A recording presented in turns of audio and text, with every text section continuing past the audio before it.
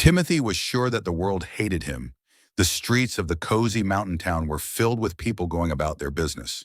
When people saw their friends, they would greet them and ask how they were doing, and a small conversation would start between the interlocutors. A girl was running down the street trying to catch up with her mother, and she turned around and asked her not to run, afraid that she might fall.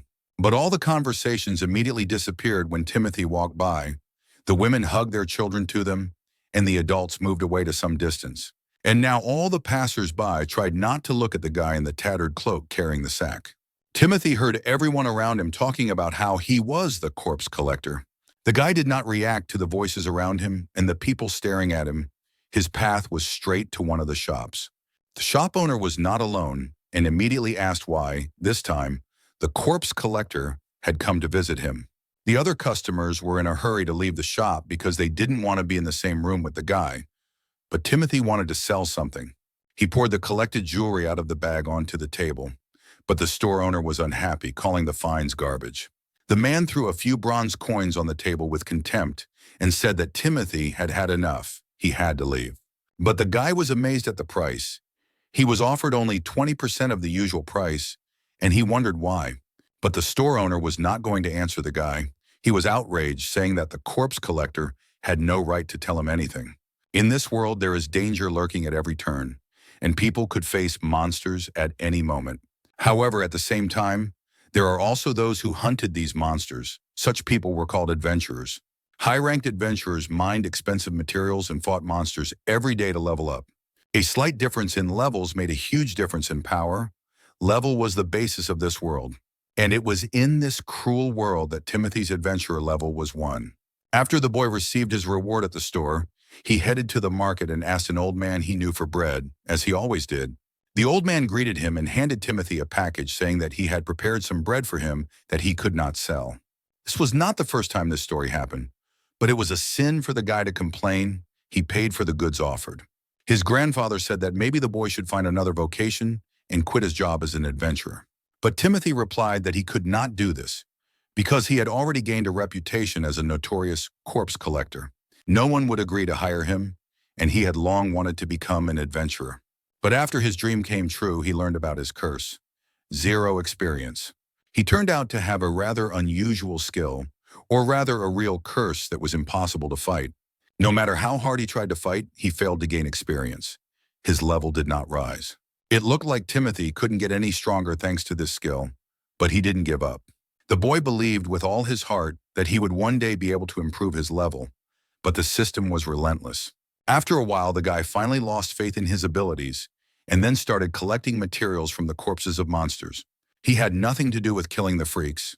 They were killed by adventurers, and that's how Timothy became a corpse collector. The materials of the first-level monsters were very cheap, and the guy needed to look for better monsters. Collecting small things in the wake of the adventures, Timothy could not last long. While thinking about this, he did not notice that he had crossed the path of a group of young people, and he lost his balance. Timothy could not hold on to anything and dropped a piece of bread and fell to the ground. The leader of the adventurers stepped on a piece of bread, which was Timothy's last meal, and said that the bastard was a corpse collector. The adventurers crowded around the leader, and Timothy with arrogant smiles. Everyone in this town knew him as the corpse collector. Because of this repulsive nickname, he could not find another job. He could not understand why this was happening to him. But no matter how much he was despised, he could not stop searching the corpses. Otherwise, he would simply die of hunger. Moving through the goblin's cave, the boy hoped that he could find something worthwhile here. Suddenly, Timothy smelled a strong, unpleasant odor and saw a giant dragon corpse that had already begun to decompose.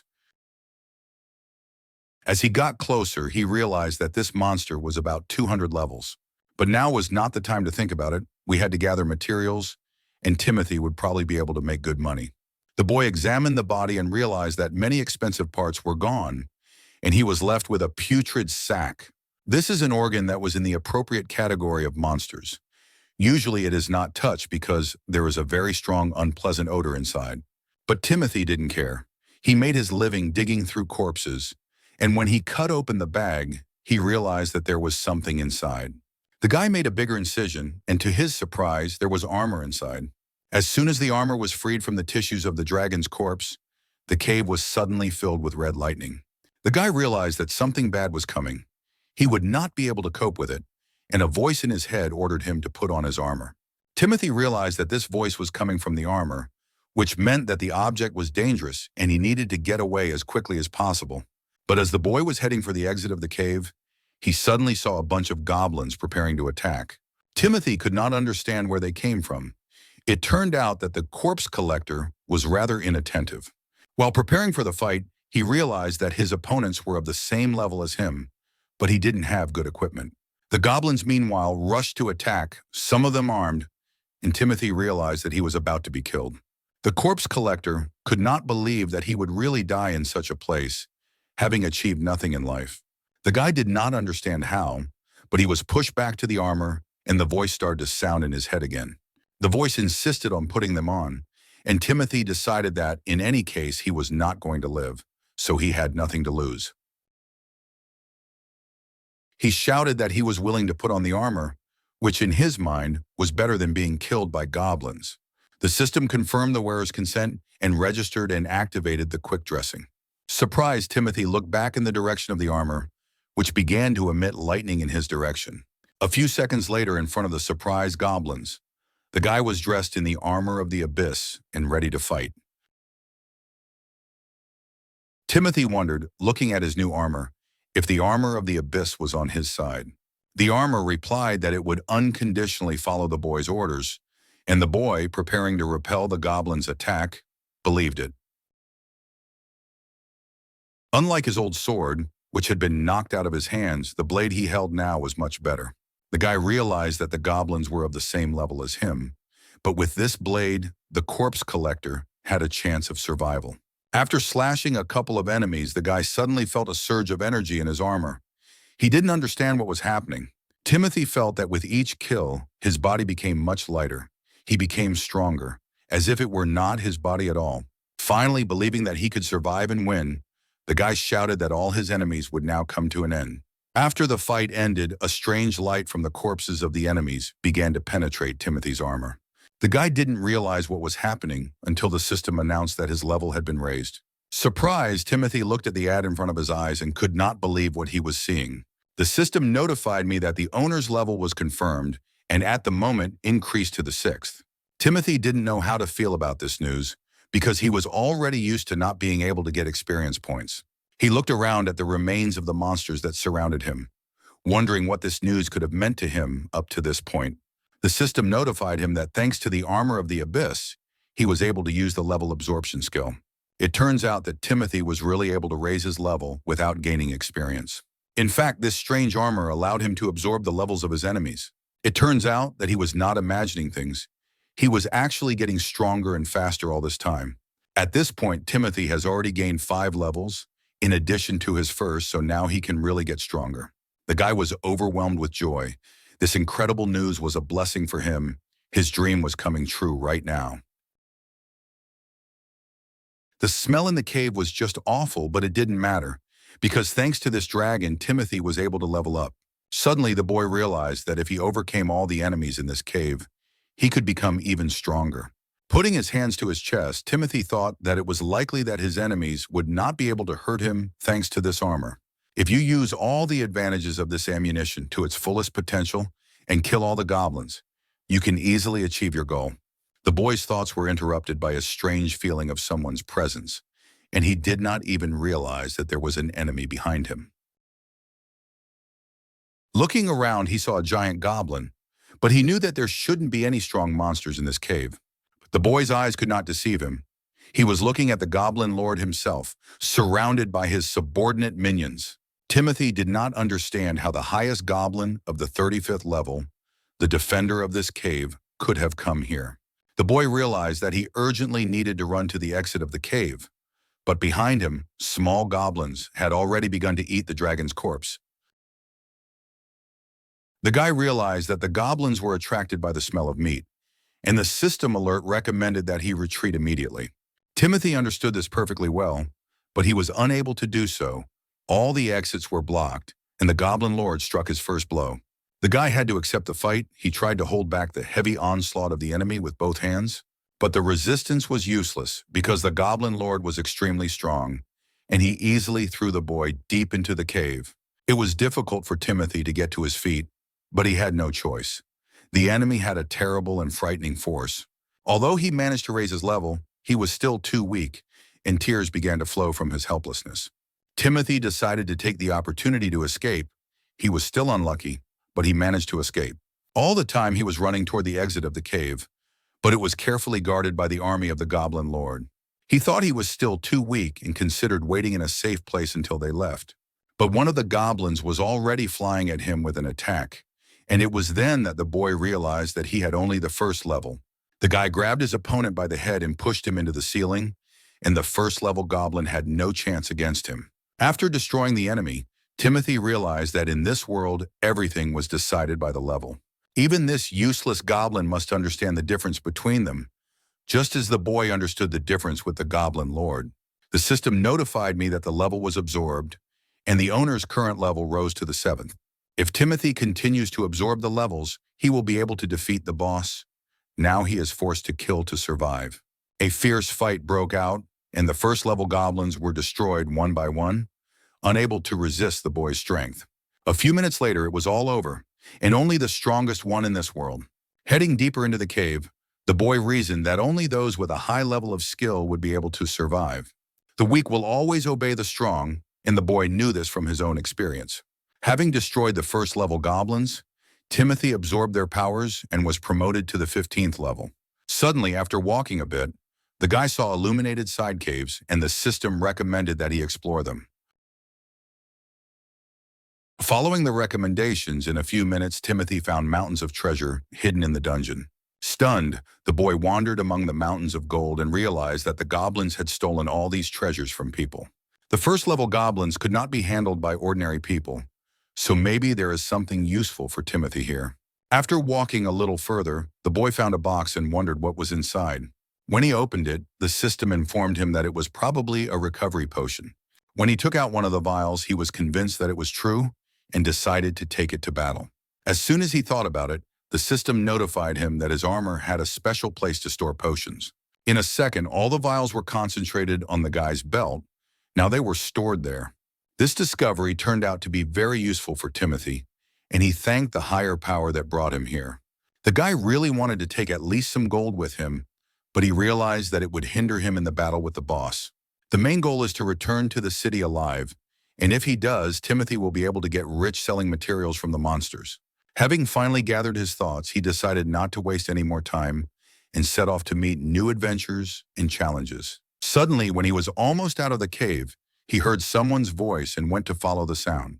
Behind one of the boxes, the boy was shocked to see a girl tied up. She was the one begging for help, so the goblins were stealing children as well. The girl, seeing a person for the first time in a long time, began to cry, continuing to beg for help.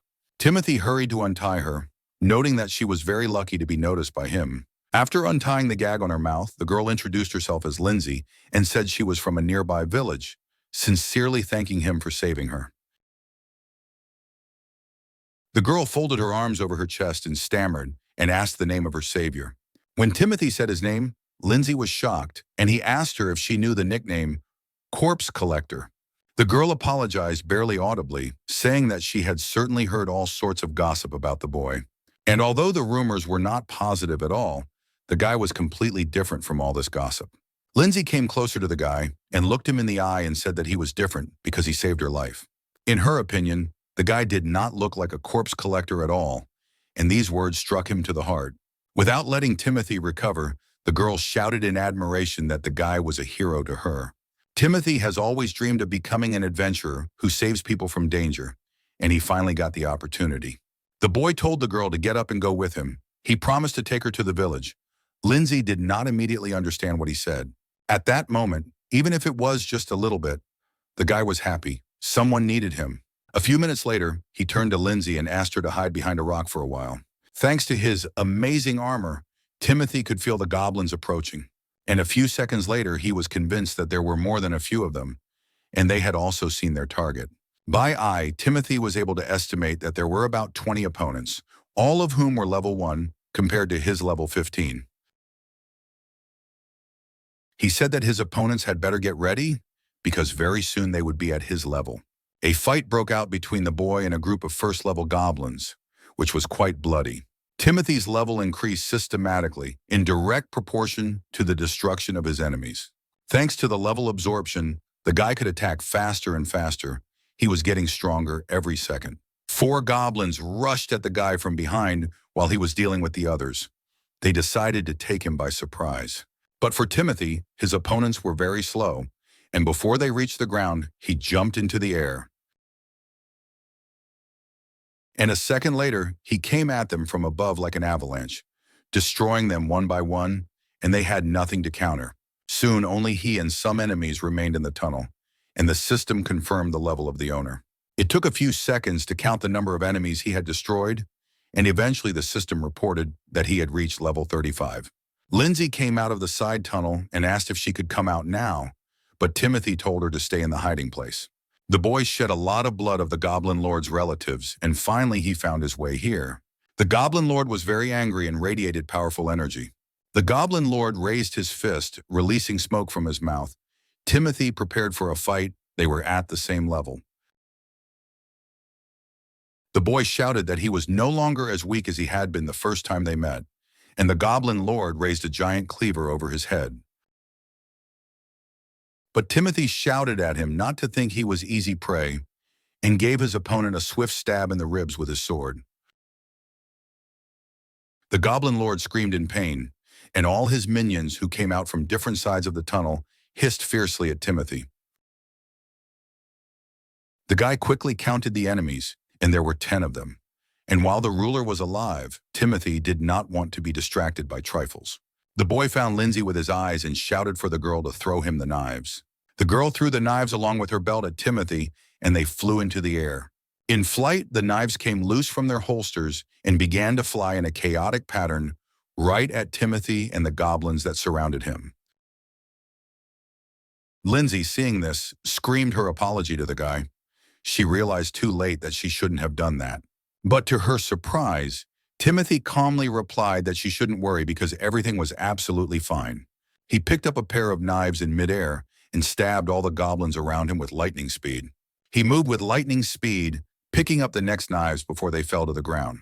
Each round of weapons found another victim, and no one but Timothy could track his intentions and avoid his defeat. The boy's speed grew to almost lightning speed. First-level goblins could not navigate in space so quickly. Finally, holding the 6 daggers between his fingers, Timothy said that the opponents were very unlucky. They should not have interfered with him. Their very desire to help only reduced the damage to their owner. A second later, all 6 knives simultaneously hit every first-level goblin that was still alive. When only Timothy and the Goblin Lord were left standing, the system notified him that his level had been raised to the 45th. The Goblin Lord attacked the guy from behind, but now Timothy's level was higher, so he was now much stronger than the boss. But the boy's plans were shattered when the Goblin Lord began to actively attack. Striking after striking, he was still stronger. Timothy, barely holding back his opponent's blow, could not understand where such fierce pressure could come from. The armor warned that this monster had a bracelet that increased its performance in battle. Timothy was surprised. Usually the player's level was not so easy to raise. That is why, in order to become even stronger, adventurers equip themselves with items that increase their characteristics. However, until that very moment, he hadn't even thought that monsters could equip themselves with objects.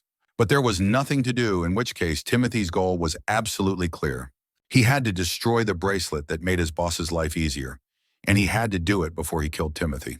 The guy realized that it would not be easy. It seems that he would have to give it his all this time. Having prepared for counterattacks, Timothy decided that he would use all his strength and the power of his armor for this throw. In a moment, the former corpse collector rushed at the Goblin Lord. He decided to cheat a little, but the counterattack failed. The Goblin boss easily calculated the boy's maneuver and threw him into the depths of the cave. But it wasn't over for Timothy. He noticed that he was near the goblins he had killed earlier, with his daggers still sticking out. A second later, the 2 daggers were already in the boy's hands and he was running at the Goblin Lord. Halfway through, Timothy threw both daggers toward the Goblin boss, distracting him. While he was deflecting the daggers flying in his direction with a supercilious grin, the guy had an interesting idea. Timothy ran as fast as he could in the direction of the Goblin Lord, preparing to jump. While developing the bracelet on the boss's arm, the guy shouted that he had said so from the beginning. His goal was the bracelet. The effect of the object was leveled, and the Goblin Lord could not yet understand what had just happened. The boy noticed that it was the first time the Goblin Lord had seen weak old Timothy at the entrance to the dungeon. But now he is many times stronger than him, and now it is the Goblin Lord who should run away from terror. Finally, he looked carefully at the giant and said that he could try it if he could. While the monster was thinking about what to do, the boy brought his sword to strike. He decided to attack first. The Goblin Lord was able to repel the boy's first attack, and at first it seemed to him that it would not cost much effort. But in a moment, Timothy threw the Goblin boss a long way into the cave, causing him to stick to the wall. The guy was not going to give the enemy a break. He asked if he was scared, because it was not surprising. Now his life was at stake. With his next blow, Timothy knocked this indescribably huge cleaver out of his opponent's hands. The boy realized that if he defeated the Goblin Lord now, Timothy would be free of his weakness forever. But the main boss of this cave, the Lord of the Goblins, was not going to give such an easy victory over himself. He brought his fist for another blow. For Timothy, these efforts of the enemy were insignificant, and he dealt him a fatal blow to the neck. That was the end of it. Thanks to this fight with the Goblin Cave boss, the boy would become even stronger from now on, and he thanked him for it.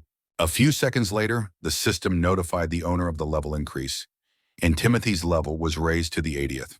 The guy turned to Lindsay's hiding place and called out to her, and the girl was allowed to come out. Lindsay cautiously approached Timothy. Looking at the corpse of the Goblin Lord, she could not believe that the boy was able to defeat him. Finally convinced that she was safe, Lindsay said that the boy was now the strongest adventurer in the place. According to the usual ritual, Timothy began to mine the treasure from the corpse of the Goblin Lord. He cut off his big fang. The guy never dared to think that the day would come when he would get such a rare material. Lindsay assured Timothy that he shouldn't worry. She was willing to take all the things he needed to the right place. Gradually, the corpse collector's bag filled up, and the blade of the Goblin Lord and the cursed bone appeared there. Timothy sincerely thanked the girl for her help with the materials. He had never had anyone offer him assistance. Lindsay replied that the guy didn't have to worry. She wanted to thank him for saving her life, and it was easy to do. The only thing that worried the girl was what they would do with the body of the Goblin Lord. Timothy realized that he had already gathered good materials, and he didn't need to hide anymore. He could just return to the village. But if they leave the goblins to live in this cave as they are, they will be able to kidnap girls from the village again. Something had to be done about it, and the guy asked if Lindsay would stay with him a little longer, and she asked where they were going. The boy replied that he would no longer allow the goblins to kidnap people, let alone his fellow villagers, and that all the monsters in the cave would be destroyed. When the enemies were defeated, the boy took the girl to the village, and it was time for them to return home. Timothy was now at the 100th level. Although he left the village with the first level, he had risen quite a bit during this time. In addition, at the 100th level, Timothy will be able to defeat most of the monsters around him. Filled with pride in his achievements, the guy said out loud that he had finally become a real adventurer. Lindsay, who had been walking a little behind him the whole time, asked him what he had just said. The girl ran across the boy's path and shouted into his eyes that she had never heard of adventurers with a 3-digit level. Lindsay was sure that Timothy could no longer be considered a newcomer, but the strongest adventurer in the village. The boy agreed with the girl's statement, although her words made him think a little. No matter how much he tried to remember, he was sure that he had also never seen adventures with such a high level as he had now. He could absorb the levels of defeated enemies. The girl could not worry about him. He was also surprised when he first saw it. This news only inspired Lindsay even more, and it turns out that Timothy will be able to become even stronger thanks to this ability. Smiling at the top of her lungs and clutching her hands to her chest, she said she would keep her fists crossed for him. Their sweet conversation was interrupted by a group of adventurers whose leader addressed the corpse collector. The guy's name was Michael, and he was curious how Timothy got such armor. Was it because the corpse collector could not raise his level that he decided to rely on the equipment? Timothy in his eyes will still be garbage, even if he puts on nice gear and armor.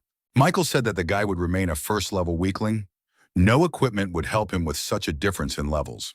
At his mockery, the head of the adventurers' squad let his guard down, and Timothy immediately took advantage of it. Threatening the boy with a dagger, Timothy said he was fed up and asked him to shut up immediately.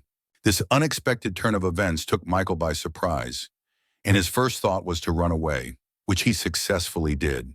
But it turned out to be a deceptive move, and in a moment, the head of the adventurers' squad, shouting that Timothy should not dare to be confused, ran to attack. But his attack was a failed idea, because in a few seconds he was on the ground, unarmed, not understanding how this could have happened. The members of his group were also surprised by this sight and did not know whether to stand up for their leader. Seeing their hesitation, Timothy asked if they wanted to be next and try to fight him. Michael, sitting on the ground, looked at his hands and couldn't understand how he could lose to a first-level player. Timothy laughed in response, saying that Michael, with his level 20, was several times weaker than him. Upon hearing this, Michael's team members began to check Timothy's level and were impressed with what they saw. Michael joined them and suddenly fell silent when he saw the 100th level, which must have been some kind of joke. If it was true, the guy could not even imagine what kind of monster he had just confronted. Timothy noted that at first he was a corpse collector for his opponent, and now he is just a monster. In fact, he was just an ordinary adventurer, and while explaining this, he suddenly realized that he could not see anyone next to him. Looking around in one of the alleys, he saw a trio of adventurers running away from him. Lindsay, who came up to Timothy, noticed that he had really changed. Now people run away from him. The girl was very happy for her savior, but they had to leave, so she called him with her. She was sure she had to tell everyone in the village about his new abilities. Sometime later, the boy and girl opened the door of the same store. The store owner looked at the boy unfriendly and said that he was listening to him carefully, not expecting anything supernatural. Timothy, not paying attention to the interlocutor's reaction, said that he would like to sell the materials. The seller said that the corpse collector shouldn't waste his time. He must have brought some garbage again. Timothy smiled and silently took out some of his treasures. And after he had done so, he asked if it was really garbage. The amazed owner could not believe what he was seeing. The corpse collector was holding a large fang of the goblin lord in his hand. The man snatched the fang from the boy's hands and began to examine it, asking where he could find such an object. Timothy paused for a moment and announced that he had defeated the goblin lord on his own. But as expected, the store owner could not take him at his word. It was too unbelievable for the former Timothy. To confirm his words, the boy asked Lindsay to tell him what happened, and the girl confirmed his story. Without waiting for the store clerk's reaction, the guy poured the rest of his treasures onto the counter. Realizing that the man was frozen in place, Timothy asked if he would buy these products or if he should go to another. If necessary, the guy can easily find another buyer for such rare treasures. The seller came to his senses and said he could buy it all. He couldn't refuse such rare materials. Timothy could only hope that the store owner would appreciate these things. Sometime later, the boy and the girl went to the market to buy supplies. They were both hungry. Timothy showed a bag of gold to an old man he knew, and the guy was overjoyed at his enrichment. My grandfather asked where the boy suddenly had so much money. It was incredible. The boy happily replied that he had finally managed to defeat a strong monster, and this was his reward for his work. After listening to Timothy's explanation, his grandfather sincerely congratulated him on his coveted achievement. But a second later, something happened that the boy never expected. His grandfather ran up to him and hugged him tightly. At that moment, Timothy was the happiest person on the planet. He was truly supported. When he saw something happening at the exit of the market, he asked his grandfather and Lindsay to wait at the counter. And it was a good decision because werewolves broke into the village and all the residents were in danger. One of the monsters had already seen its first target, and the girl was trying to run away from the danger with all her might. Timothy arrived in time to help her, and he dealt the monster a fatal blow, saving the potential victim. When it was all over, the guy looked back at the girl lying on the ground and asked if she was okay, and received a positive answer. Calming down, he looked at the remaining werewolves and asked what they were. But Timothy didn't really expect an answer. It didn't matter, they shouldn't have come to the village today. The first few werewolves were followed by a whole pack that climbed over the fence, and they lined up in front of Timothy, preparing to attack. The guy realized that he could not let them into the village. But meanwhile, the locals started looking for Michael and his group of adventurers. But Timothy realized that these recognized defenders of the village had fled because of him, so saving their lives was entirely his responsibility. He didn't mind, especially since the werewolves rushed into the attack, Each of them was level 8 and they were no threat to him. Of course, one guy would not have been enough for the whole gang, so some of them ran straight to the village to attack the locals while he was busy. Hearing the people screaming, Timothy saw that there were too many of them on the street and he should never forget about them. If nothing is done about this invasion, the werewolves will simply kill all the locals. When one of the werewolves rushed at another victim, Timothy repelled the attack and punched the predator in the nose. He beat the werewolf until it stopped moving, and in the end, there was one less enemy. When it was all over, Timothy asked if the guy who almost died was okay, and he said he was not injured. When the guy remarked that Timothy was a corpse collector, he replied that he had more important things to do now. Although the locals considered him a corpse collector and called him names, he still had clear moral principles. He couldn't leave people to their deaths, so he had to finish off the huge flock of monsters as soon as possible. The guy was moving at high speed past local people who could not understand where he got his strength from. One by one, he defeated the werewolves, who had nothing to oppose the man with the 100th level. With each kill, the guy's level increased, he was absorbed, and eventually his level rose to 172. In a very short time, Timothy rose to level 72, but the werewolves were 10. If he had defeated all the monsters, he would have reached the 80th level. So everything suggests that Timothy has lost a werewolf somewhere, and that he is now among the people in the village. The boy was right. One of the werewolves was sitting on the roof of a house and watching the girl standing alone in the street. Timothy, one might say, found the victim in time and got to him before the werewolf landed on the ground. The guy was well aware that, even with his high level of abilities and experience, he would not be physically able to save everyone. Meanwhile, the werewolf was getting closer to his victim, who was frozen in place, unable to move. The boy realized that he did not accept what was happening now. He had to save the girl. Maybe he should throw his sword at the beast. The guy had only one chance, but it was better to take a chance than to regret it later, so he didn't hesitate any longer and threw his weapon in the direction of the monster. The sword was flying in a straight trajectory ahead of the target, with only seconds left before it hit. A strong blow from the sword sent the werewolf flying into the nearest wall of the house. He was wounded in the chest. Timothy approached the girl, who was sitting with her arms around her head, very scared. When the girl realized that she was no longer in danger, she looked up at the guy and was surprised to call him a corpse collector. She asked the boy if he had really come to rescue them, and Timothy was glad that the girl was okay. The guy realized that he didn't have time to talk, so he hurried to say goodbye, glad that he had managed to save the child. But before Timothy could get far, he was surrounded by locals, and he thought that nothing good was in store for him. One of the locals said that they all had a conversation to have with the corpse collector. The guy understood that this was to be expected. People would be unhappy that they had been saved by a corpse collector. He did not want to listen to more insults at his expense and hurried to say goodbye, saying that they would not want to see his face. But before he could leave, he was stopped again, and people on the contrary wanted to thank him for their salvation. It was thanks to his protection that no one in the village was injured. Timothy risked his life to save them. After these words, the mother of the girl he had rescued approached him, and he did not know how to react to this behavior. The woman asked him to listen carefully to her words and thanked him for her child, bowing low to the ground. Timothy, seeing this, rushed to the woman, telling her to raise her head immediately. He just wanted to help people, that's all. He used to collect loot from corpses, and that will never change. However, now Timothy has the strength to help others. He proclaimed that from now on, he would become an adventurer who would help people in need. He asked the locals to watch him, for which he would be immensely grateful, turned around and walked away. That day, he went from a miserable corpse collector to an adventurer who saved the village from destruction. But the next day came. Lindsay ran after the boy with all her might, calling his name, but he didn't hear her right away because he was absorbed in his thoughts. Timothy looked around and the girl stopped in shock. She asked where his armor was. The guy laughed and asked if we were talking about his armor of the abyss, and if so, he was wearing it. This morning, he suddenly realized that he could put them on and off whenever he wanted.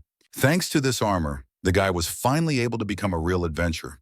He was happy about this find in that strange cave. But the boy was still tormented by thoughts of why there was that strange dragon corpse in the goblin's cave. Although it doesn't really matter now, in the end, everything turned out for him in the best possible way. Meanwhile, in the goblin furnace, not far from the dragon's corpse, something was happening. Michael and his friends were trying to get away from the enemy who was chasing them. The boy and girl were trying to keep up with their leader with tears in their eyes, begging Michael for help. Michael didn't understand what such a monster was doing here in these caves. He was trying to get away from the pursuit, but no matter how hard he tried to escape, it was all in vain. The monster was already in front of him, and the guy sat down on the ground, realizing that his time had come. Timothy, who was far away from the goblin's cave, still felt something strange. Before that, a group of adventurers led by Michael had chased the Cyclops around the village, and they had wounded it badly. Michael was a little angry. He didn't like the fact that the monster was able to escape. They had almost finished him off.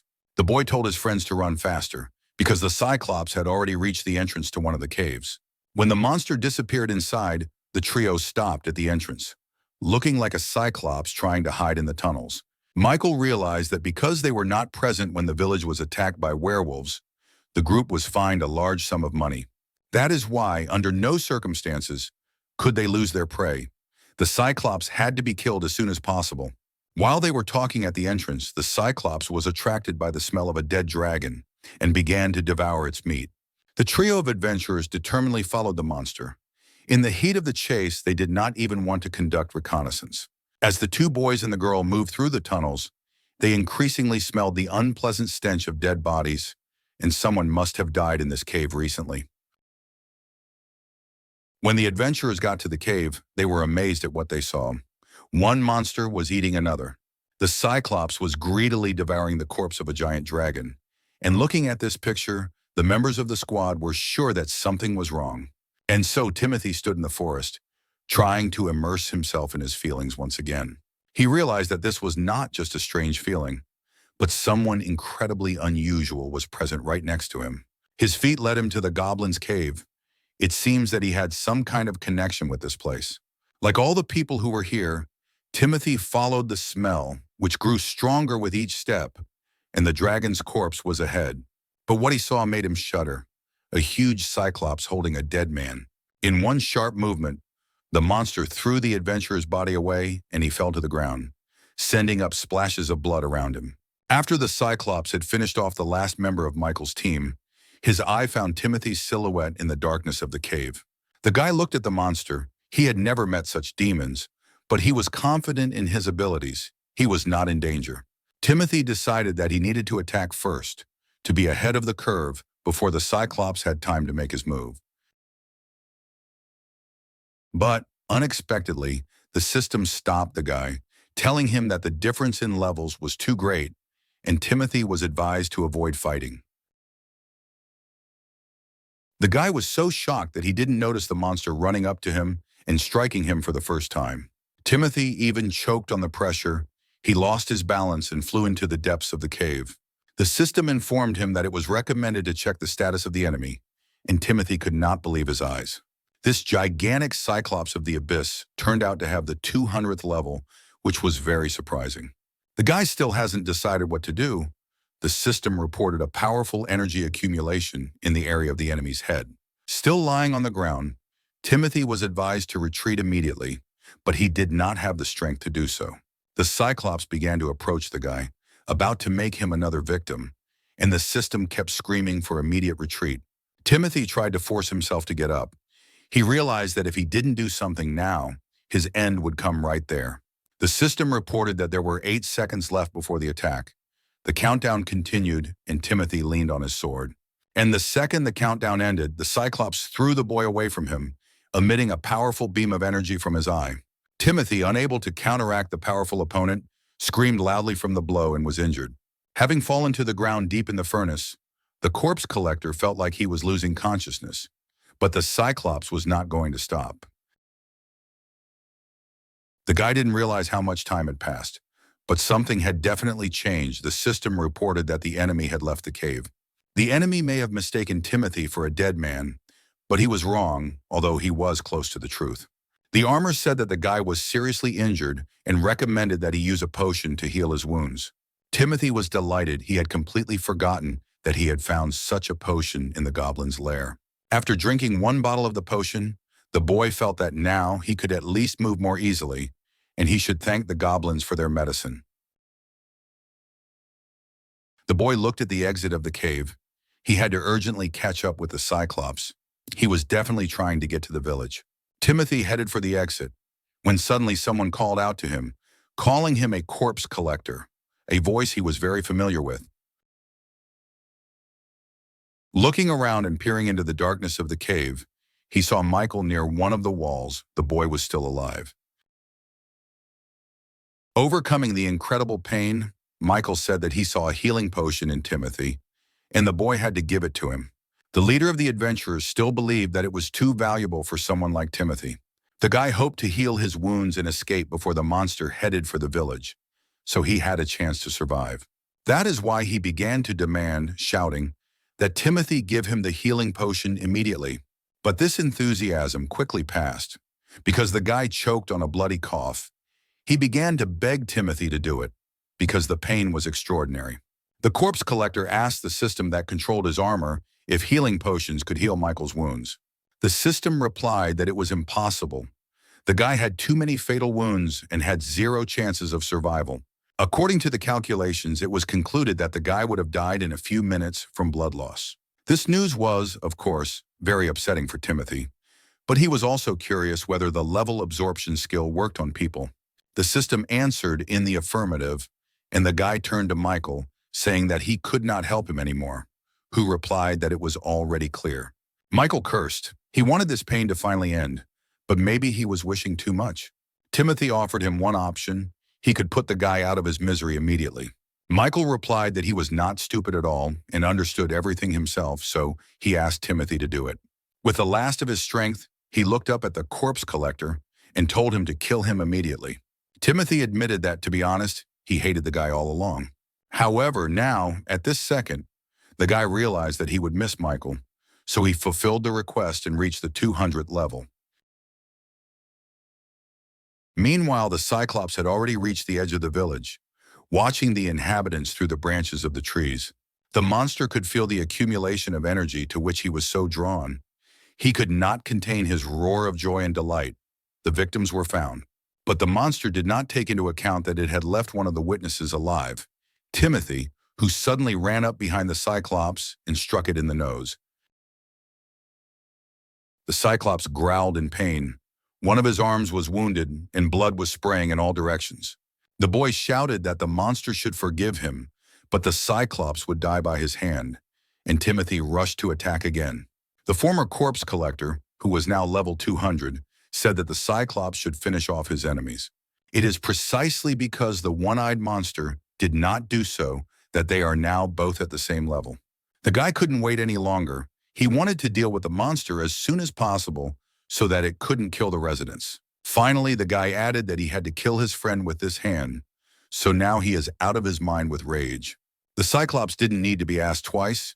The monster rushed to attack at the same second, angry at the impudence of a boy. The guy took advantage of his opponent's blind rage and jumped on his shoulder, trying to deceive his vigilance. Once he was behind the monster, the guy immediately struck him. However, the effect of the attack was weaker than Timothy expected. The Cyclops' wings were stronger than it seemed at first glance. The Cyclops began to generate energy again to strike, but Timothy could not give it a chance to relaunch. The boy realized too late that the energy accumulation was only for the purpose of inflicting a physical blow, and the Cyclops kicked him. Without giving Timothy a chance to recover, the Cyclops uprooted one of the trees growing nearby and swung it at the boy. The blow was so strong that the guy fell to the ground and broke several tree branches that were in his way. Timothy fell to the ground exhausted. He could barely catch his breath. His injuries were significant. But he was not stubborn. The lives of innocents were at stake, even though they were equal. For some reason, the Cyclops was still stronger. The boy took out another bottle of healing potion and drank it, and the monster even used a trick against him. After the potion, his condition improved significantly, and wiping his lips, he said that it was not over yet. The Cyclops started generating power again, and the system reported that the guy was advised to retreat immediately. Timothy tried to orient himself in space as quickly as possible, but the Cyclops did not want to calm down. A second later, the guy was already avoiding the monster's energy beam, and the corpse collector was frantically trying to figure out a way out. There wasn't much choice. and Timothy knew that it was better to attack the enemy than to constantly avoid his attacks. The boy flew into the air and hit one of the wings with a lightning strike, which the Cyclops was using to protect its eye. Timothy's cry of pain was heard, but he managed to cut the monster's wing, although it was a difficult task. This small victory was very appropriate for the guy to believe in his abilities with renewed vigor. But what happened next made even the boy surprised. The Cyclops pushed off the ground. It turned out that the monster didn't want to fight anymore. He decided to run away, and Timothy couldn't stop him. The boy quickly realized that the Cyclops wanted to kill all the locals in order to restore his monster powers. Timothy ran as fast as he could after the monster, and he had to get back to the village as soon as possible because it was in danger. The locals, meanwhile, had no idea until they saw the monster's giant shadow overhead. The good thing was that they all managed to run away from the place where the Cyclops landed, because it caused a real explosion. The first thing the Cyclops did after landing was to destroy the houses around it. The villagers started screaming and running in all directions, begging for help. This attracted the monster's attention, and he began to use an energy beam against the locals and everything around him. Timothy could not stand such vandalism. He struck the Cyclops unexpectedly and shouted for it to stop. As soon as the monster prepared to counterattack, the boy disappeared from its horizon, as if he had vanished into thin air. The monster looked up and saw his opponent in the air, preparing for another strike. And a moment later, when Timothy reached the target, the Cyclops easily repelled his attack, a smile on his face. Timothy wasn't going to stop. He kept hitting the Cyclops over and over again. His goal was to save the village. The Cyclops responded to such restlessness by concentrating energy in the eye area. He was not going to die so easily. In the heat of emotion, Timothy almost forgot about his own safety, and the monster tried to take advantage of it, but at the last second he managed to avoid being injured. When the enemy saw that he had missed the target, he swung his huge fist to strengthen the attack. This blow was inevitable for Timothy. It was so strong that he sank into the ground, kicking up a huge amount of dust and stones. The Cyclops, meanwhile, turned around and headed for the center of the village, jumping from one roof to another. When the dust and smoke cleared, people saw Timothy lying in the crater. A few seconds later, the guy tried to get up, saying that he had not yet completed his mission. Timothy realized that only he could overcome such a strong demon, so he must never give up. Cyclops got to the central market and stood in front of his grandfather, who was the boy's food supplier, who calmly called him a thug. My grandfather looked around him and realized that even if he ran away, they would still catch up with him. In this case, there was no point in doing so. He could only buy time for the hero. And the hero didn't have to wait long. In a couple of seconds, Timothy appeared in front of the monster's face. The boy looked back at his grandfather and shouted that a scrapper like him could not be a hero. But my grandfather was adamant. He said that the guy was really a hero, otherwise, why else would he come to his aid? The boy may have agreed with his grandfather, but he still didn't know how to overcome this strong and powerful enemy. The old man was silent and replied that it didn't matter that he and the monster were of the same level. Digging through the drawer, he told the boy not to keep so many unimportant thoughts in his head. A second later, when he found what he was looking for, he threw a piece of bread in Timothy's direction, and the boy automatically grabbed it. Only after he had the piece in his hands did Timothy realize that it was the same bread that the body collector ate every day. The old man asked if there was anything different now from the days when he was a corpse collector. Timothy said that the bread still tasted terrible, but thanks to his grandfather, he was able to pull himself together. Timothy thanked his grandfather and apologized to the monster for keeping him waiting so they could continue their fight. As soon as he finished his opening remarks, he immediately started running in the direction of the monster. Timothy flew around the Cyclops like a madman, striking it and avoiding answering. At some point, he lost control and the enemy grabbed his arm, the monster waving it around like a rag. Having spun the boy around hard enough, the Cyclops threw him in the direction of one of the houses on the street. Soon, part of the street turned into a complete ruin, but Timothy was not going to give up. He was the only outpost to protect the people. Despite his best efforts, he could not find the path he needed to take to defeat this monster. Suddenly, Timothy heard a child crying and looked around to see a boy cowering in fear near the wall of the destroyed house. The corpse collector ran up to the boy, trying to protect him from the Cyclops, and shouted at him to run away immediately. The boy said through his tears that he was very scared. He could not move because his legs did not obey his head. In the end, all of Timothy's persuasion was in vain. The Cyclops' eye had spotted the little boy and had already made him its target. The giant monster instantly jumped up and landed right next to the frightened child, its mouth gaping open. The boy shrank back in fright, expecting to die. But Timothy covered him with his body, shouting that he would not allow this to happen. With all his desperation, the corpse collector resisted the giant fist of the Cyclops, which was trying to push his block with great pressure. Eventually, the monster retreated, and Timothy had a few seconds to catch his breath, and he asked the boy to run away as soon as possible. The boy replied that he still couldn't move, and the Cyclops began to generate an energy beam near his head. Timothy, realizing that there was not much time left, began to persuade the boy, saying that he was brave and would succeed. Inspired by such warm words, the boy got to his feet and shouted that he would not be afraid from now on. While the child was running away from the street to safety, Timothy was preparing for the next round of the battle. The system notified him of the accumulation of energy and the need to retreat, but Timothy didn't have the strength to do so. It seemed that this time he would not escape. The Cyclops' eye released an energy beam toward the enemy, and this time the energy was quite powerful.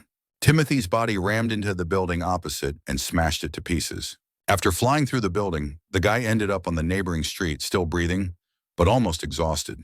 Despite the fact that he and the monster had the same level, the difference in strength was too great. The Cyclops was too powerful an opponent. The system notified him that he needed immediate treatment, so Timothy reached into the compartment with the potions. But a second later, Timothy realized that the compartment was empty. There was not a single bottle inside.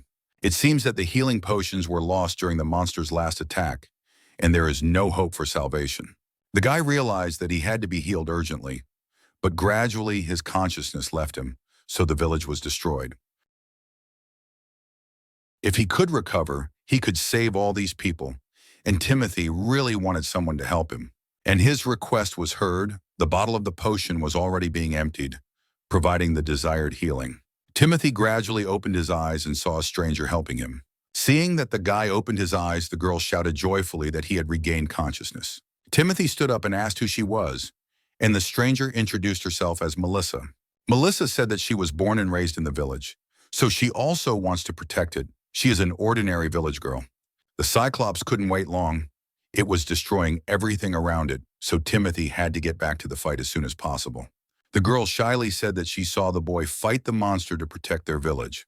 All the people also want to protect this village, despite everything that happened before, and they are very grateful to him for his sacrifice. She got to her feet and offered Timothy her hand, suggesting that we get out of here. But the guy said he couldn't do that, because he was the only one in the village who could defeat this monster. The guy leaned on his sword, trying to get up, and he had to come up with some plan to save people in his condition. But Melissa replied that if Timothy loses to the Cyclops now, then nothing will save the village. The boy saw the village burning and smoking behind the girl's back, the scale of destruction increasing with each passing second. Melissa believed that it was because Timothy was the only defender that he needed to avoid meeting the monster now. He can resume his duties only when his injuries are fully healed. The guy's whole body really hurt. It looks like he needs to rest a little more before fighting again at full strength. But Timothy and Melissa's plans were not to be, as the Cyclops landed in front of them a few seconds later, ready for a new round. Melissa once again held out her hand to the boy, who had to decide whether to run away or not as soon as possible. This time the boy wasn't going to argue. He grabbed Melissa's hand and ran as fast as he could away from the monster. The girl ran into an alleyway and Timothy, without stopping, asked her how she knew his name. Rounding another corner, Melissa said that the boy was extremely popular in the village. Timothy asked if this popularity was somehow related to the corpse collector, and the girl said that of course, but there were some nuances. Abruptly stopping and turning to the boy, she said with a smile that she considered him a hero. When the village was attacked by werewolves, she was also present on the street and saw everything with her own eyes. Suddenly blushing and closing her eyes, Melissa said that this is why she believes. The girl believed that Timothy could save the village, and the boy was incredibly inspired by these words. He promised, with respect in his voice, that he would kill this monster and save their village. The conversation between the boy and the girl was interrupted by screams from around the corner. When they looked out, they saw some people dragging the villagers to carts. In the middle of the small square, there were 2 carts already filled with residents, and only the last girl was left to be dragged away. The leader of the robbers ordered his men to hurry up because soon the monster would reach here. Even if they all openly kidnap people, no one can stop them now. The leader of the robbers and looters laughed out loud. Their time to make money had finally come. Timothy didn't understand why he had to come across these disgusting creatures, who couldn't even be called human. During such destruction, these creatures were going to take everything they could carry from civilians. Melissa was also very outraged by the actions of these people. Their actions were absolutely inhuman. Being fascinated by everything that was happening on the square, the guy did not notice that the girl was no longer with him. He looked around and saw one of the looters, who was quite strong, holding Melissa and threatening to kill her. The giant looter said that if the guy didn't want this girl to get hurt, he should drop his weapon. Timothy could barely restrain himself from killing the attacker on the spot, only stopped by the girl in the stranger's arms. Eventually agreeing to the giant's terms, the three came around the corner and showed themselves to the leader of the robbers. The marauder scratched his head thoughtfully, as if he had informed them in advance that they did not need the men. But in a second, all the attention of the gang members was directed to the girl, who was really very beautiful. One of the looters said that he was quite sure that they would be able to sell it for a high price. Timothy asked how these people have the nerve to do such things while the village is in danger. The head of the looters said that he did not care what happened to the village. They originally came to this village to plunder it, and the invasion of this monster was useful. Suddenly running up to Timothy, the leader of the looters said that he was lucky that they had not killed every single one of them. These words made the guy's blood boil. Were these crushed people really complete bastards? Timothy's reaction did not impress the leader at all. He laughed and asked if he was really an adventurer. Leaning down to the boy's ear, the robber said that he was very sorry. He was in the wrong place at the wrong time. Even with so much power, the adventurer could do nothing in this situation. The leader of the robbers no longer paid any attention to Timothy. He turned to his men and told them that it was time to get on the road. Looking at Melissa, who was still in the giant's hands, the man ordered him to watch her more closely. The robbers did not want the boy to interfere in their affairs. Timothy just needed a second.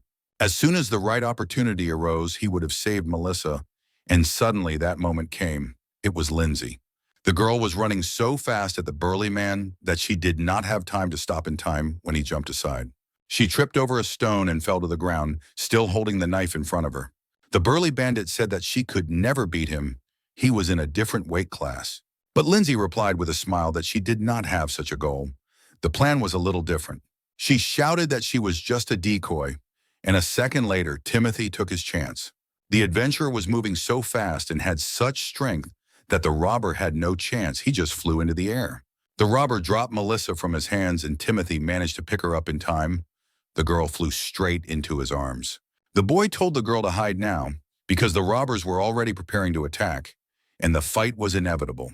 The looters pulled out their weapons and surrounded the guy from all sides. The guy looked at this pathetic spectacle and did not understand whether people were really sure of what they were doing. He was not going to hold back. The leader of the robbers shouted with laughter that they were not afraid of him. He was a fool pretending to be a hero. Timothy turned in his direction and said that he was giving them one last warning. It was not too late to stop. They had too big a difference in levels, and soon it was over. The still living leader asked what Timothy was. Adventurers are not that fast. Timothy came closer to the robber and said that, unfortunately, he was no ordinary adventurer. Their marauding squad was unlucky enough to come across a level 200 adventurer. The leader cursed and jumped up from his seat. Throwing himself at the guy with the sword, he could not stand such humiliation. When it was over, the system notified us that Timothy's level had risen and reached the maximum mark for a human. The guy was amazed. It meant that a person could not lift above the 250th level. He had never thought there could be a level limit, but he had never heard of adventurers with a level as high as his. He was brought out of his thoughts by Melissa, who threw herself around his neck screaming, and he could barely stay on his feet. She thanked him for saving her, but Timothy said he would never have left her.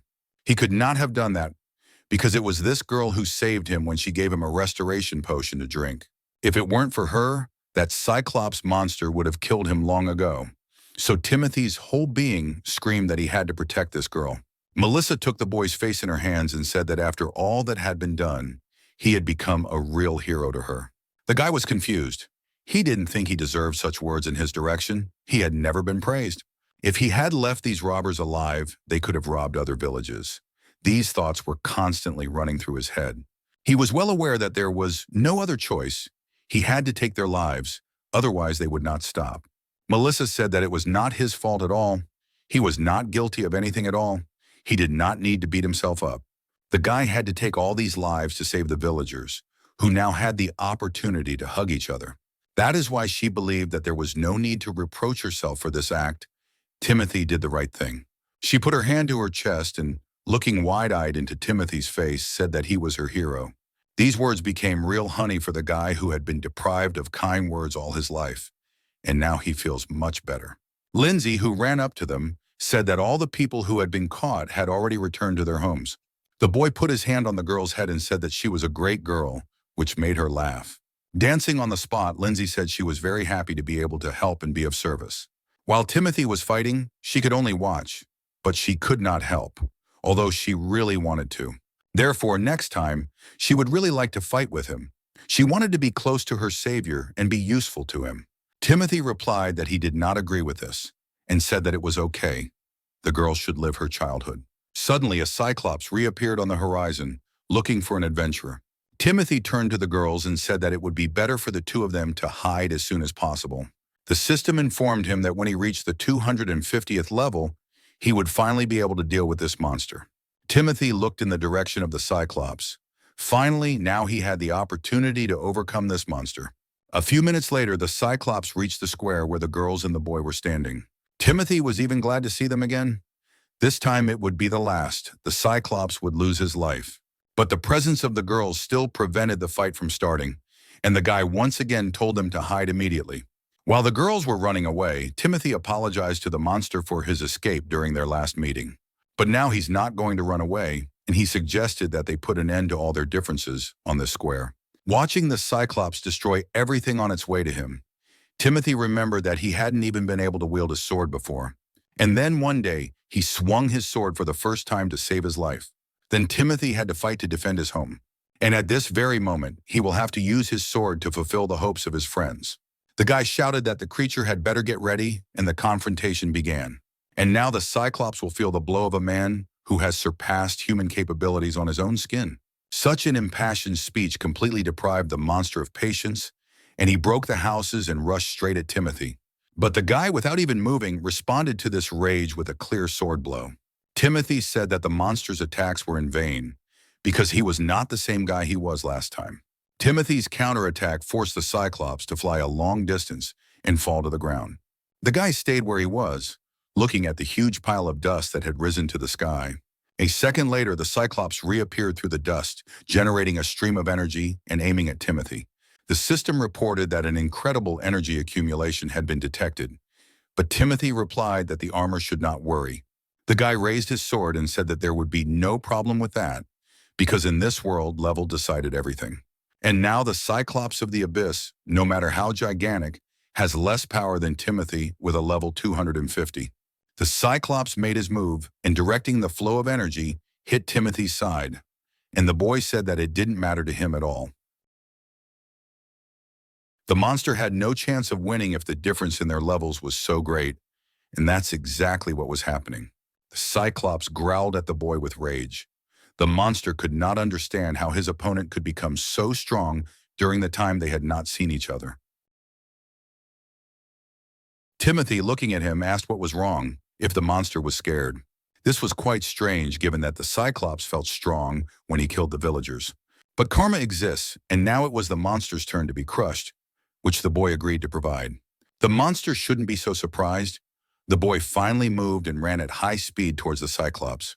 In this world, everything was decided by the level, and the guy proved it by stabbing the monster with a sword. The blow was so strong that the Cyclops could not stand on its feet and fell to the ground. The monster was very angry when it got to its feet, immediately firing an energy beam at Timothy. The boy said that the Cyclops had not yet realized, but it was his duty to show the creature what real despair was. The guy put his hand forward, which in this case acted as a protective shield and absorbed the energy of the monster's attack. Cyclops shook his head in despair, and Timothy asked him if he understood the difference between them. The monster, who considered himself omnipotent, could not accept such a loss, and after a couple of minutes, rushed into another attack. The punch with the giant fist was a mistake. The guy was not only stronger than the last time, but also faster. He managed to bounce back. Immediately after the physical attack, the Cyclops used an energy beam, hoping to take advantage of the effect of surprise. Timothy realized that he couldn't wait any longer, and he jumped into the air, intending to end the fight. Cyclops tried to track his trajectory, but it was all in vain.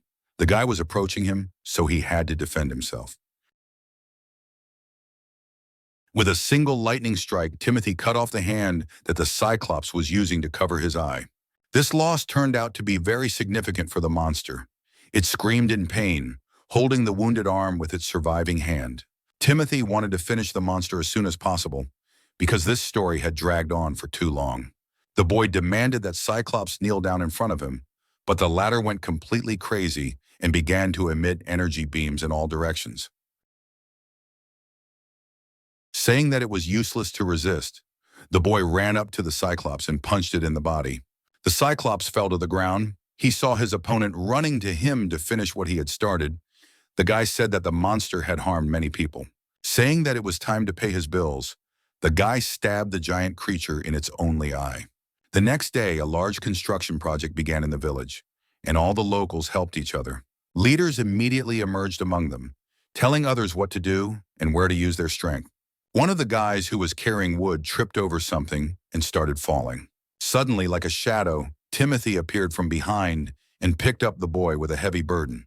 The guy looked around and saw the corpse collector in front of him. He thanked him for his help, and Timothy told him that he should be more careful.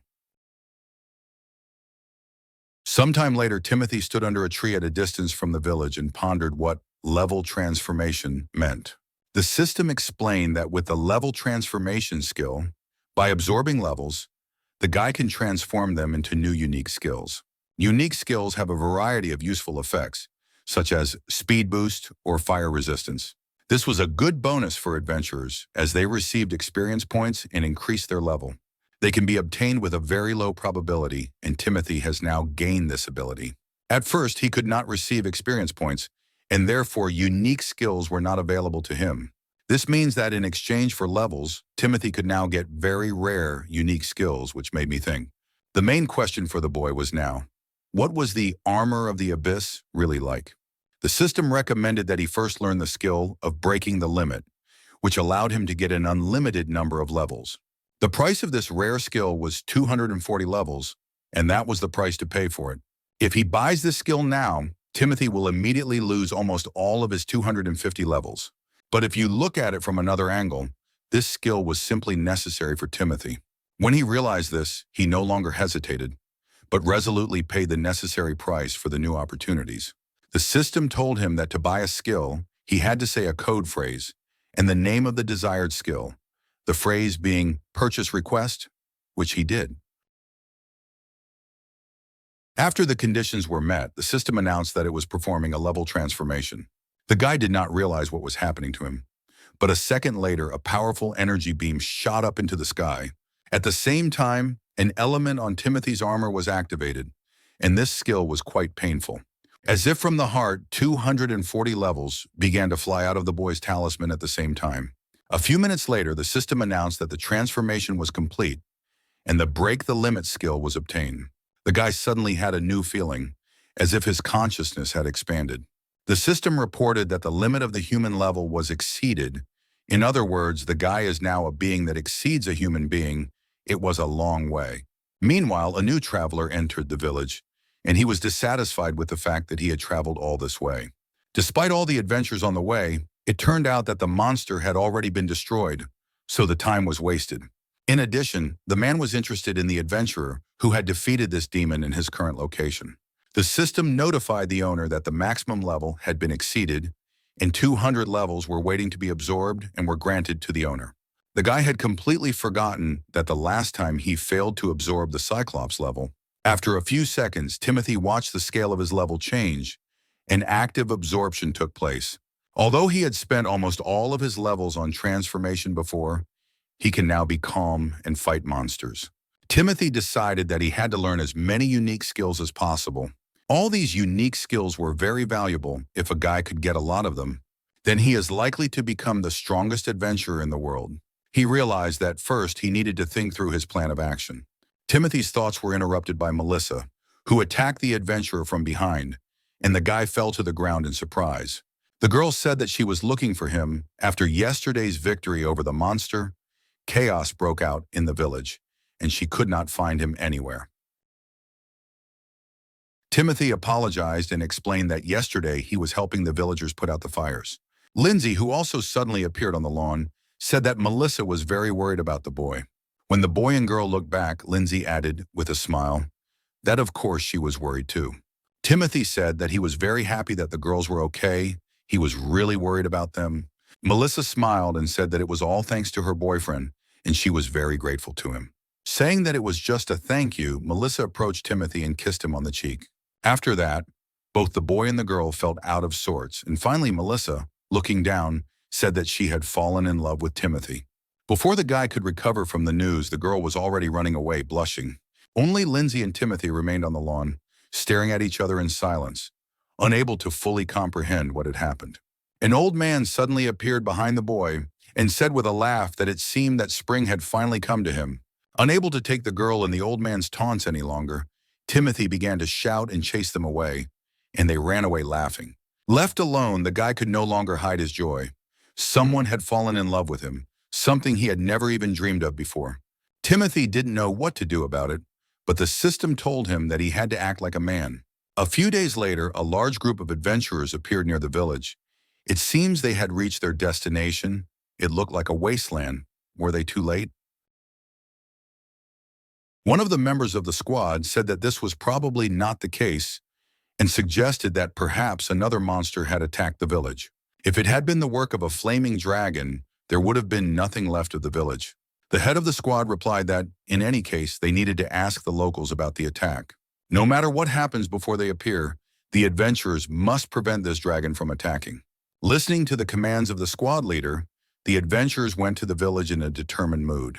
Meanwhile, in the infamous Goblin Cave, something was happening, and this something was quite dangerous. In the depths of darkness, a black dragon awoke and poured flames all around.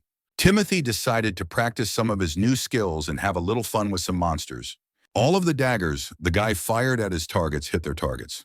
The guy was back to level 1, and in the last few days he has acquired many unique skills. Running past the various inhabitants of the forest, the boy recalled that the first skill was poisonous coating. Although it cost 200 levels, this skill allowed you to apply deadly poison to any weapon. With such a tuning, Timothy could handle small monsters, which is what he was doing at the moment. His second skill was knife throwing, and with these two skills he lost all his levels. But thanks to them, Timothy can now defeat monsters by avoiding direct encounters with them. The only drawback of poison is that it takes some time before the monster dies. And even with his first level, Timothy could now regain his former strength with great speed. The boy stood in the clearing and saw the rays of the new levels he had gained rise above the forest. The system reported that Timothy's level had risen to 41, and he decided that he would spend the money on new skills. Timothy sent in a purchase request and announced that he wanted to trade levels for a poison boost. A few seconds later, the system complied with the request, and from now on, monsters should die faster. The guy decided that enough was enough for today. Now about 20 monsters are poisoned. In a couple of hours, he will be at the 200th level again. After he had done everything he had planned, Timothy decided to go back when he saw a large group of people on the road. Catching up with the last of the crowd, the guy asked what was going on. The head of the adventurers squad was interested in the unexpected meeting and asked if the guy was also an adventurer. His name was Abe, and he was level 120. The representative of the Adventurers Guild wanted to offer the boy to join their group, but he looked at Timothy's data on the monitor. The guy's data indicated his current level, which was 1, which was not enough.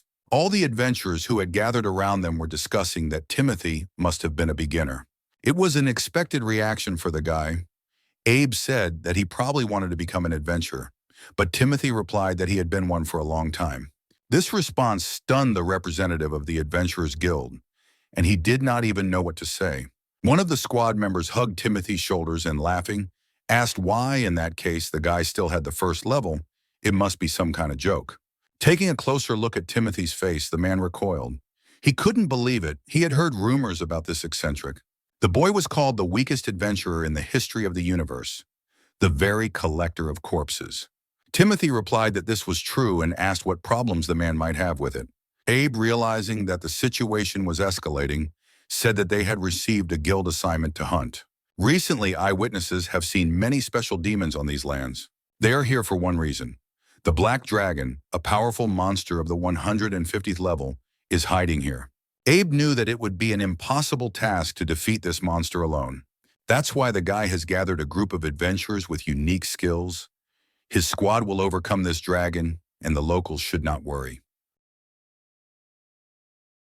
Realizing that he hadn't even had time to officially introduce himself with all these explanations, the guy decided to officially meet.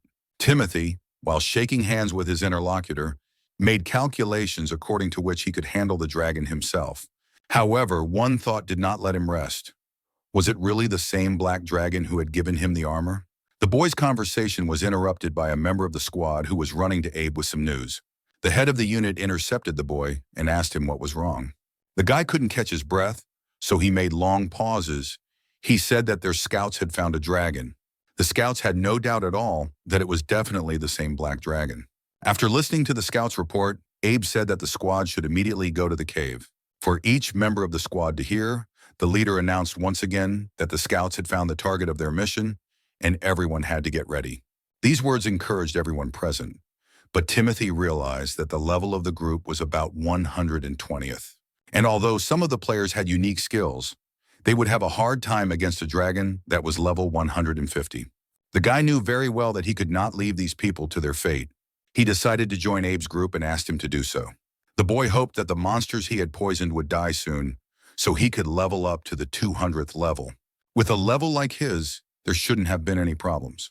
But Abe said no. Looking back at Timothy, Abe said that it was too dangerous for the boy. He did not realize the seriousness of the situation. The boy tried to argue with the leader of the group, but only heard the condemnation of other adventurers around him, who said that the weakest among them belonged. Suddenly, one of the adventurers came up to him and said that the leader had been too lenient with Timothy, and he would say it bluntly, he was a weakling. That was the end of the conversation between the adventurers and Timothy, and all the adventurers followed Abe. The guy was desperate. He realized that at this rate, all these people would die. But with the first level, Timothy really could not help them. He had nothing to do, so he decided to wait until his levels came to him and then catch up with these stubborn adventurers. Sometime later, Abe looked at the horrific picture in front of him, something they hadn't been warned about at all.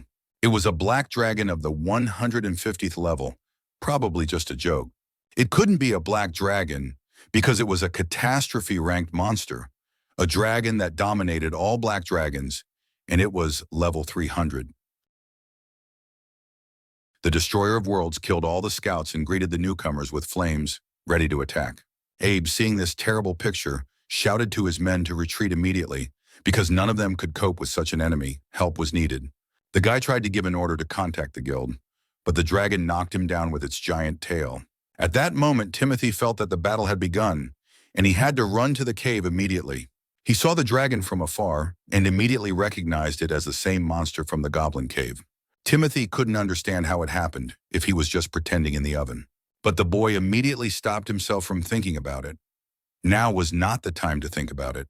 The Destroyer of Worlds raised its head and began to generate flames, preparing to strike. Timothy sped up when he saw that the flames had broken out and started killing the adventurers. When asked how long it could take to absorb monster levels, the system answered about 30 seconds.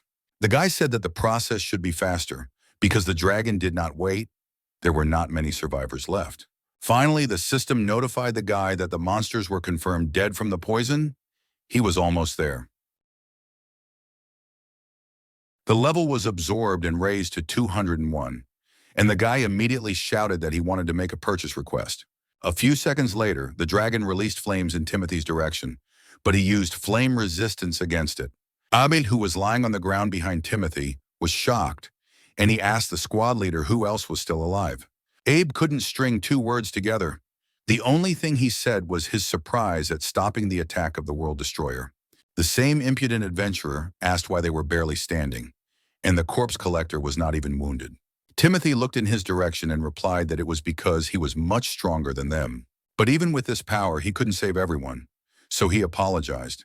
But it was too late. The guy was lying on the ground, dead. Timothy knew that no matter how strong he was now, he still couldn't save people. But for the sake of the adventurers who died here, he must be decisive. The boy shouted in the dragon's face that he would defeat him here and now, and the dragon roared loudly in response. A second later, black flames flew in Timothy's direction, and Abe called out the boy's name in fright. Timothy half looked over to Abe and told him not to worry, and with one hand he captured all the dragon's flames and destroyed them. The guy looked at his opponent and said that such a weak flame would never hurt him. Along with Abe's surprise, Timothy was also facing the doubled anger of the Destroyer of Worlds. The guy remained as calm as he was during the monster's first attack. Timothy had to spend most of the levels to get the flame resistance, and now he has slipped to the 21st. The guy was invulnerable to the enemy's attacks, but now he didn't know how to win. He had to somehow raise his level. The dragon was not blind either and saw that the flames could not hit the boy and decided to use physical force against him. Timothy did not appreciate this decision. He barely had the agility to avoid such attacks. The boy realized that he could not withstand the attacks of the Destroyer of Worlds at this level. But in a moment, the dragon's head separated from its body. Timothy stared at this incredible sight, and the adventurer who did it said that the boy had disappointed him. Amazed by the rapid development of events and the fact that the dragon was destroyed in one blow, Timothy asked who the stranger was. The adventurer introduced himself as Tyler and said that he was the only one of his kind on the entire continent, radiating infinite self-confidence. The guy added that he was the only adventurer of the catastrophe rank on the entire continent. Timothy's jaw dropped at what this rank meant.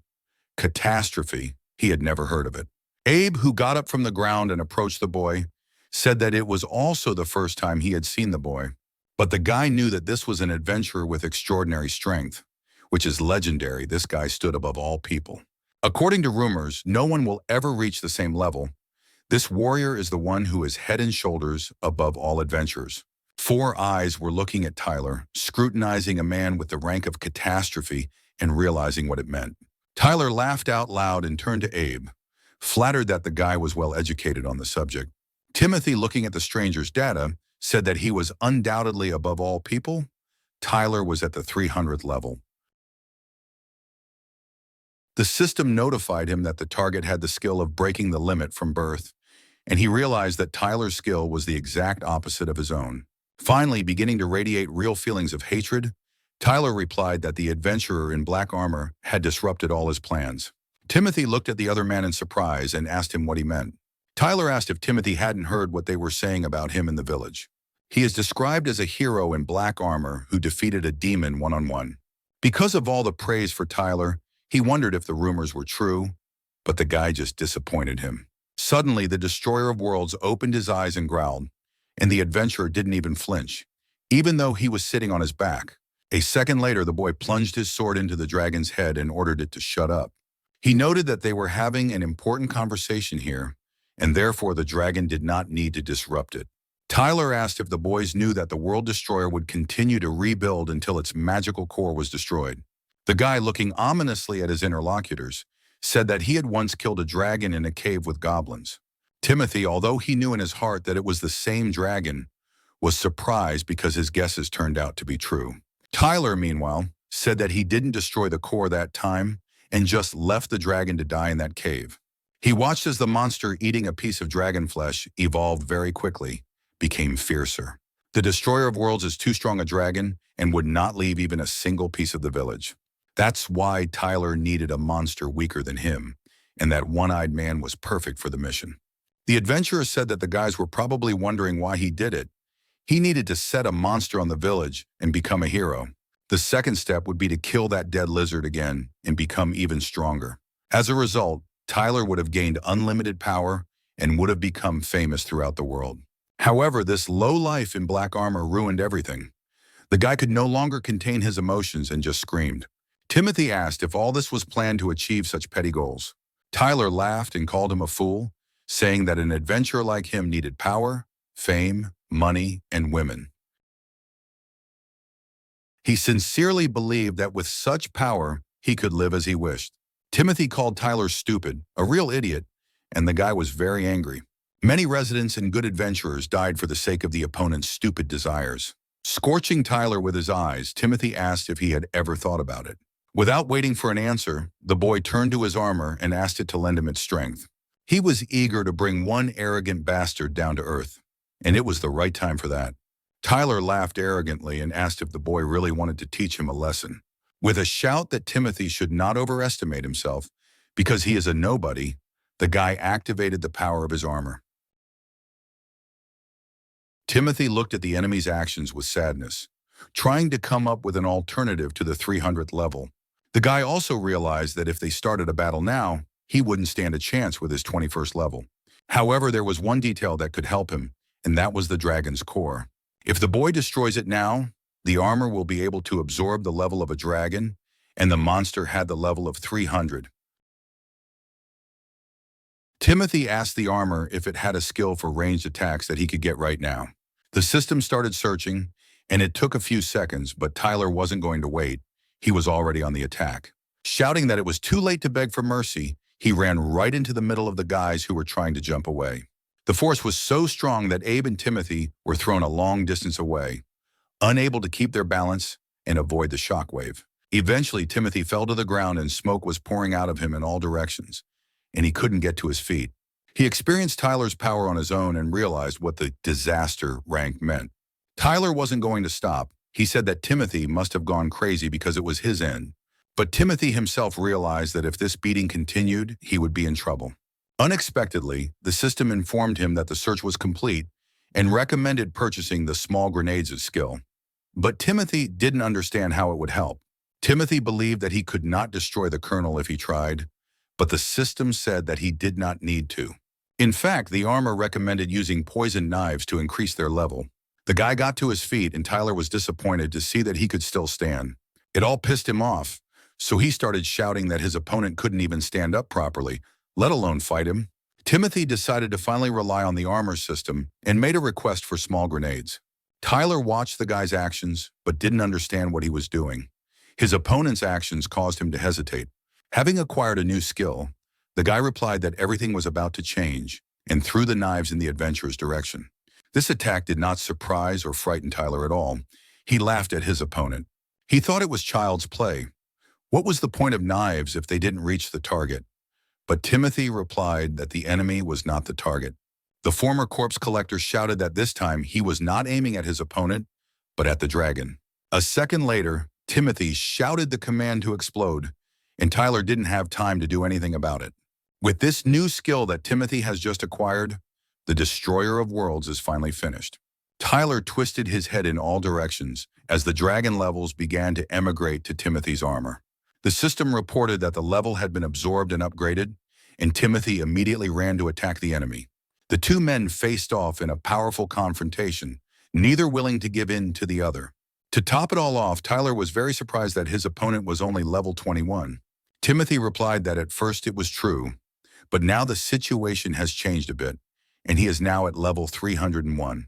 Tyler finally understood. He had been wondering from the very beginning how the guy was able to overcome that monster. And when he struck Timothy again, he shouted that it was all because of the boy's damned ability. The enemy attacked again and again, forcing Timothy to fly across the clearing. Pausing for a moment, Tyler told the boy not to even think about joking with him. Is it possible that, being one level superior to him, the guy thinks he can handle a catastrophe adventurer with vast combat experience? Tyler himself did not think so at all, and he told his opponent about it. He threw himself into another fight, but this time Timothy skillfully avoided his blow. In a moment, the guy was behind Tyler's back and struck him with a lightning punch. Stunned, the catastrophe-ranked adventurer barely repelled this swift attack. This crossing of the blades of the two enemies caused a huge whirlwind of shock. Timothy didn't understand what kind of experience Tyler was talking about. Such a greedy and arrogant bastard didn't need to mention it. Because in no universe was Timothy ever going to lose to this miserable lowlife. Suddenly, Tyler's armor sent up a blue wave of energy around him, and the guy pulled away from the enemy, just in case. Tyler said that Timothy's armor was pretty good, But the guy was still talking complete nonsense, so he told him to keep quiet. After a moment, Tyler activated his unique skill, Manifestation of the Crooked God. This sight was truly incredible. When the skill was activated, Tyler immediately attacked Timothy, screaming that this was his power. The corpse collector clearly understood that if he did not avoid this energy wave right now, he would die on the spot. Timothy rushed to the side, thinking that perhaps right now, seeing a bloody god. This is the same skill. He saw it on the list. A unique skill that could be used only once. Timothy managed to jump away and save his life, but it was a temporary prevention of harm. The guy needed to come up with something and made a purchase request, and in Tyler's opinion, there was nothing he could do. Tyler struck again, but Abe covered Timothy with his shield, saving his life. Since the boy was not as strong as Timothy, the shock wave carried him a long distance, and he fell to the ground, suffering from pain. Pushing through the pain, the boy said that if Tyler had dealt with the destroyer of worlds right away, his friends would have survived. Dripping with tears, Abe shouted to Timothy to avenge his friends and do it right now. Timothy said that of course he would, and acquired the curse of the black armor. Tyler decided to be proactive and attacked Timothy again until he activated the power of his armor. The system notified him that the skill could be used only once and asked for confirmation of the purchase, and he fulfilled the conditions. At the same time the request was agreed upon, the cost ranged from 1 to infinity, and there was an option to pay extra for any number of levels. Timothy immediately announced that he wanted to add more levels because he was not satisfied with one. The next second, the guy announced that he wanted to pay 299 levels, which should result in a total of 100. The system accepted the purchase request, and at the same second, a beam of powerful golden energy shot up into the sky through Timothy. When it was over, with Timothy's level equal to 1, Tyler asked him what he had just done. When he saw that Timothy was back to the first level, he laughed and said that the guy was definitely dead. Tyler could not hold back any longer and in his excitement, rushed at Timothy, shouting that he was a complete idiot. The corpse collector stood calmly in place, only saying that Tyler could not defeat him. The guy activated the curse of the black armor he had just acquired, and at the same moment darkness spread in all directions. Tyler, who was running toward the boy, suddenly realized that he could not move and was rapidly losing his strength. Timothy replied with a smile that it was the curse of the black armor, which absorbs the opponent's level in proportion to the levels spent. He also explained that he had spent 299 levels on this skill, which means that Tyler would lose the same amount. Looking carefully at his opponent, Timothy asked what he thought his level would be. Tyler was beside himself with anger. He thought that Timothy must be joking. The guy demanded his immediate release. For Timothy and Tyler, everything was quite simple, but from this moment on, everything would change dramatically. From now on, both of them will have the first level, no matter how much the adventurer with the rank of disaster would like it. Sometime later, Tyler fell to the ground, exhausted from the stress he had experienced. He thought what had happened was impossible. Looking at the monitor with his readings, the guy shouted that it was complete idiocy. No matter how much he screamed, everything remained the same. He had the first level, 299 others were lost. Tyler called Timothy a bastard, but even with the first level of adventure of the disaster rank, he can still crush the enemy. But before he could reach his potential, Timothy dealt him a swift blow. Timothy said that recently in the village of Rakuru, there was a guy who was called the Corpse Collector.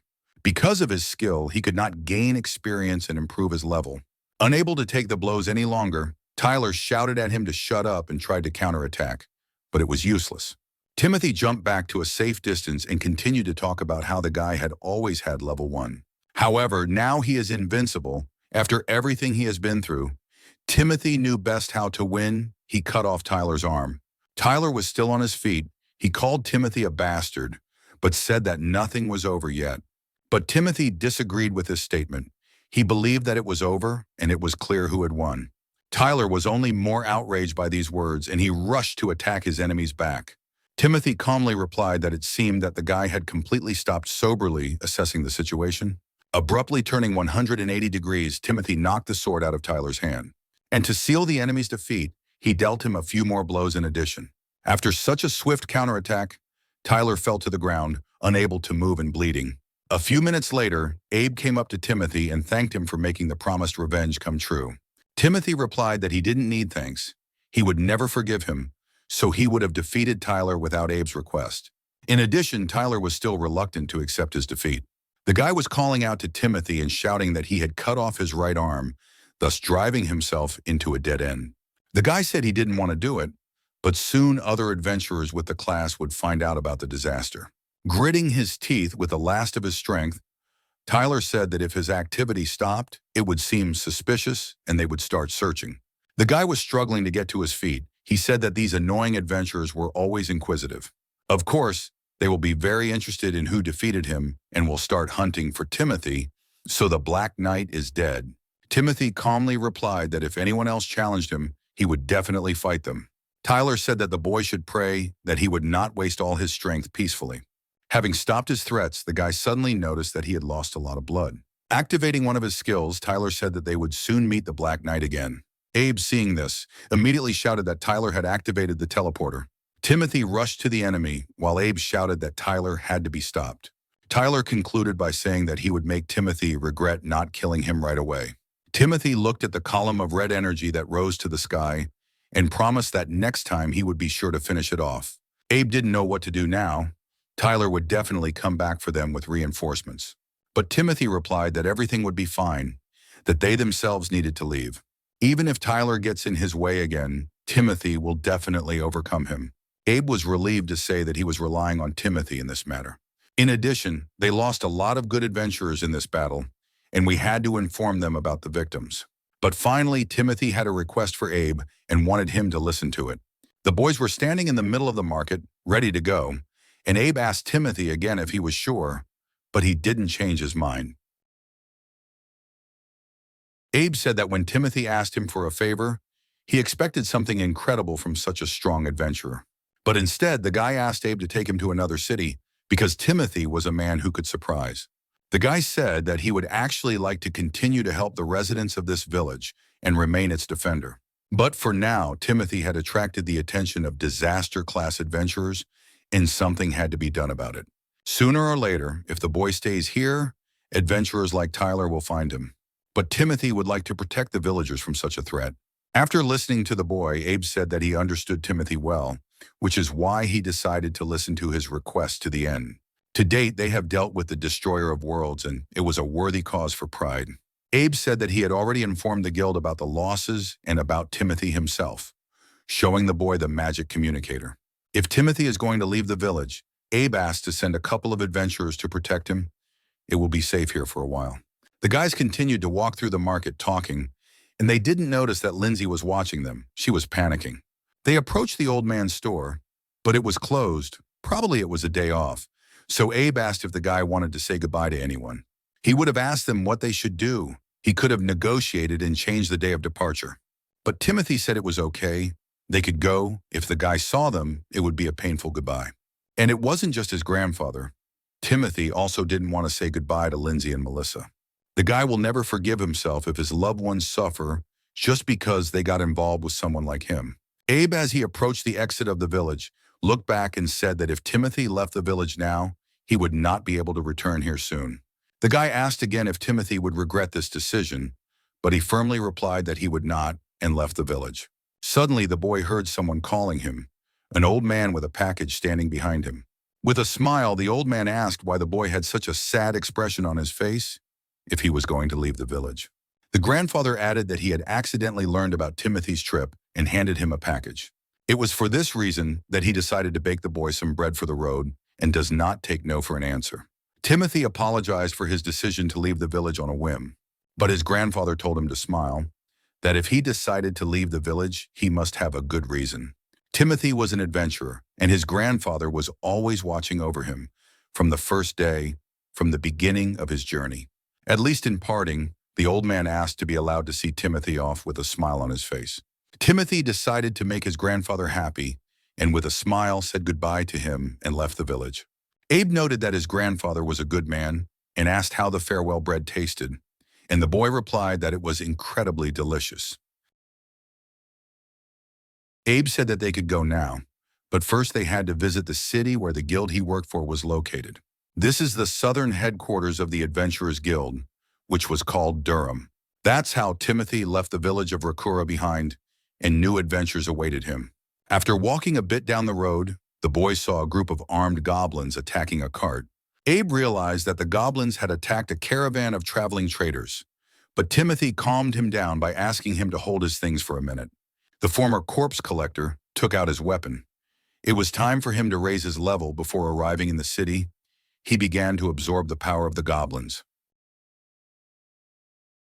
These creatures did not pose a great threat to Timothy. They were level 1, and their leader was level 5. Abe looked at this picture and couldn't wait for the boy to finally show his true strength. When the job was done, the guys left behind a mountain of corpses, and their next stop was the southern city of Durham. Sometime later, Abe and Timothy entered a street in the southern city of Durham. This majestic city was located in the northeast of the village of Rakura, a large city in the southern part of the continent.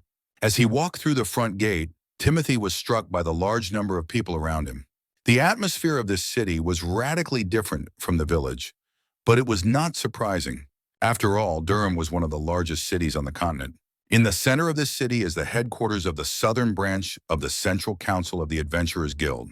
There were many guild headquarters on the continent, with many talented adventurers as members. Abe explained that there are many talented adventurers in this city, just like Timothy. Against the background of these warriors, the guy should not stand out much, unless, of course, he raises his level again. Timothy smiled when he heard this remark. Currently, his level was 110. If not necessary, he would not raise his level. The boy looked at Abe and thanked him for his timely guidance. On the way to the city of Durham, he actually raised his level a bit by absorbing the power of the goblins. Abe advised him to stop raising his level for now, and Timothy asked why. The guy replied that if Timothy's level was radically different from the others, it would attract too much attention. You can imagine a situation where Timothy walks around the city with level 300. People will say that he is a new adventurer of the disaster rank. Timothy replied that if that was the case, then it would really attract the attention of disaster-rated adventurers.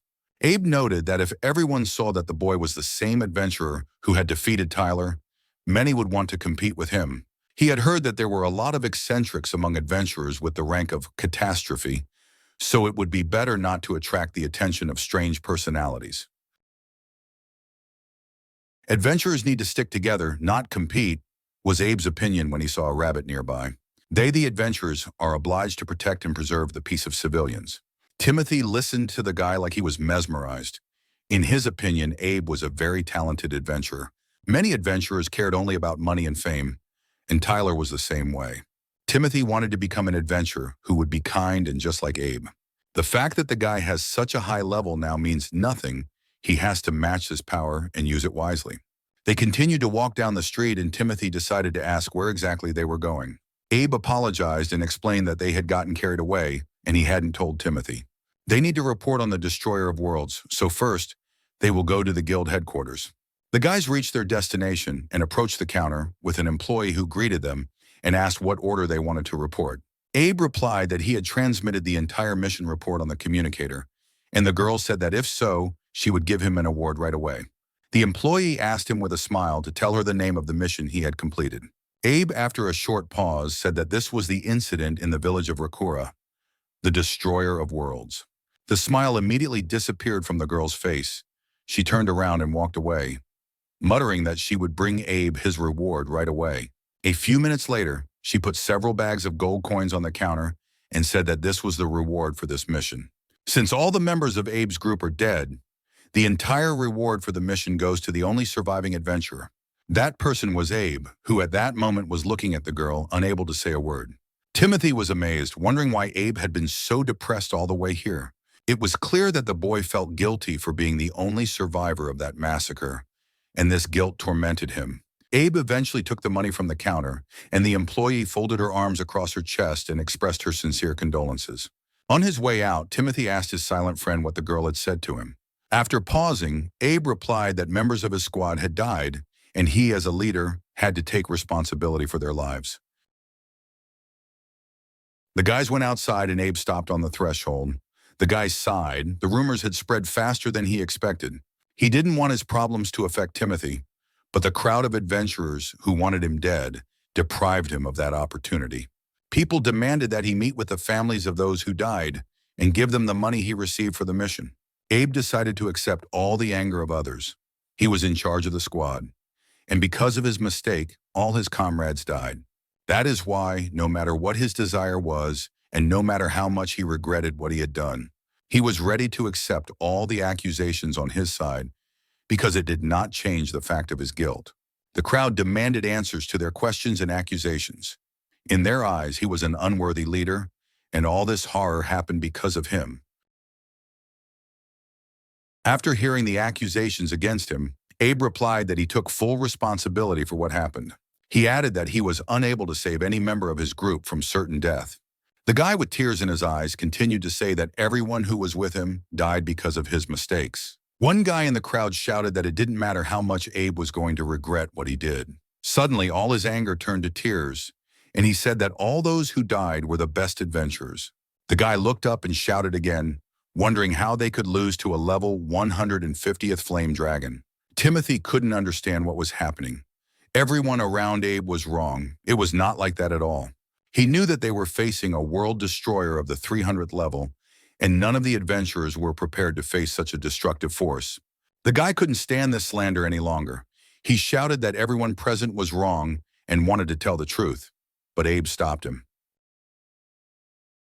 Without turning around, the guy said that he was very grateful to Timothy for his concern, but he could not allow him to speak. It was his mistakes that killed the entire group of adventurers, and he really thought so. If he had ordered the evacuation of the villagers then, he could have avoided all these deaths. The boy's argument was interrupted by another adventurer from the crowd who wanted to know what they were talking about.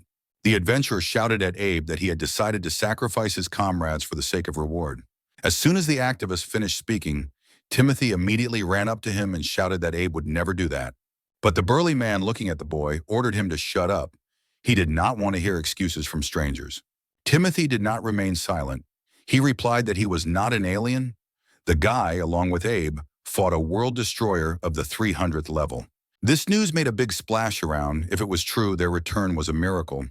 One had to go to the guild for details. The burly giant said that the guy was talking nonsense, and he revealed the data to Timothy. But a moment later, he was surprised to see that Timothy had the same level as him. This giant's name was Will, and he was at level 110. Now the man doubted that with this level, the boy could survive against a level 3 monster. But Timothy couldn't give any details, so he answered briefly that he had his reasons. This answer provoked a violent reaction and laughter from the interlocutor, who thought that the guy had made it all up. The giant told Timothy to go away, but he replied that he could only be forced to do so, both of them being stubborn. A moment later, the swords were drawn from their sheaths and crossed in the first attack. The first blow kicked up a lot of dust, and Abe, covering his face, asked Timothy to stop, saying that it was all his fault. He couldn't save his comrades and brothers in arms, and he considered himself a terrible leader. The fight didn't stop, no matter how much Abe wanted it to. Both opponents didn't want to retreat. Timothy shouted that it was not true, that all of the boy's friends had died, and that was a fact, but there were details. Continuing to attack the enemy, the guy said that no one could have foreseen such an end to these tragic events. Abe was with his comrades to the very end, even in the face of death. This guy didn't run away and abandon his comrades. Timothy knocked the sword out of the enemy's hands with a lightning strike, and it stuck in the cracks of the pavement. In conclusion, Timothy said that moreover, the one who arranged all these deaths for the sake of a reward would never mourn his friends like this. Abe was not a bad leader at all, and if he wants to take responsibility for the deaths of his comrades, Timothy will not object. Personally, he believed that it was wrong to take responsibility for everything that happened, as much of it was completely out of his control. That is why Timothy wanted to protect Abe from such thoughts. Timothy turned to his friend and called him a leader who, despite the situation, did not abandon his comrades and avenge their deaths.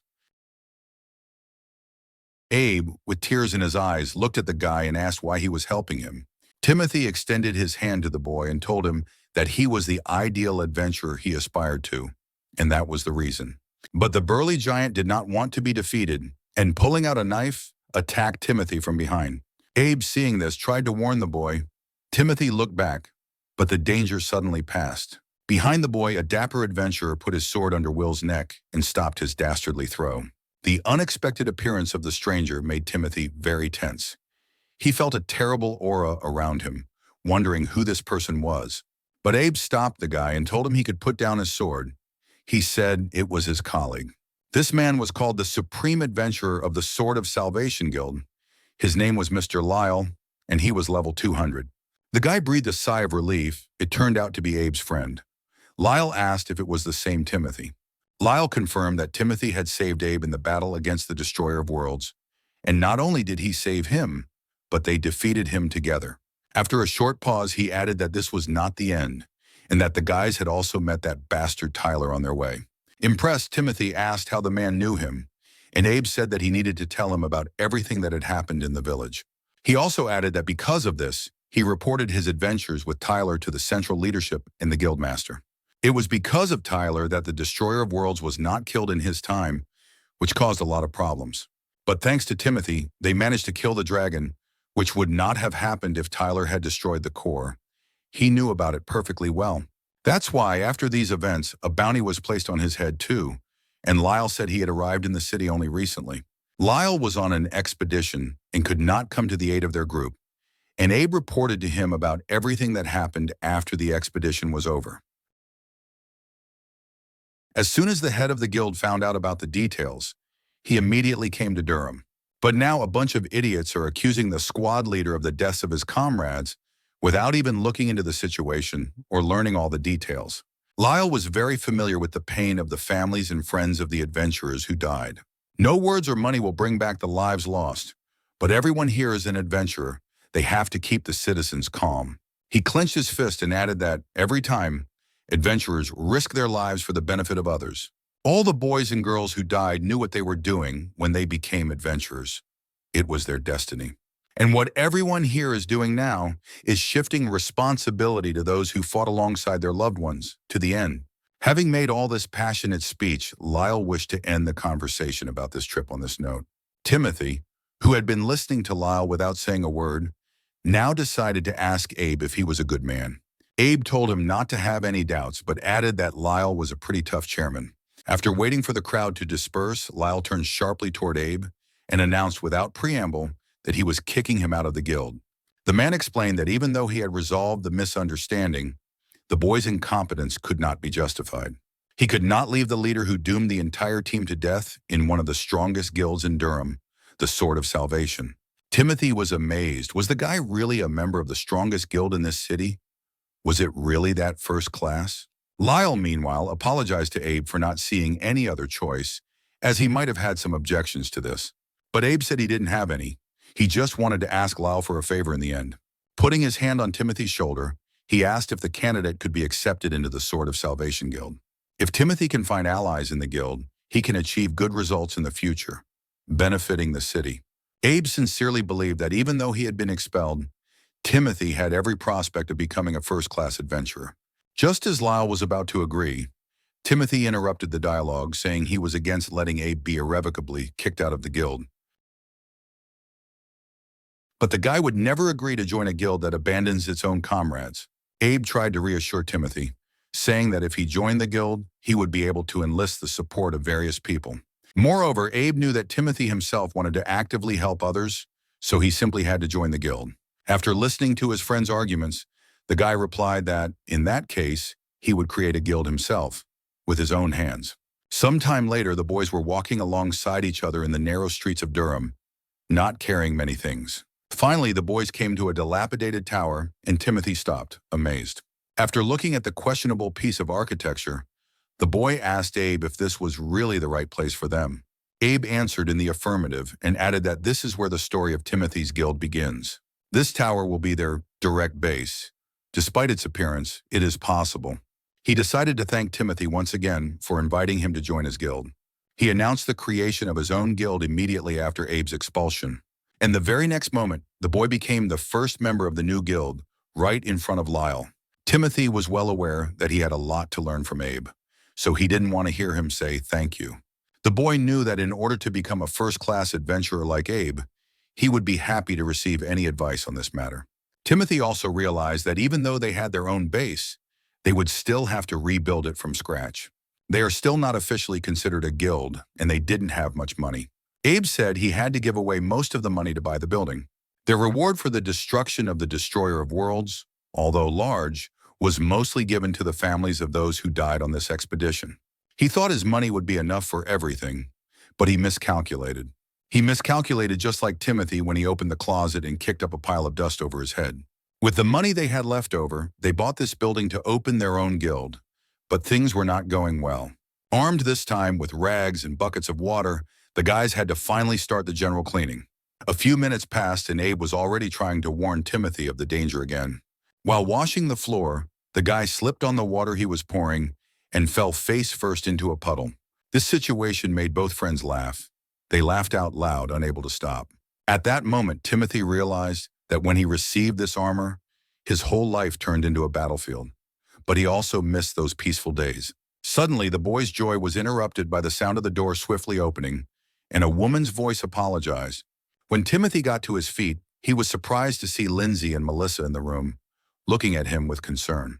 While Lindsay shouted that the guy just wanted to get rid of them, Melissa sadly said that Timothy had left without even saying goodbye. Without waiting for Timothy's response, both girls rushed at him without any conspiracy. Meanwhile, one of the adventurers was running rapidly to the city. He had an urgent message. If there were any free adventurers in Durham, they had to go to the western gate of the city immediately, and some volunteered immediately. Behind the western gate, the warriors were waiting for the rapidly advancing monsters. Running out of the gate, the first volunteers saw a giant monster with a victim in its mouth, begging for salvation, but it was all in vain. Stunned, the adventurers froze in place as they had not expected to see so many enemies. The monster, having eaten the boy, turned its snout toward the newcomers, squealing happily. Lindsay and Melissa pounced on Timothy with questions, wondering why the guy had just left the village. The guy was unable to tolerate such interrogation from two angry girls at once. The interrogation was interrupted by the cry of an adventurer who sounded the alarm, shouting that a crowd of monsters had appeared at the western gate. All the adventurers who heard him now had to immediately approach the western gate. Timothy breathed a sigh of relief and turned to Abe. It was time for them to move to the west gate. Turning to the girls, the boy announced that he would tell them the reason why he decided to leave the village later. For now, he would like Melissa and Lindsay to wait patiently for him here. Without waiting for an answer, Timothy headed for the exit. Their first mission as the new Durham Guild was starting now. Meanwhile, the first adventurers who ran out of the city faced a horde of monsters, one of which was gigantic. A giant monster was stepping on people, making terrifying sounds. It was a desert curse of the 210th level.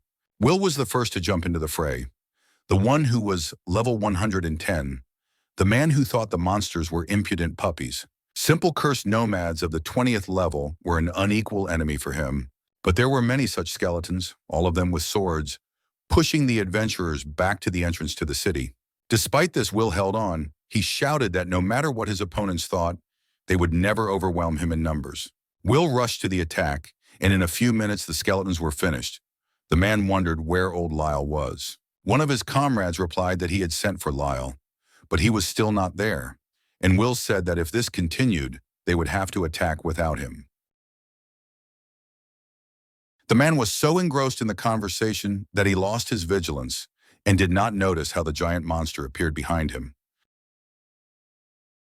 When he looked back, he saw a large number of blue energy balls soaring into the sky above the crowd of adventurers. In a moment, each of the energy balls found its victim. The bodies of the adventurers went limp and they could not move. Will realized that the attack hadn't done any damage, but that was for now. But the man knew that the spell added to the energy balls was a desert curse. Will realized that he could no longer move any part of his body, but he could see the skeletons coming at him. At this rate, one of them would kill him, especially since they were not that far away from him. Suddenly, the cursed nomad's attack was interrupted by Timothy, who ran at him and smashed him to pieces. A moment after the skeleton was destroyed, Timothy was notified by the system that the next level had been absorbed. The boy called out to Abe, who was also nearby and fighting a small group of damned nomads. Timothy said that it was time for them both to improve their skills, and there were many opportunities for that now. Abe replied that, in the current environment, the guy could safely let himself go. From that moment on, the skeletons' heads fell like apples from trees, and the system did not have time to notify us about the levels being absorbed. Soon, Timothy had already reached the 250th level, and Abe shouted that the guy could leave skeletons on him. Timothy knew he could rely on Abe to always have his back, and now he had one goal left. His target is a love monster who has been sending curses, and it seems that he has already put one on several adventurers. Rushing at the monster, Timothy shouted that, this time, the curse would have to be borne by the desert cursed himself. With a smile on his face, the boy said that he would be very eager to find out how the monster would cope with his curse. Meanwhile, Lyle, whom no one could find, went outside the city through the eastern gate, and there was a horde of monsters at the western gate. He decided to check the eastern gate as well, but he could not have imagined that he would meet another army of monsters there. The eyes of the monster and Lyle crossed, and the adventurer was 10 levels behind the monster. A moment later, the desert curse activated the energy balls with the spell. But Lyle said that even if all the monsters fought against him alone, they shouldn't think they could easily defeat him. The head of the guild admitted that, as his opponent, the desert curse deserved to be captured. But unfortunately, no matter what army the monster assembles, it will not be enough to defeat Lyle. A second later, Lyle activated the legendary demonic coming skill. He shouted that the lives of the monsters would end in exactly 5 seconds. At the western gate, Timothy was fighting with the desert cursed, saying that it was the monster's turn to feel the curse. The guy struck the first blow, cutting off a limb. He was very curious how the desert curse would cope with an opponent like him. The desert cursed one was level 210 compared to Timothy's level 250. Soon after the first limb, the second one fell to the ground, and the guy was not going to stop there. The desert nomads came to the aid of their alpha and attacked Timothy from behind. This speed would have been effective if the guy hadn't been so fast. He instantly jumped to the side and launched a counterattack. Timothy was even a little disappointed, as if this was all these monsters could do to him. The guy realized that his opponents had no chance against him. They would all die now. Another level was absorbed, and it was quite easy for the guy to reach the 290th level in this battle. But there was still an obstacle in the form of a giant monster who wanted him dead. The desert curse swung at Timothy with its remaining limbs, trying to grab him, but the boy deftly dodged the claws. Realizing that he would not be able to capture the enemy, the desert cursed fired energy balls with spells in his direction. Abe, who saw this picture, began to worry about Timothy. He warned the boy not to touch those bullets. But Timothy reassured his friend, activated the power of his sword, and said that everything was fine. A moment later, a protective sphere of energy formed around Timothy, and he knew that the desert curse would never hit him. The two friends were so engrossed in the battle that they did not notice the eyes of the other adventurers watching them, including Will. While the adventurers who were conscious were trying to figure out who he was, Will recognized the scumbag he had fought in the square. After a series of lightning attacks, the desert cursed fell to the ground, draining the liquid that had kept him alive. Timothy said that the monster had cursed many innocent people and asked if he was satisfied with himself. The guy's answer didn't matter. Regardless, the desert cursed would die right now. Suddenly, the monster released hundreds of energy balls with a spell into the sky, which hovered in place. Timothy did not understand what was happening. The desert curse screeched loudly, and the energy balls flew rapidly toward the city of Durham. Timothy was angry at himself for letting his guard down, and with one blow, he sliced open the skull of the desert curse. The boy realized that the curse of the monster was originally aimed at the city of Durham. Local residents saw unexplained objects in the sky above them that were rapidly approaching, and no one knew what they were. Timothy realized that the locals, innocent people, were the target of these monsters and that the monster's plan had already begun to come to fruition. While the guy was recovering from the shock, the system notified him that the level of the desert curse had been absorbed, and Timothy's level was now 500. Abe, who had dealt with his opponents, approached the boy and said that things were bad. The monster was not as dangerous as his curse. The curse of the desert cursed is not so easy to get rid of. The victim faces a slow and painful death. Because of the monster's last attack, most of the townspeople must have suffered from the curse. Timothy asked if there were anyone in town who could break the curse, but Abe said that only high-level magicians could do it. However, there was a caveat. In the strongest guild in Durham, the Sword of Salvation, there were only 3 mages with this level.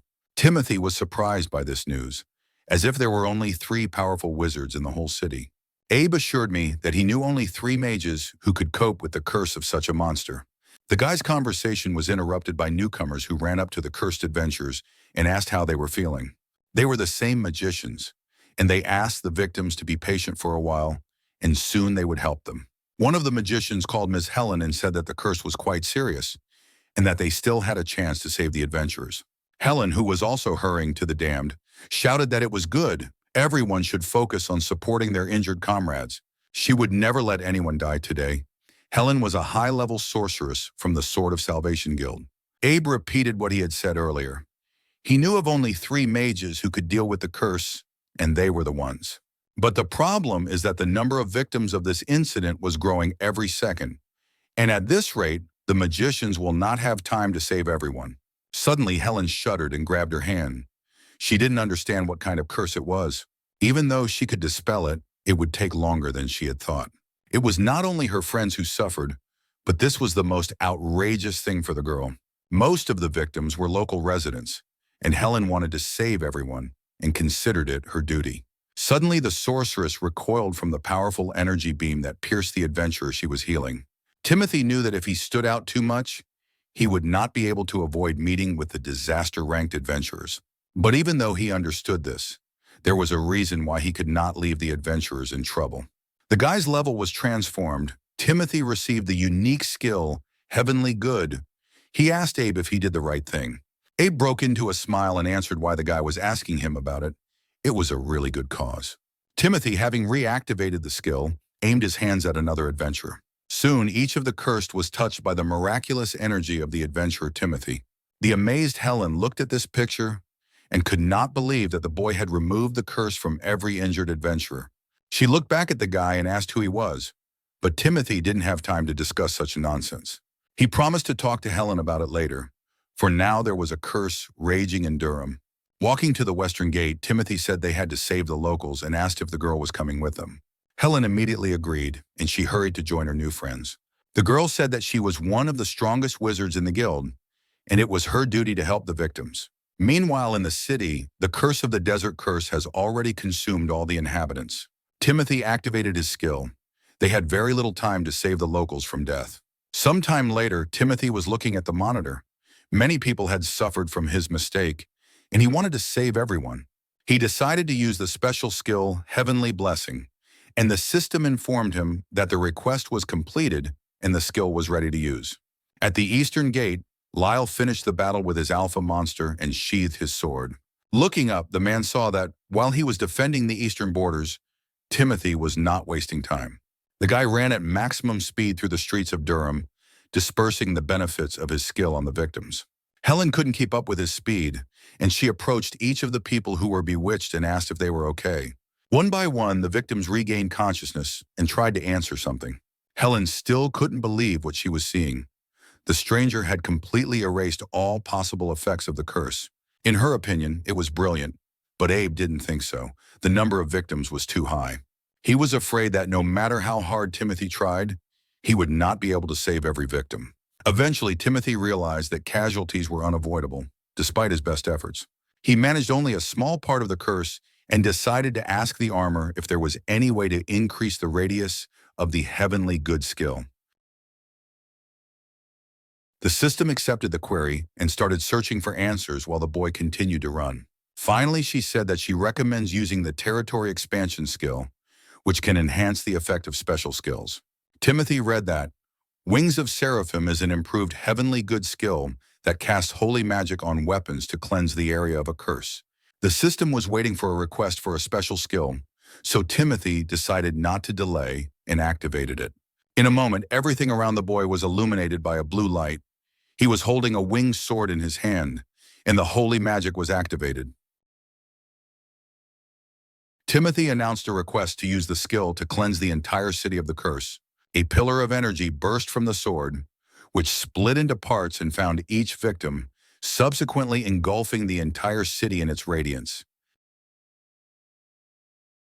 Finally, Timothy was caught up by Abe and Helen, both of whom were surprised by the sight. Helen could not believe it. She was seeing holy magic with her own eyes. The girl was very interested in whether Timothy was really a simple adventurer or a saint. The guy replied that he was no saint, but he would do everything possible to save the people of Durham. Unfortunately, he was just an ordinary adventurer. Timothy needed Abe's advice. He couldn't make an informed decision. The guy folded his arms shyly and said that he seemed to have gone a little overboard. He wanted to save the city's residents, but forgot that he was hiding his power, and now adventurers of the catastrophe rank will appear here. The boy needed rescuing again, and Abe looked at Helen with a smile, who did not understand what he was getting at. Abe's thought was simple. They could pin all of Timothy's exploits on this cute mage girl. When it was all over and all the residents were healed, they gathered outside the guild building waiting for their hero. Soon the door opened and Helen appeared in the opening. The girl seemed to be illuminated by divine light.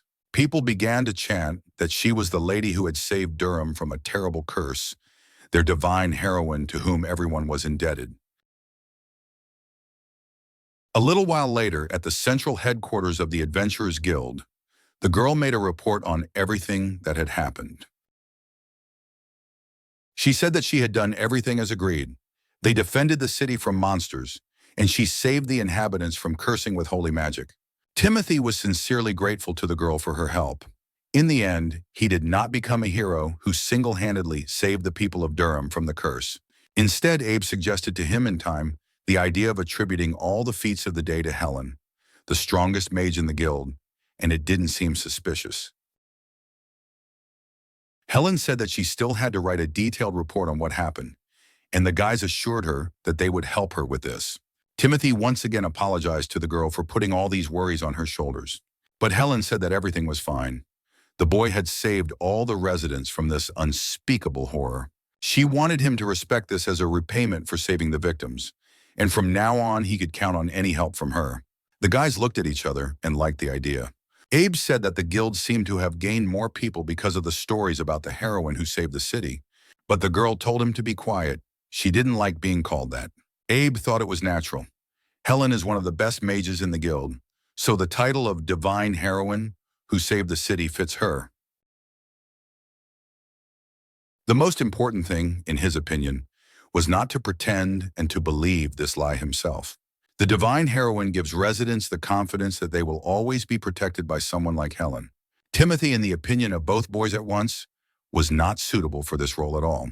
That's why Abe decided to summarize that Helen was destined to play such a responsible role.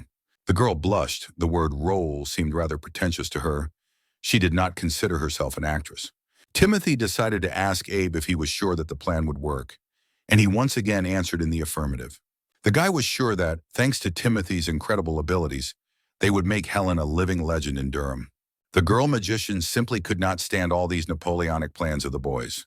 But no one listened to her. Abe grabbed Helen's hand and dragged her to a secluded spot, with Timothy trailing behind. The boy wanted Timothy to give the girl holy powers so that the townspeople would not be suspicious. If they wanted to maintain Helen's status as a divine heroine, she needed to be given that same divinity.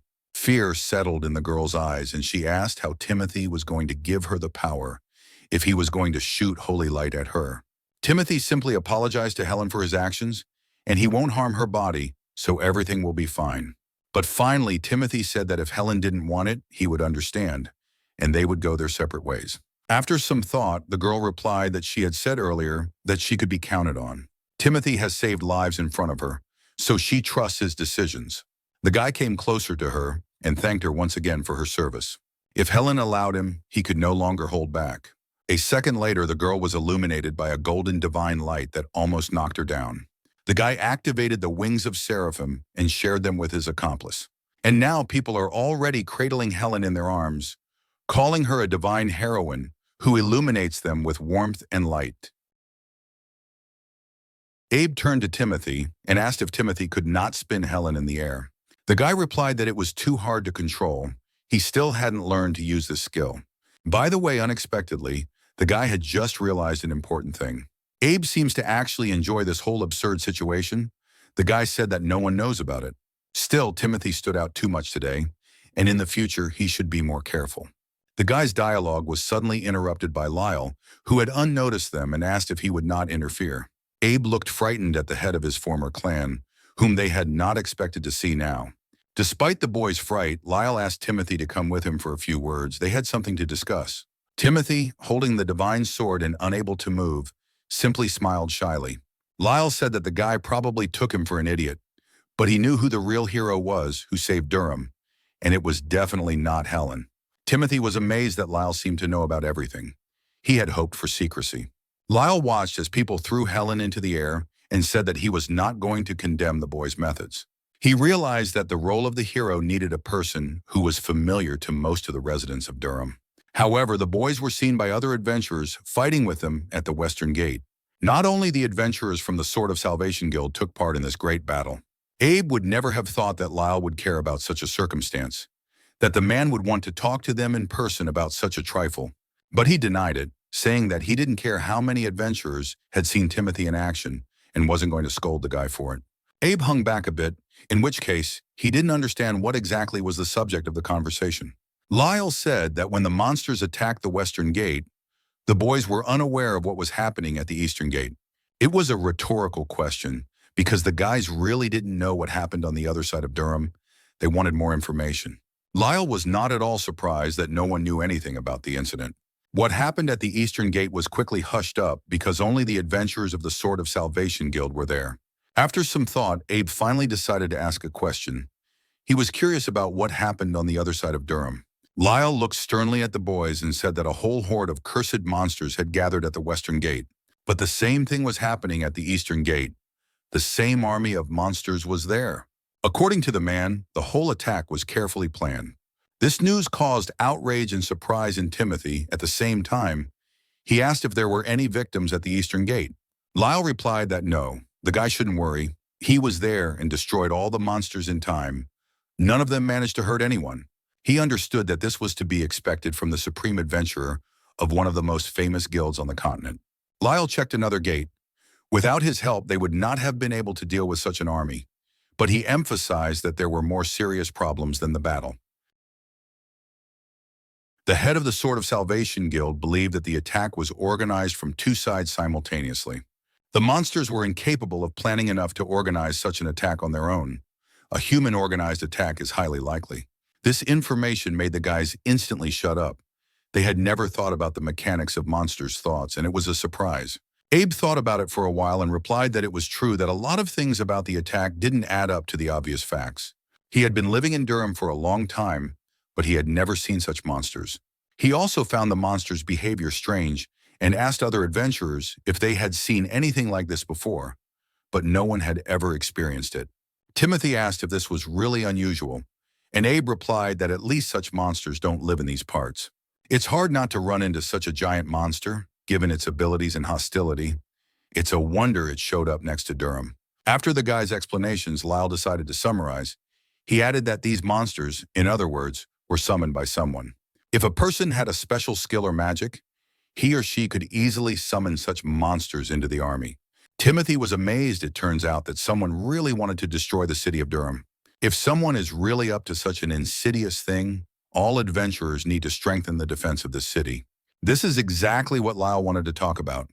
He wanted Timothy to create his guild as soon as possible. The guy has to fight side by side with the Sword of Salvation Guild. Abe said that for the time being, they cannot officially register as a guild. There is a lot of paperwork and bureaucratic work to be done. Lyle replied that he was ready to help the guys by making arrangements with the central government. Instead, the man wanted two promises from Timothy right now. The first was a promise to support cooperation between their guilds as a direct founder.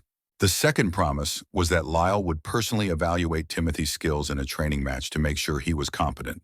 Lyle was interested in whether the boy could cope with these conditions, and without hesitation, he immediately agreed. The head of the Salvation Sword Guild was very impressed with Timothy's commitment and good attitude. They were in the building of the Central Council of the Adventurers Guild at the training ground, and Lyle allowed Timothy to use any weapon he wanted. The man wanted to see the true power of the Dark Horse, Timothy, and finally show his own. The fight should be with real weapons and using your abilities, with the attitude of defeating the opponent. A blue aura shone around Lyle, and he wanted the boy to finally show him what he could do. Timothy also released his aura, and his side of the room turned red. He understood his opponent's desire. Ahmad, who was standing between Lyle and Timothy, announced that the match was to begin after his signal. As soon as he lowered his hands and gave the command, the boy and the man rushed toward each other. The head of the Sword of Salvation Guild sincerely wished Timothy to survive against his sword. The boy and the man began to attack and defend each other in turn, gradually approaching each other. At the moment, after all the skills he had acquired, Timothy was down to the 100th level, and it was really hard for him. Because his opponent, Mr. Lyle, the head of the Sword of Salvation Guild, was level 200. The guy realized that his victory in the sparring match was doomed to failure from the very beginning. With such a difference in levels, he would not be able to defeat Lyle. Timothy also realized that Lyle himself knew this very well, but the cards were laid out on the table.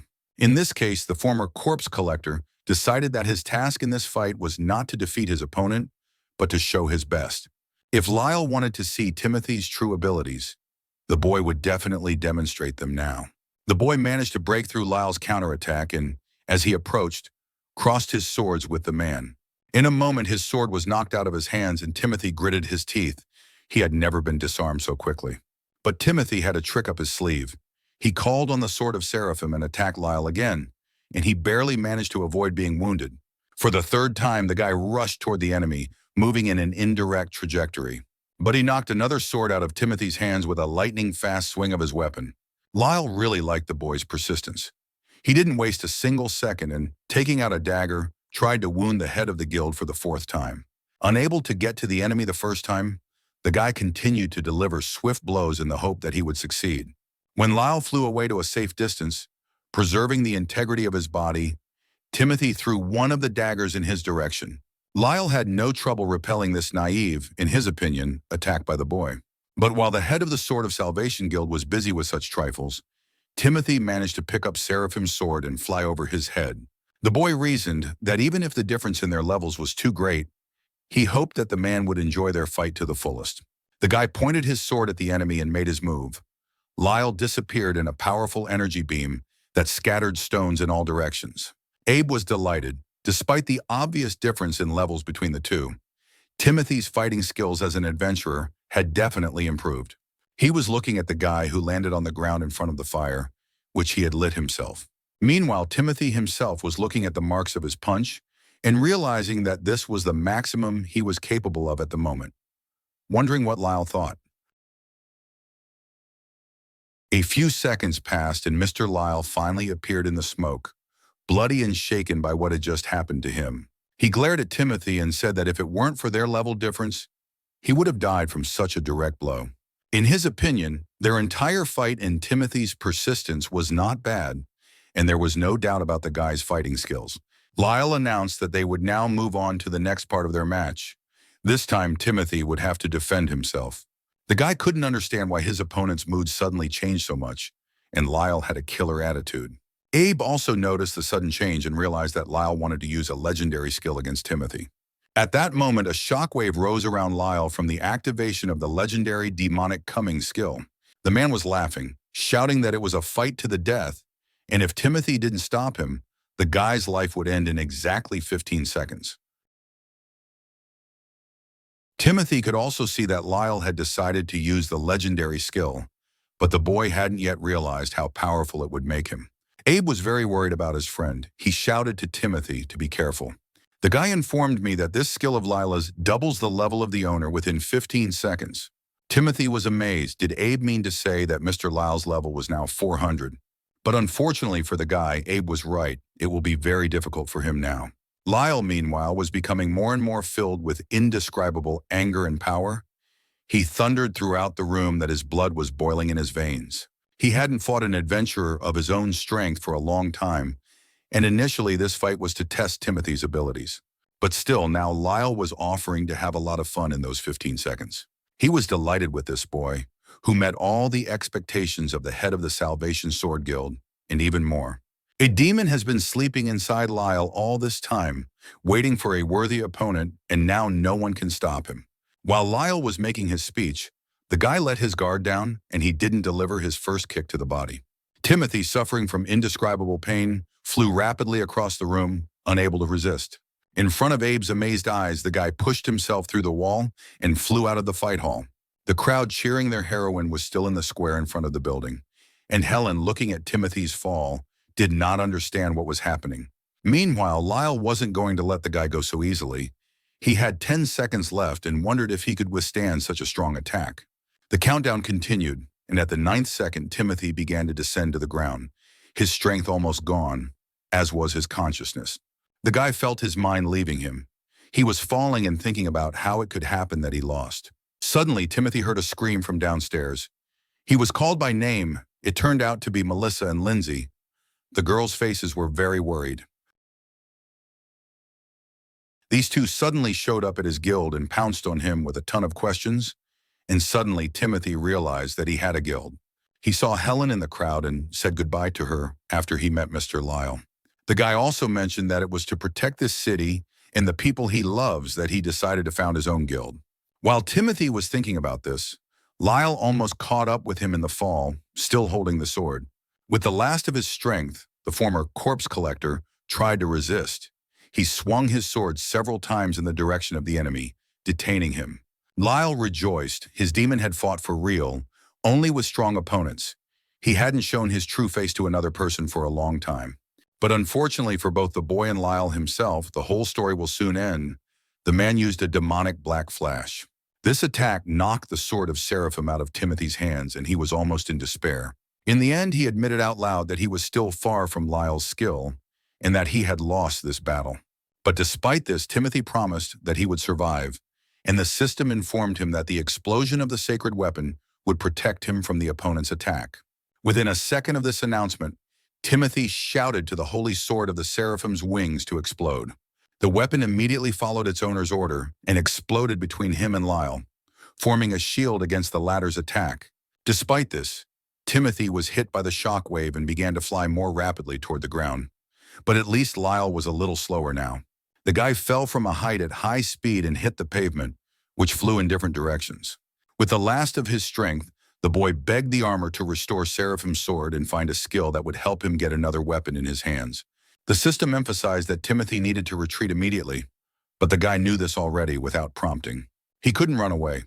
Timothy wanted to fight. He needed new swords. And the system informed him that there were two epic skills that fit this request. They were weapon restoration and quick weapon repair. They cost 90 levels, and Timothy bought them immediately. The system accepted the guy's request and confirmed it, and a few seconds later, swords returned to both of his hands. Timothy crossed them and called Lyle to the offensive, promising to cool his temper with his deadly blades. Timothy realized that if he could hold out a little longer, he would definitely defeat his opponent, but the world was already turning in a continuous wave. Falling to the ground, the guy was still talking himself into fighting, but it was no use. He was lying face down at Lyle's feet.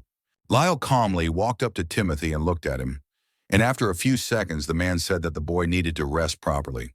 Sometime later, Timothy woke up from a nightmare, jumped up in bed, and shouted that he could still fight. Looking around, he realized that he was at his guild base, surrounded by his comrades. Melissa took Timothy's hand. The girl was worried about him. She said that she and Lindsay had decided to go shopping for dinner. It was then that they saw the guy falling from the top tower, looking into Timothy's face, and she asked him how he was feeling. The guy looked at her carefully and finally realized how the girls had ended up on the square at that moment. The conversation was interrupted by Lindsay, who suddenly ran up to them, saying that everyone was worried about Timothy and noting that he had been hurt badly. Helen said that their duel with Mr. Lyle had damaged the tower of the guild's headquarters and asked if they had thought about what they were doing. After listening to all the excited monologues of his friends, Timothy humbly responded with an apology for making them worry. Still, the main question for the guy was whether he passed the test. The answer to this was given to him personally by Mr. Lyle, who appeared on the doorstep of the room and said that the boy had passed the exam. Timothy was very excited by the man's appearance, and Lyle said that 15 seconds had already passed before the guy lost consciousness. The head of the Sword of Salvation Guild said that he had put all his skill and determination into those 15 seconds. He noted that Timothy was the first adventurer to survive those 15 seconds and was only slightly injured. This news made Timothy very happy. He almost lost his mind with happiness. The condition was fulfilled. Abe asked if he had anything else he wanted to share with his friend. Lyle said that he acted very immaturely by using a legendary skill in sparring. It was because the man's emotions got the better of his mind that the guy got hurt, and Lyle sincerely regretted how things turned out. Abe added that they both wanted to protect the city, but instead he almost killed the guy. Lyle's remorse was not enough, in his opinion. The guy insisted that the head of the Salvation Sword Guild apologize to Timothy properly. Lyle cackled a little and apologized to the boy again, adding that he had passed the first part of the test. As soon as Timothy has rested and gained strength, he will start the second part of the challenge. They need to clear one of the dungeons together, and Timothy has already guessed it. Lyle confirmed his guesses and added that there are underground ruins to the east of Durham, in the desert. Adventurers who knew about them called this place the Old Witch's Workshop. Helen's jaw dropped in surprise, wondering if it was the Old Witch's Workshop she was talking about. Lyle explained that a very powerful witch used to live in these ruins, but after her death, the place was overrun by monsters. Timothy, fascinated by the story, asked what kind of monsters lived there.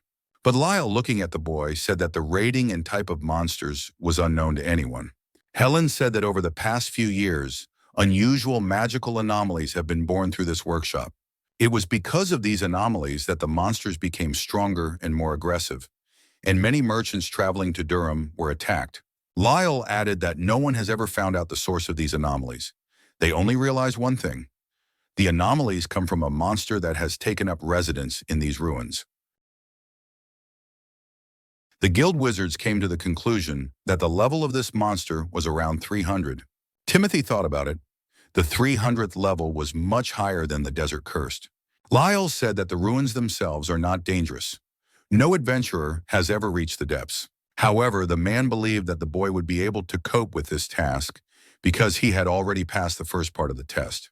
Lyle wanted Timothy to investigate the Old Witch's Workshop and destroy the monster that caused the magical anomalies. The head of the Sword of Salvation Guild clenched his fist and asked if the boy accepted his challenge. Meanwhile, somewhere in the ruins, a giant pendulum began to swing from side to side.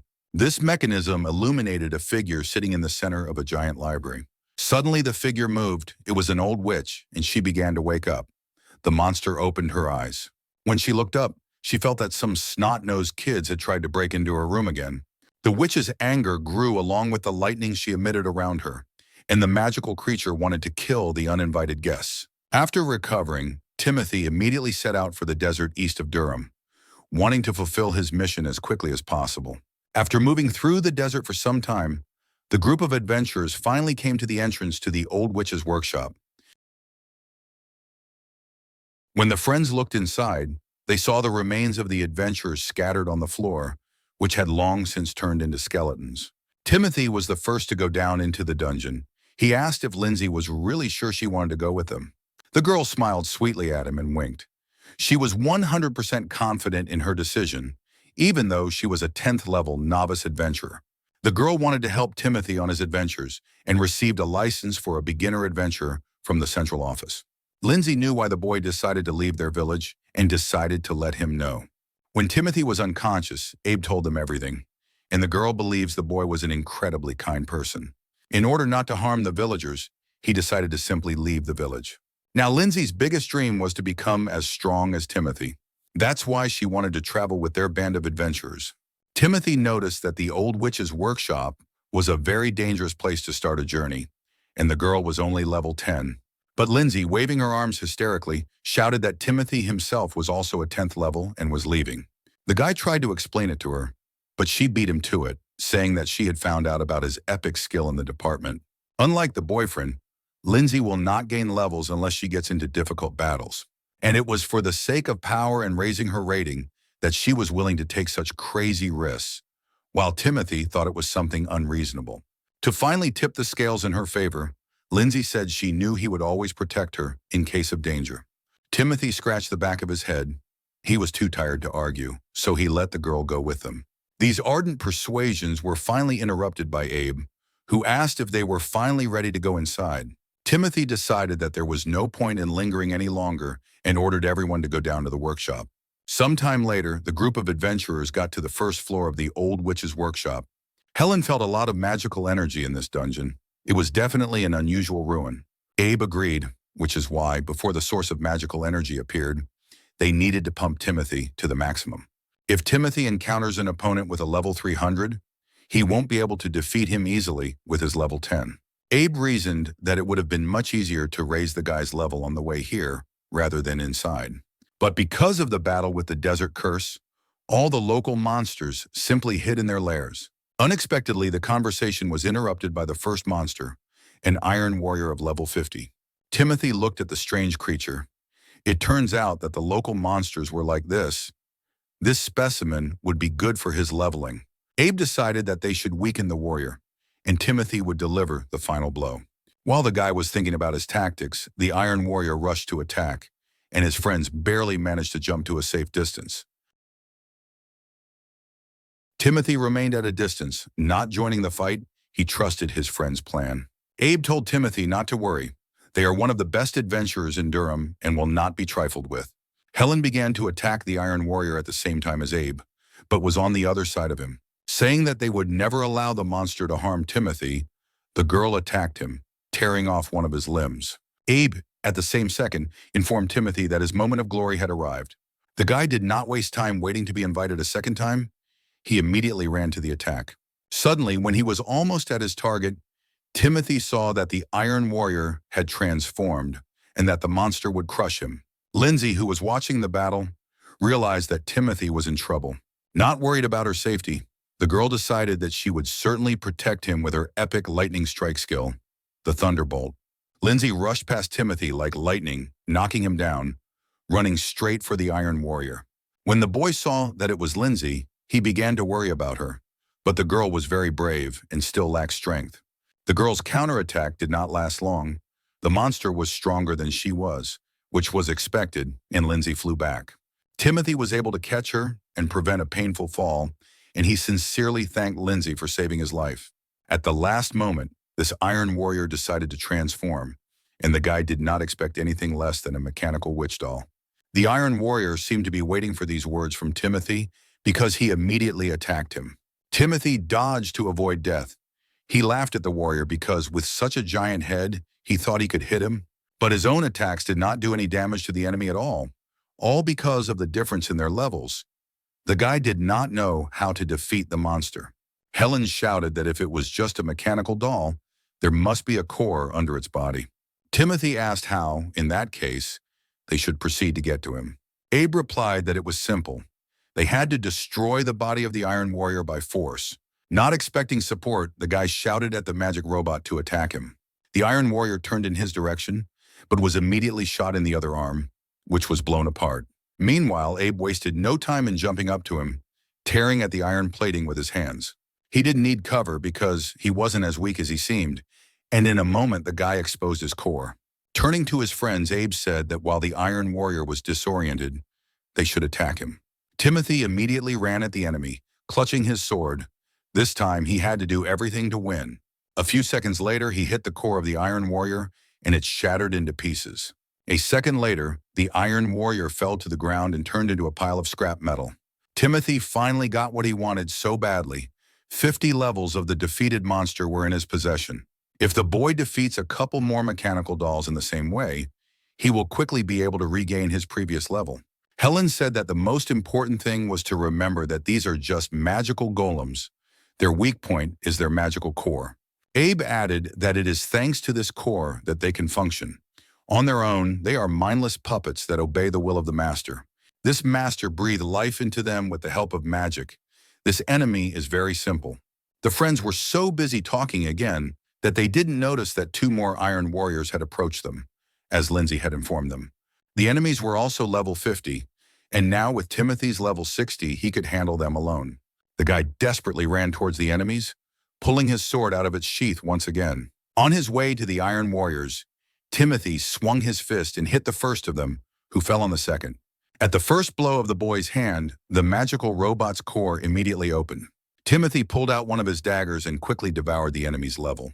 Timothy's level was now 110, and the second Iron Warrior was no problem for him at all. Timothy activated the wings of Seraphim. He realized that the enemy was transforming, but this trick would not work on him the second time. The guy had 2 swords in his hands at once, and the Iron Warrior was a bit confused. With a lightning leap, Timothy struck twice, chopped off both robot arms and pierced the magic core. The system notified me that the level of the enemies had been absorbed, and the level of the owner was raised to 160. The guy managed to improve his level a little, but a new danger was approaching his friends.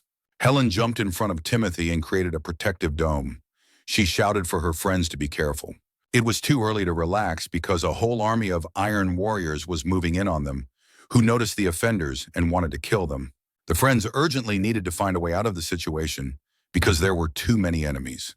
Helen's protective dome protected the adventurers very well, but it did not keep them from being confused about their future actions.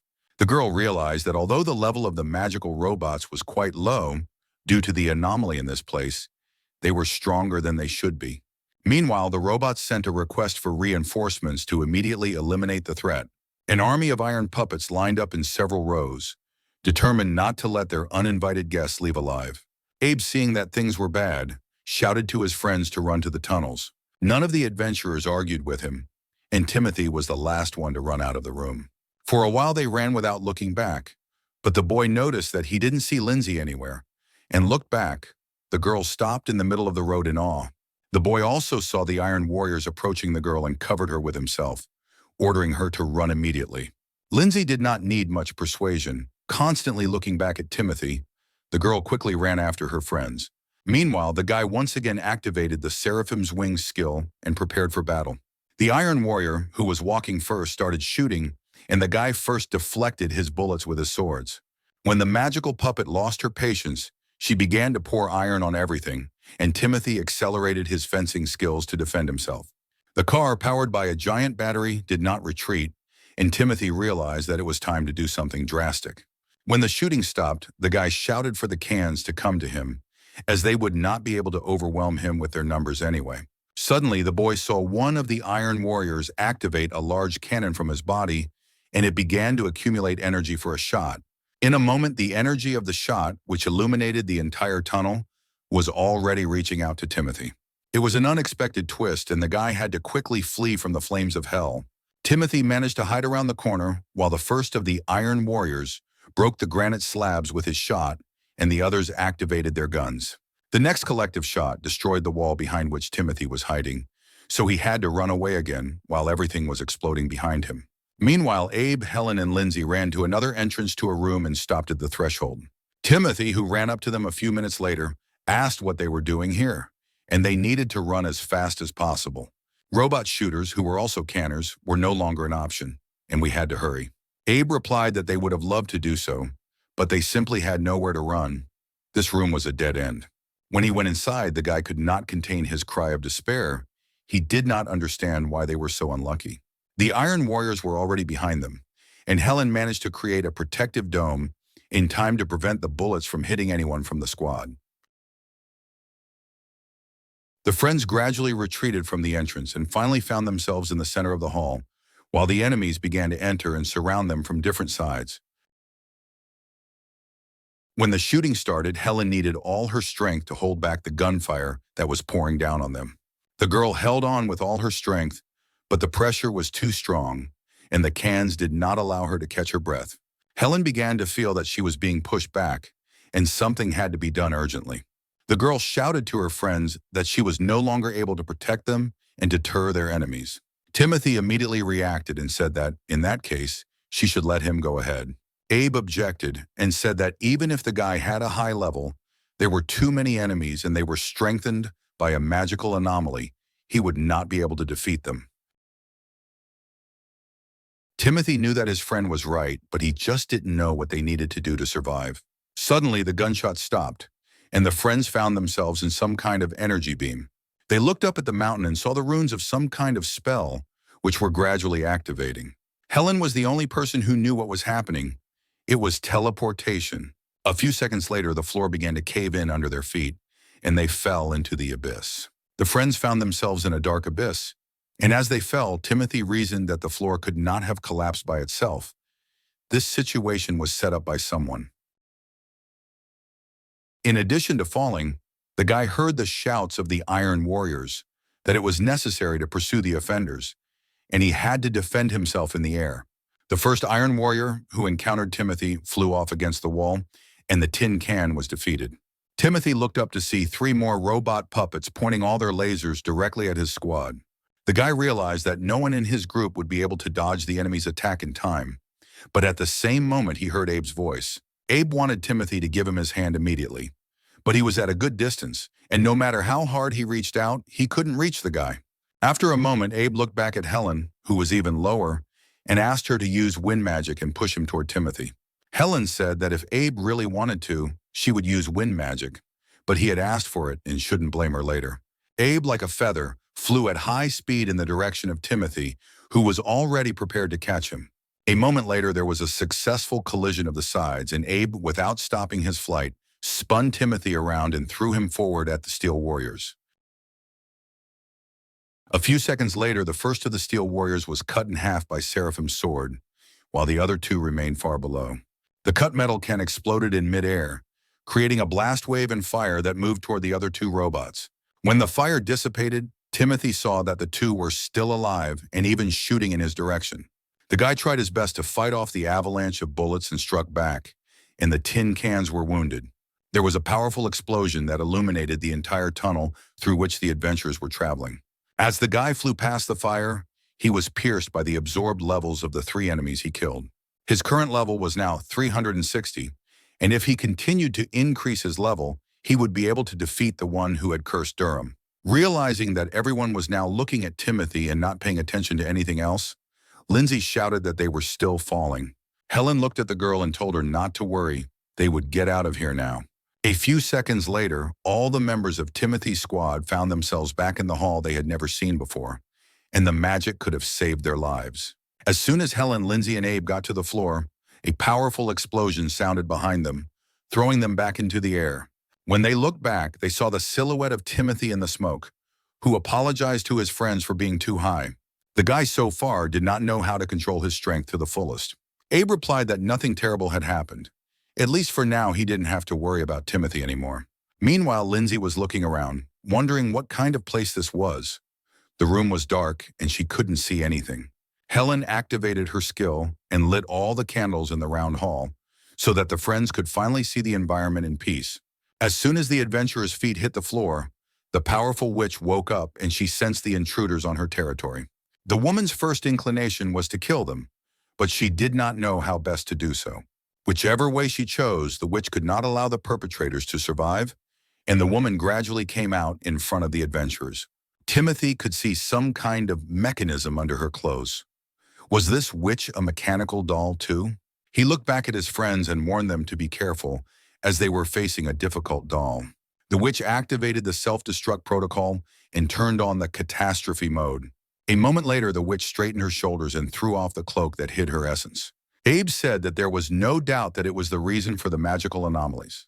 After examining his opponent, the guy realized that this monster with too high a level, this broken wisdom, was of the 400th level. 30 years ago, a witch was sitting on the bank of a river when suddenly she saw a wicker basket in the water and pulled it out.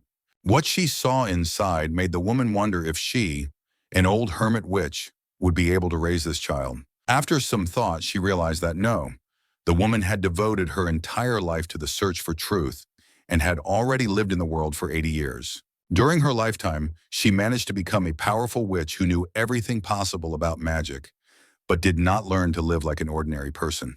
Rejecting everything worldly, she began to follow only one path, like an old fool. She couldn't understand why the child's parents left her alone. If she left the baby too, it might die because of hungry wild animals. Pausing, she said that this was probably the fate of this child, but in response she heard please. She was touched by the fact that such a small child was able to say something, and it turned out that the child was polite. And yet she could not imagine what a child would grow up to be, whose mother would be an old hermit witch.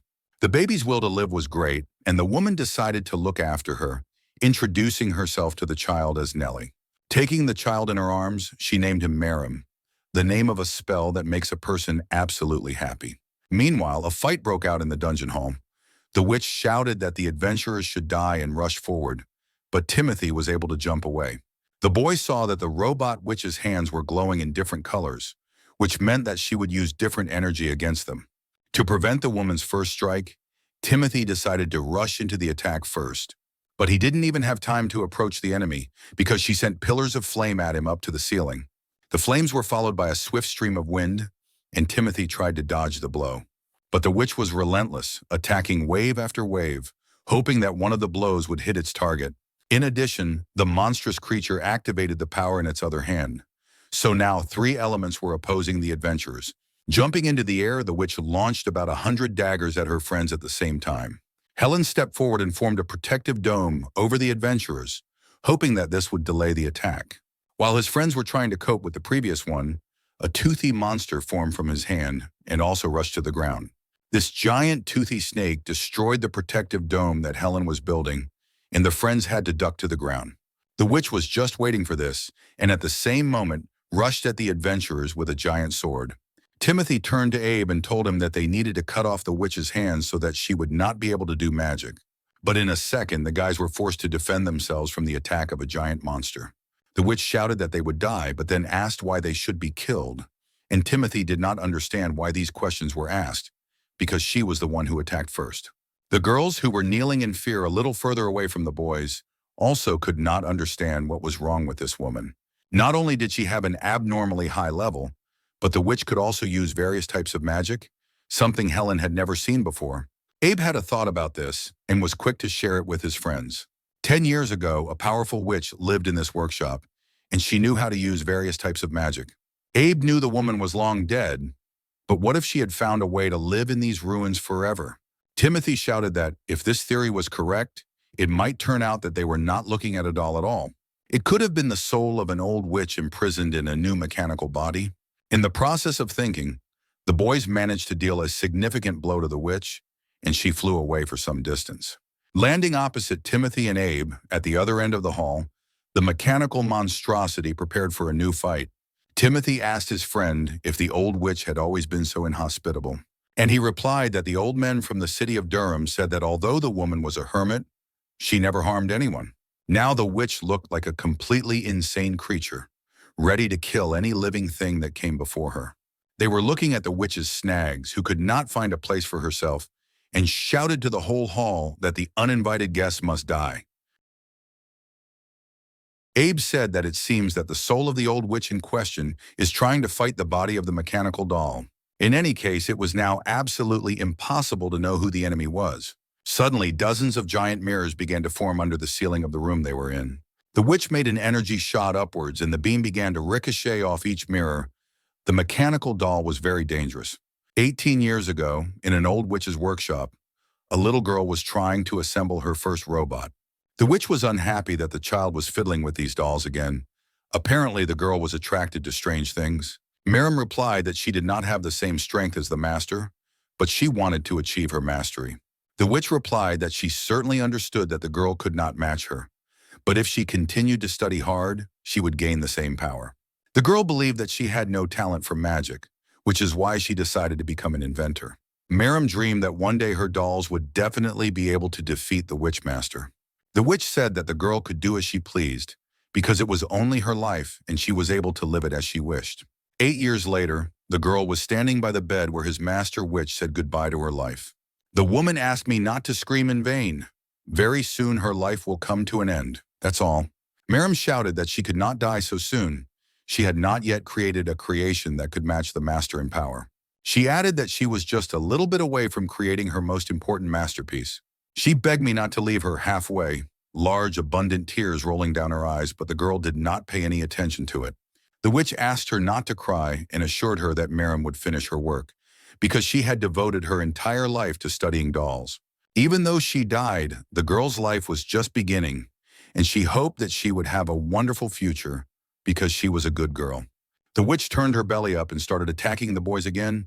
She was running fast right at them. Turning at the last second, she found herself face to face across from Lindsay. Timothy, seeing this, called out to the girl in warning, but it was too late. One of the witch's arms flew up, generating another stream of energy to attack. Timothy had never run so fast in his life, and the entire impact of the doll fell on the boy, who covered the girl with his body. Without letting go of Lindsay, he flew away from the witch, breaking the magic mirrors. When the movement stopped, Timothy was left lying on the floor, unable to move from the pain. When Helen and Abe saw this picture, they became very excited, and the girl immediately rushed to help, despite the fact that the boy stopped her. Helen quickly ran up to one of the magic mirrors and pierced it with her hand. At the same second, the girl's body was thrown into the air and carried away by the blast wave from the epicenter of the fight. Abe watched with indescribable horror as Helen flew unconscious across the room, losing her hat. While he was distracted, the witch took advantage of this and approached the boy, about to attack. For Abe, what happened next was like ping pong. Only he was the ball, and the witch was running around the room, knocking the wind out of him. The boy felt firsthand how fast this witch was. Her hands never stopped for a second. When Abe saw the doll attacking again, he wondered how much longer he could dodge the blows.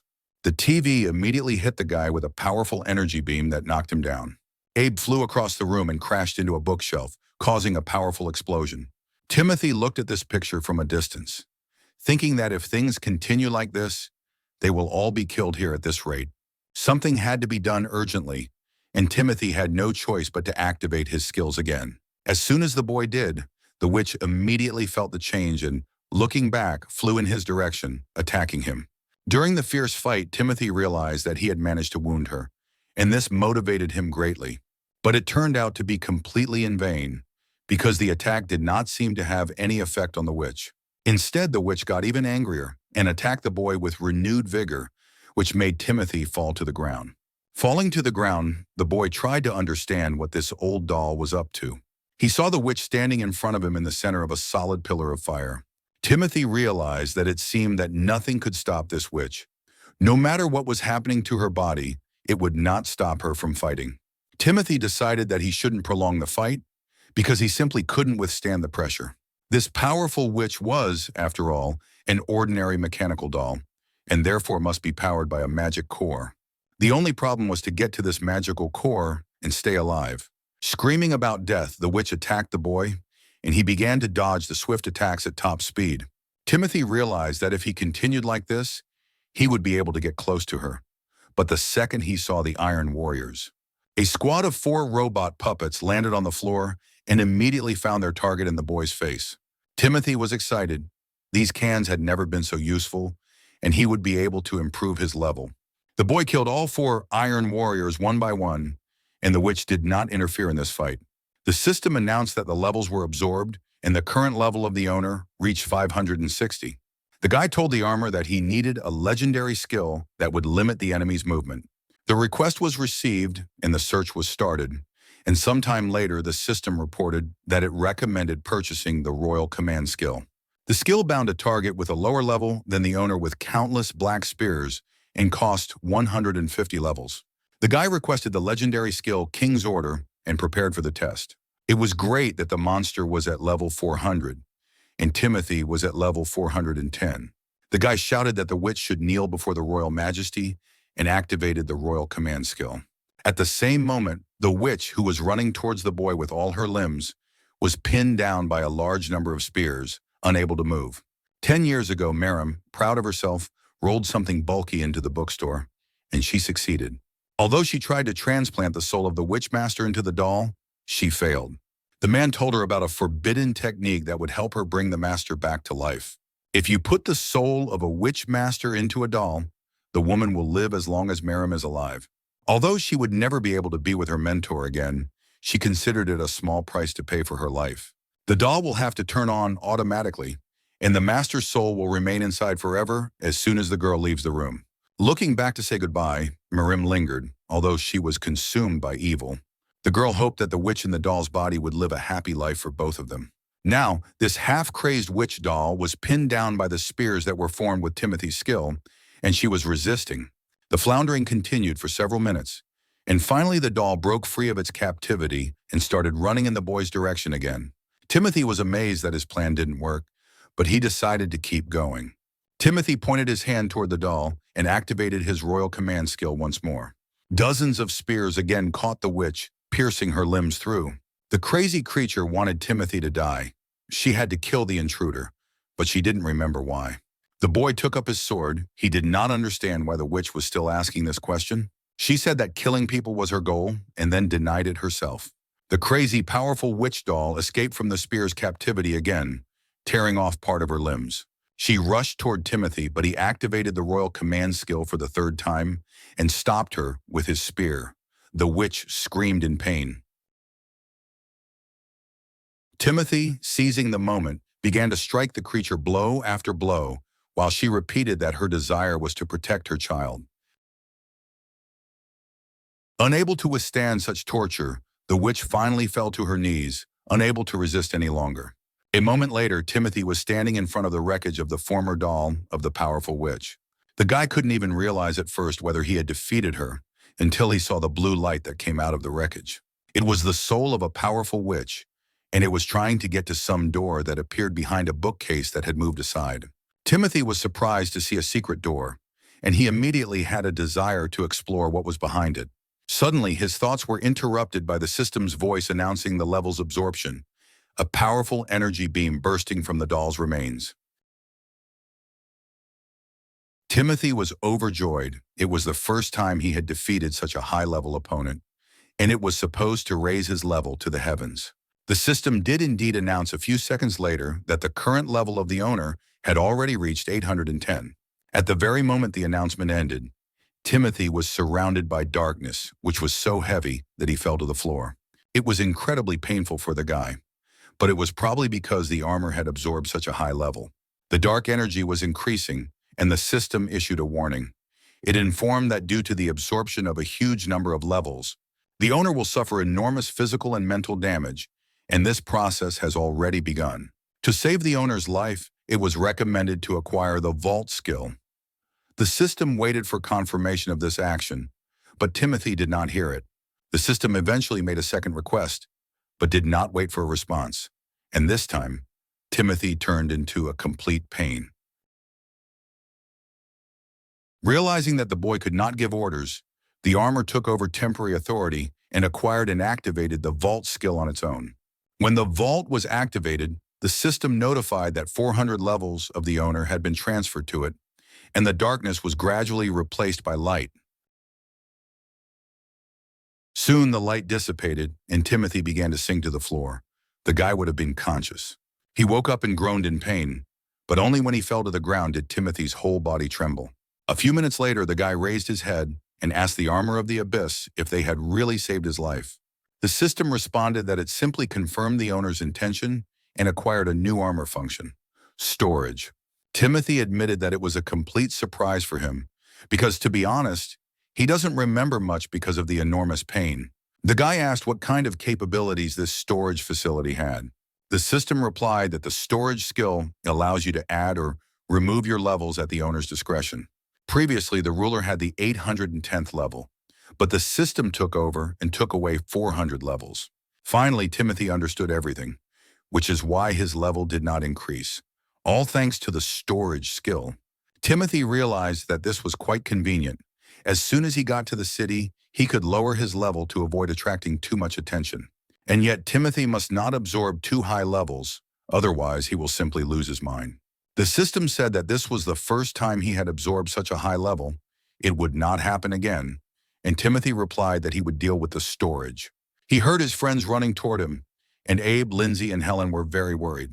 They started asking if he was okay because they heard Timothy screaming, and the guy said not to worry, that everything was fine now. The most important thing for him was that they remained safe and sound. The friends smiled at each other and clashed fists. The mission was accomplished. Suddenly, Timothy remembered that after he overcame the old doll, a ball of light flew out of its body. Abe wondered if it could be the soul of an old witch, and the boy asked what happened next. Timothy replied that this so-called soul of the old witch had opened a secret door behind the bookcase. Lindsay looked at this door with admiration. She asked if they would go there. Helen replied that of course, but if the old witch's soul was still there, behind this door, their band of adventurers may be in serious danger. A group of friends led by Timothy began to approach the mysterious door. Taking hold of the handle, Timothy announced that he would open the door in the next second, and everyone had to get ready. Amazed, the friends saw an incredibly beautiful lawn with a neat little house in the middle of it. Timothy didn't understand what kind of place it was, because they were like deep underground, and here was some kind of Eden. Abe replied that it seems this space was created with the help of an old witch's magic. Helen was also amazed. She had never seen anything like it in her life. The old witch was actually a powerful sorceress. Lindsay alone was turning her head, trying to find the place where the ball of light Timothy had mentioned had gone. The only place to hide was that house in front of us. Suddenly, something very fast rushed outside through the roof of the house, breaking it. 2 seconds later, a robot with a sword for a hand landed on the ground right in front of them. Timothy got ready. He believed that he had a new opponent, but the robot told the guy to immediately put away his weapon. Showing his sword instead of his hand, the robot said that it was not a toy at all, and it was better not to swing it. Timothy noticed that the robot also has a sword and walks around with it. But the robot replied that it would lose part of its arm if it could. In the end, the newcomer threw the jokes aside and said that she actually had to thank them. The robot called itself Nellie and, officially on behalf of the old witch who had settled in these ruins, thanked him once again for saving her soul. She added that she would never have thought that a witch like her would be able to live so long. The witch said that this terrible mechanical doll, which her friends had defeated, had held her soul for many years. As soon as the boy and his team destroyed the doll, she woke up in this new body, and finally her will was not being oppressed. Abe admitted that he thought so. The witch's consciousness was clouded by negative energy, and Lindsay asked why the witch's soul had not found peace. The witch replied that after the destruction of her old body, her soul found refuge in this old doll. Logically, she really should have found peace and finally left this world. But this immature boy used a forbidden magic technique on her. Helen, disbelieving, even asked what kind of forbidden magic technique they were talking about. Timothy was also very curious to find out what the powerful witch meant, and it was more pleasant to talk to her now than the previous time. The witch replied that this was a list of spells that had been rejected by the wise men and were forbidden to be used by anyone. In the wizarding community, the use of these techniques is a real taboo because of their dangerous consequences. Timothy asked what this unknown guy had done to her soul. The witch replied that a forbidden technique number 95 was used on her, a soul seeking rest in another's body. Because of this technique, no matter what efforts the adventurers make to destroy her body, its soul will always find another shell to continue its existence.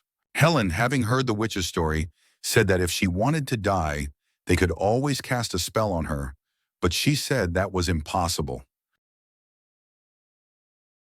The witch said that her soul could only be freed by the one who had put this forbidden technique on her. Helen wondered if even a powerful witch like her could not free herself from this technique, but it was a sad truth. She replied that the person who had cast the spell on her knew that she would try to free herself and did everything to make sure that no one but him could do it. Helen did not back down. She was curious to know who had used such a powerful forbidden technique against the powerful witch. The robot witch, with her hand over her face, said that this person was her student Marim. Marim could not accept her death and decided to take this desperate step. That's why she used this forbidden technique. No one dares to disturb the natural course of things. The dead cannot be brought back to life. The witch thought this act was surprisingly stupid. She wanted the girl to live her life in happiness, but she chose a different path. In any case, she wanted to deal with this girl herself and teach her a lesson in her new body. For now, the problem was different, and Timothy asked what exactly the woman meant. Miriam was not smart enough to master such a complex magic technique, and she never taught her such things. The girl made a deal with a wizard who helped imprison her soul, and Miriam enslaved her and forced her to create the strongest war dolls for him. As far as she remembered, the sorcerer's name was Damon Fortin, and as soon as the name was spoken, a stranger teleported to the clearing. Damon said that the Wizard's Lodge expels strong magicians who use such techniques, but he thought it was nonsense. The forbidden techniques are wonderful. They have helped many people live happily. In the hands of such magicians is the power of God himself. Damon waved his staff and looked haughtily at everyone present. He said that this is why he teaches forbidden magical techniques to anyone who needs them. The powerful witch rushed to the sorcerer, trying to shut him up. She said that Damon is a very power-hungry person. He broke into her monastery. He took everything from her, her disciple and her soul. She will make him go through the same hell. Turning to the mechanical dolls, the witch ordered them to kill the intruder in the person of Damon Fortin. But her spell was powerless against the sorcerer, and with a single wave of his staff, the boy bound all the metal cans that appeared on the lawn. The guy saw the reaction of others, and therefore, he began to boast of his strength even more, laughing out loud. In a moment, all the Iron Warriors were scattered into pieces around Damon. The boy looked at his friends in the robot witch and said that the jokes were over for now. Closing his eyes and smiling, Damon Fortin turned to the witch Nellie and asked for permission to kill her. The powerful witch Nellie asked if Damon had really decided to kill her, if he didn't realize that it was impossible to do so because of the forbidden magic. Damon laughed and replied that of course he knew, but that was why he helped Marim put the spell on her. The robot witch lit up everything with lightning and anger, and only a spellcaster could remove the forbidden equipment from the victim. Simply put, the only person who can kill her is Damon. The sorcerer laughed out loud. He was enjoying this moment. The witch was right, only he could free her soul from this tin can. The boy was torn apart by the realization of his greatness and cunning, and it was he who showed the witch all the charm of the forbidden technique. Damon pointed his staff at the witch. He was going to destroy the body of her mechanical doll. As soon as he does, the soul of the powerful witch Nellie will leave this world forever. Nellie couldn't understand why the guy would do this. He could have broken into her home at any time, but why he came now? Damon replied that this was indeed a very good question. In fact, he did not want to kill her, but the situation had changed in 10 years. That's because right now the guy was on the verge of fulfilling his cherished dream. To get the desired result, Damon must make a very big sacrifice. And this victim was to be the entire southern capital of Durham. Damon stuck out his long tongue, laughing. He could already imagine all these buildings, each with people living in them, who would become the backbone of his goal. The guy said that people still remembered Nellie and only a powerful witch like her could stop him. He wouldn't want people who remembered her kindness to come to the workshop and beg for help. It would be easier to just kill her. Timothy, just in case, asked if Damon had really sent those monsters to the city, and the guy answered in the affirmative. At the same second, Timothy activated his powers and, saying that he had finally found the bastard, rushed to attack. Damon met the boy's blow with a smile, and the boy was able to defend himself with a staff. Timothy's pressure was very strong, so Damon had to jump to a safe distance. Timothy said he didn't know all the reasons, but he didn't really care, and he wouldn't allow Durham to be destroyed for selfish reasons. He was going to kill the arrogant sorcerer personally and promised him to do so. Timothy was at level 410, and Damon was at level 500, and the latter was very curious how the guy would manage to do it. Until that moment, Damon believed that only Nellie could stop him, but he hadn't seen adventurers of such a high level in these parts for a long time. Timothy rushed to the attack, but Damon said that killing the boy was not part of his plans, although at the same time, the arrogant sorcerer considered it a great fortune that this particular boy was here. Because now he had a chance to deal with the two elements that irritated him the most, he struck his first blow. The blow was so strong that Timothy lost his balance, flew backwards, and fell helplessly on the lawn. Damon looked at the boy, who was trying to relieve the pain in his chest, and said that he should be happy he would give the boy a quick death. Suddenly, the figures of Helen and Abe appeared behind Damon, and when the boy looked back in surprise, Abe said that he shouldn't forget about them. Looking at his friends, Damon admitted that he was not ready to fight so many enemies, and having created a teleporter, said goodbye to everyone. Nellie ran up to him and asked if he was running away, and Damon replied that he wasn't running away from her. He simply did not want to be late for the bloody feast, so the sorcerer stepped into the teleporter. Looking back at Timothy's squad, Damon said that if they really wanted to defend the city, he advised them to speed up. The teleporter had already gone out, but the friends continued to hear words that at that very moment, Damon's subordinates had already begun killing the people of Durham. Meanwhile, Durham was as crowded as ever, and the city was bustling with life. Damon watched the residents from the highest point in the city, and he knew that everything would change soon.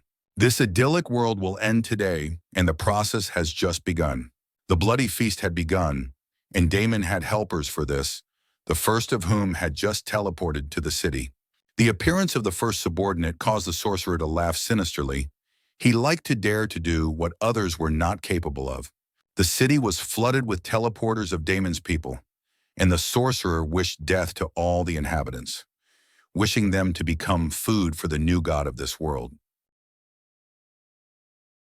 The moment the senseless bloodshed began in Durham, the magical core inside the witch Nellie cracked. Feeling some changes inside her, the robot witch leaned on one knee, and Timothy asked what was wrong. The witch replied that her friends need not worry. It seems that before leaving, Damon had modified the forbidden magic technique. Timothy tried to continue her thought, which meant that in the event of a situation where the witch's body broke down, Nellie replied that if her body was damaged, she would simply die in this world forever. But to be honest, she didn't care about that. She had already died once, so death didn't scare her, but a scary doll was different. When she was imprisoned in this terrible doll, she could not leave the confines of her studio, and her mind was clouded. Now everything was different. She was free and could finally leave this place because her body was not subject to the old restrictions. What Damon said was important, and the woman drew her friend's attention to these words, asking if they remembered them. Lindsay said that this sorcerer was going to kill all the inhabitants of Durham to achieve his dream. Timothy asked the witch if it was true, and the woman replied that she didn't think Damon was lying at all.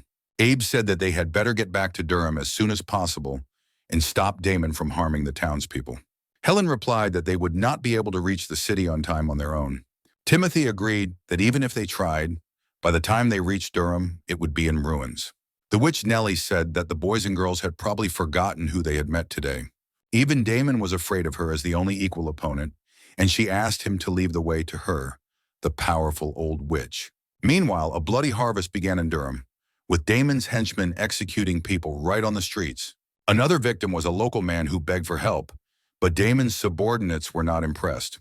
Looking at the sorcerers standing over him, the man begged them not to do it, swearing that he would do anything to survive. Melissa was in the Timothy's Guild building at the time, and she heard the man's terrible dying cry and looked out the window.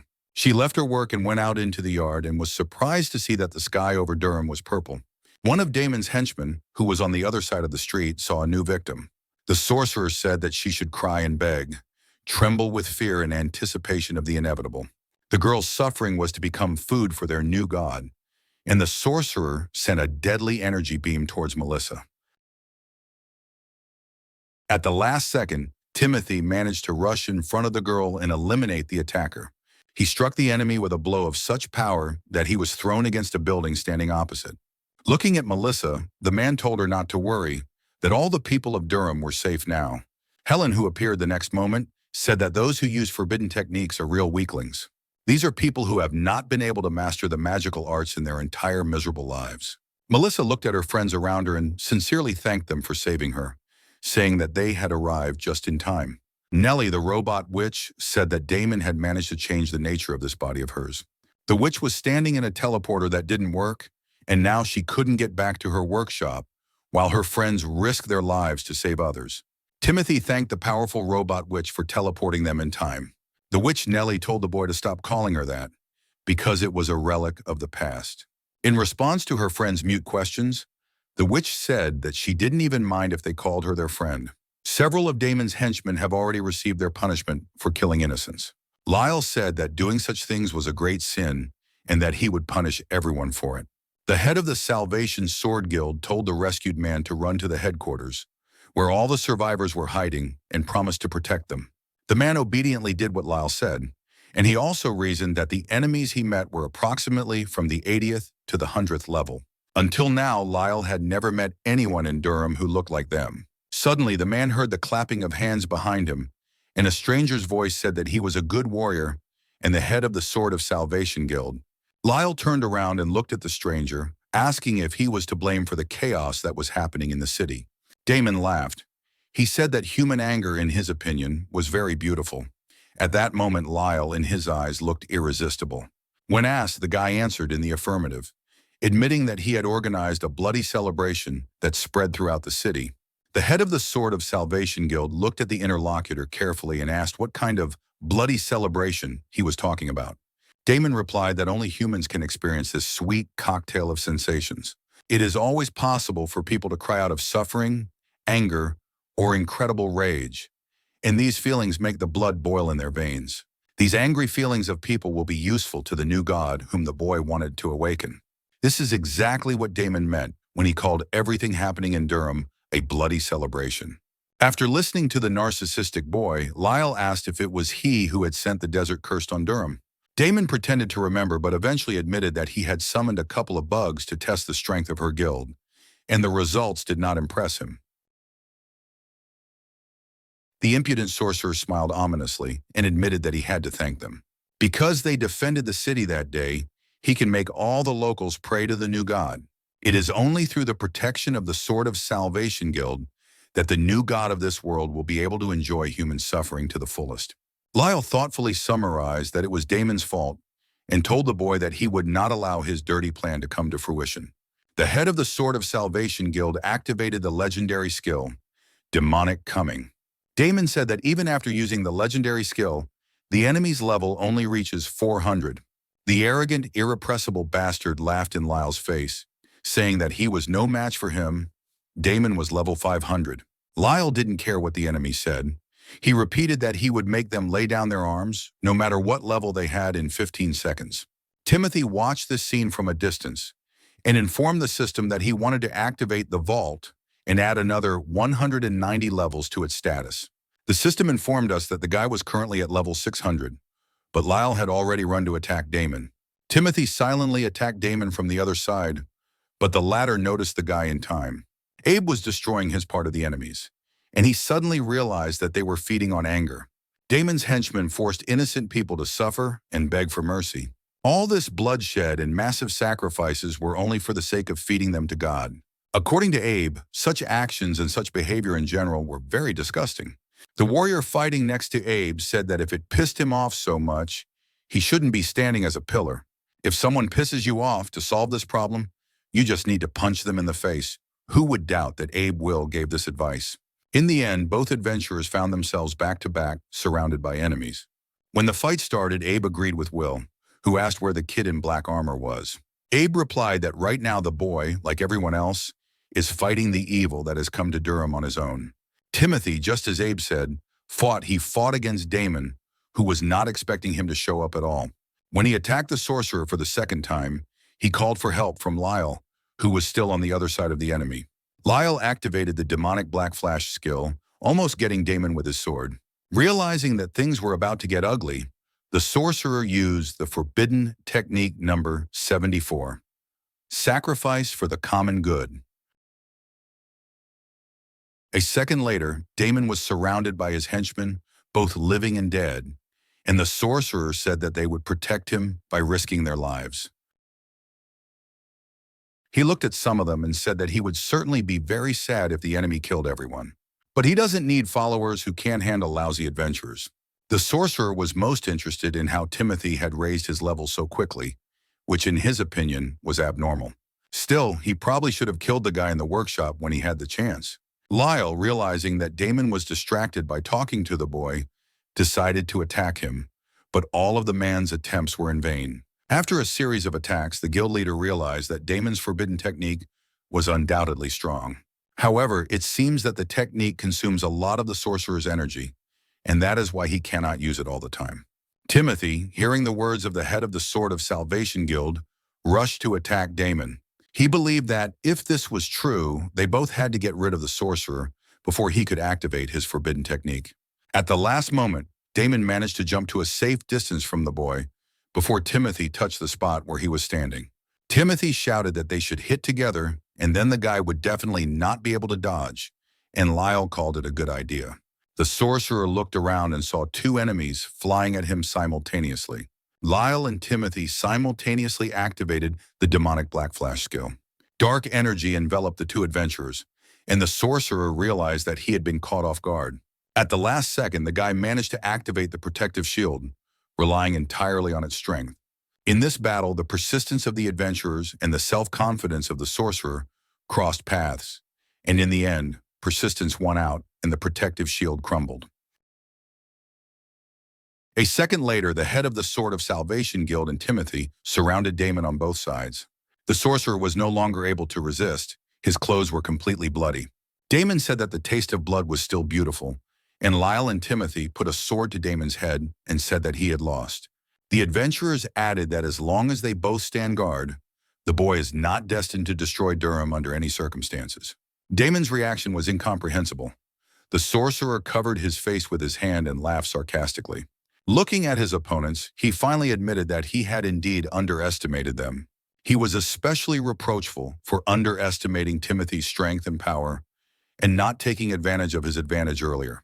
The street where the fight took place was completely empty with damaged buildings, and the echoes of the words of confession of defeat echoed off the walls. The sorcerer began to cry out that he had not offered enough sacrifices to awaken the new god, but it was far from over.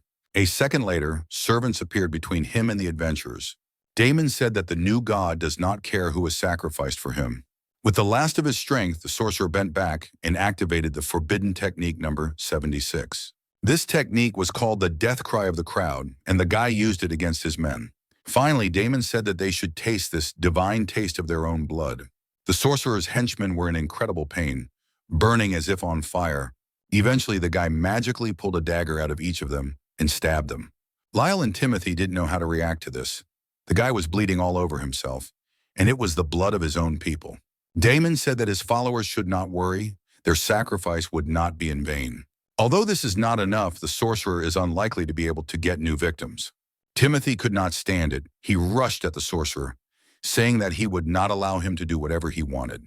Damon got to his feet and said that the guy was really fast, but it was too late for him. From that moment on, Timothy responded to any attack by laughing, not even intending to engage in a fight. The demon was in anticipation of something extremely beautiful for himself. He said that the time had come. Lyle and Timothy must suffer and beg for mercy, merging into one for the sake of their new god. At the same second, blood began to rise to the sky from the bodies of murdered civilians all over the city. All the blood flowed through the air to Damon and his staff, and the sorcerer said that God could taste his blood as well. If the new god needed Damon's flesh and blood, the sorcerer was ready to give him anything he wanted. Finally, the staff Damon was holding began to gradually open, revealing that there was a red stone inside the petals, at the tip. The sorcerer was delighted, for here was the ripe fruit of suffering and human sorrow. The name of this stone was blood crystal, and the sorcerer stuck his tongue out of his mouth with a smile. Damon raised his hand with the crystal and shouted that no one in this city could stop him now.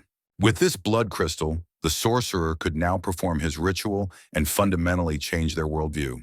Damon laughed an ominous laugh that the world would finally meet its new god.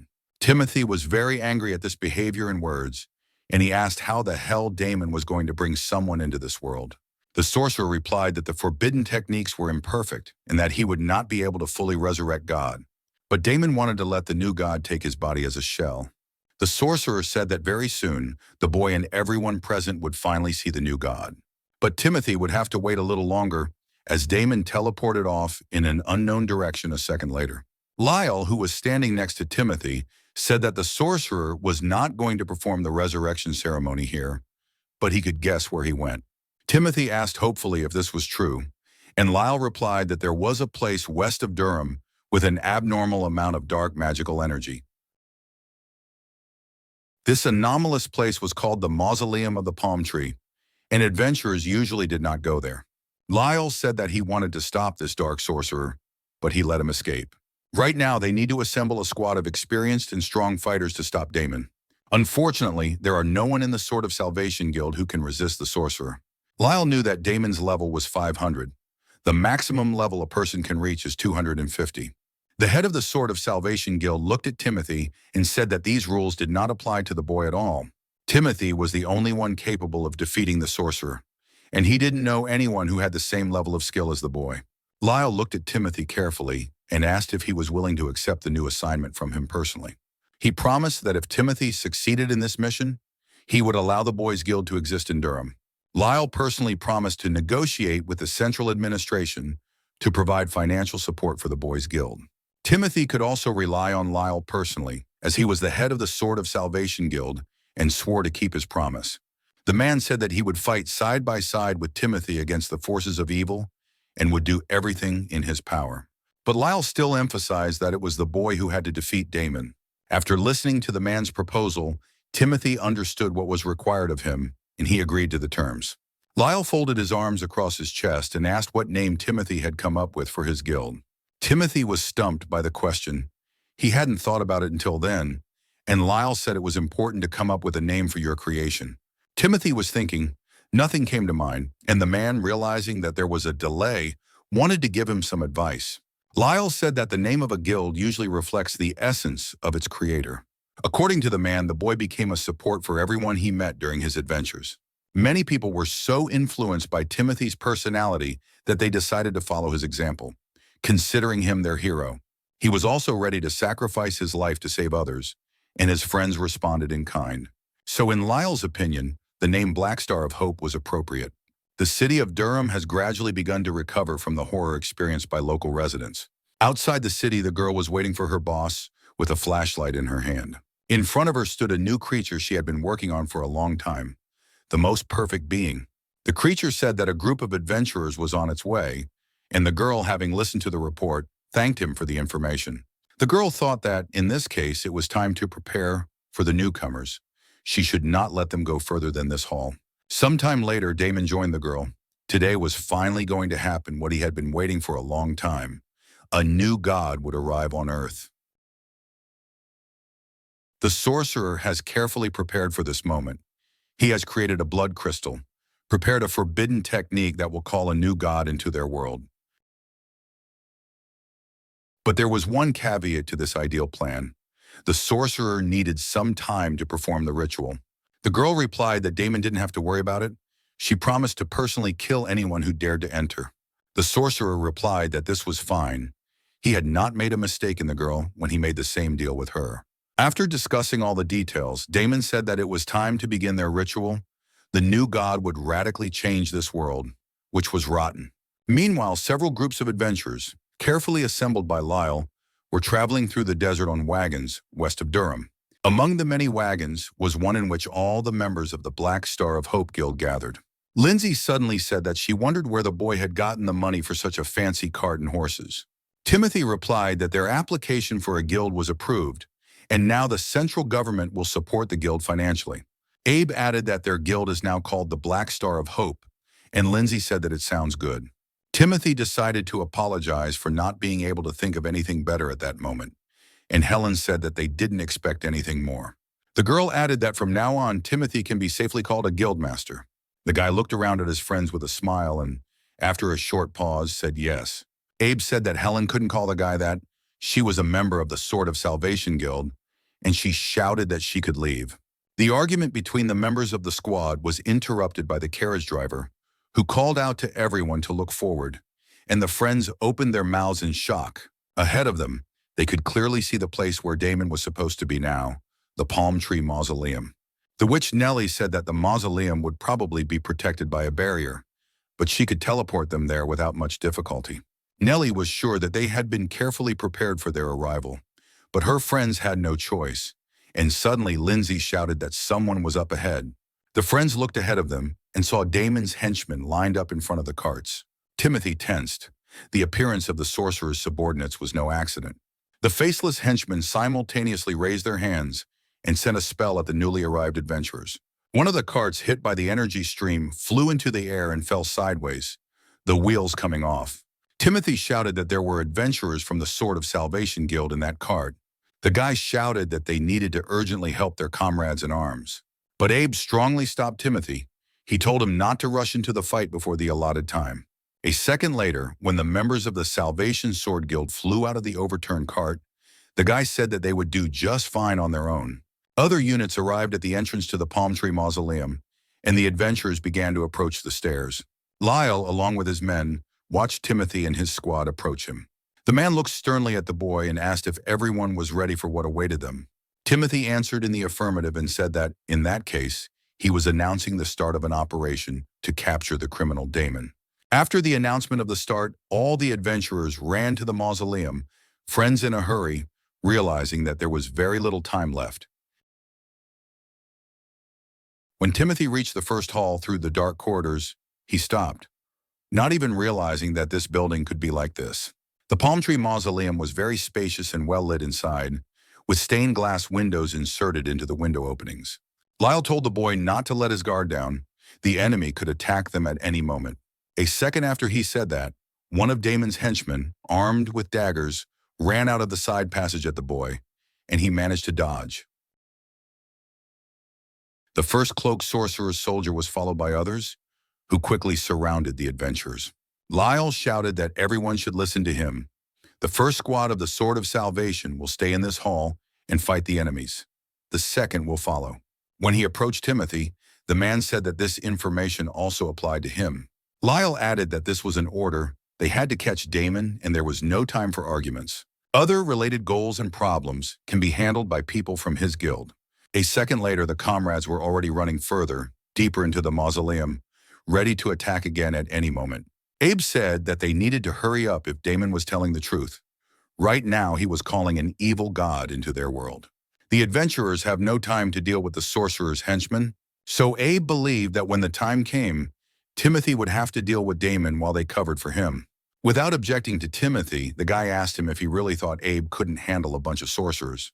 Timothy replied that Abe had misunderstood him, he hadn't said that, and that's where the guys agreed. Finally, Abe said that he counts on Timothy as his guildmaster. A second later, the adventurers saw 4 more of Damon's minions advancing on them. Lindsay looked back and shouted that there were enemies behind her, and there was no end to them. Without looking back and without stopping his run, Lyle shouted that he was leaving these candidates for death at the mercy of Will. The adventurer was even happy about this decision. Seeing a delay among the enemies, he said that they would not overcome him alone with their numbers. A few of Damon's henchmen nevertheless dared to confront Timothy, who was rushing at them like a speeding train. Damon scattered his opponents like pins on opposite sides of him. The system informed me that the level of the henchmen was impossible to absorb, all because of the dark magic that the sorcerer had cast on these people. Timothy shouted that it didn't matter at all, that his level was enough to overcome Damon. Looking back, the boy shouted to Lyle that the path was clear for him. The head of the Sword of Salvation Guild rushed forward, but at the same second, the wall next to him shattered, and the man saw the claws of a monster in front of him. Lyle stopped. The desert-cursed man was looking at him, and the man said that they hadn't seen each other for a long time.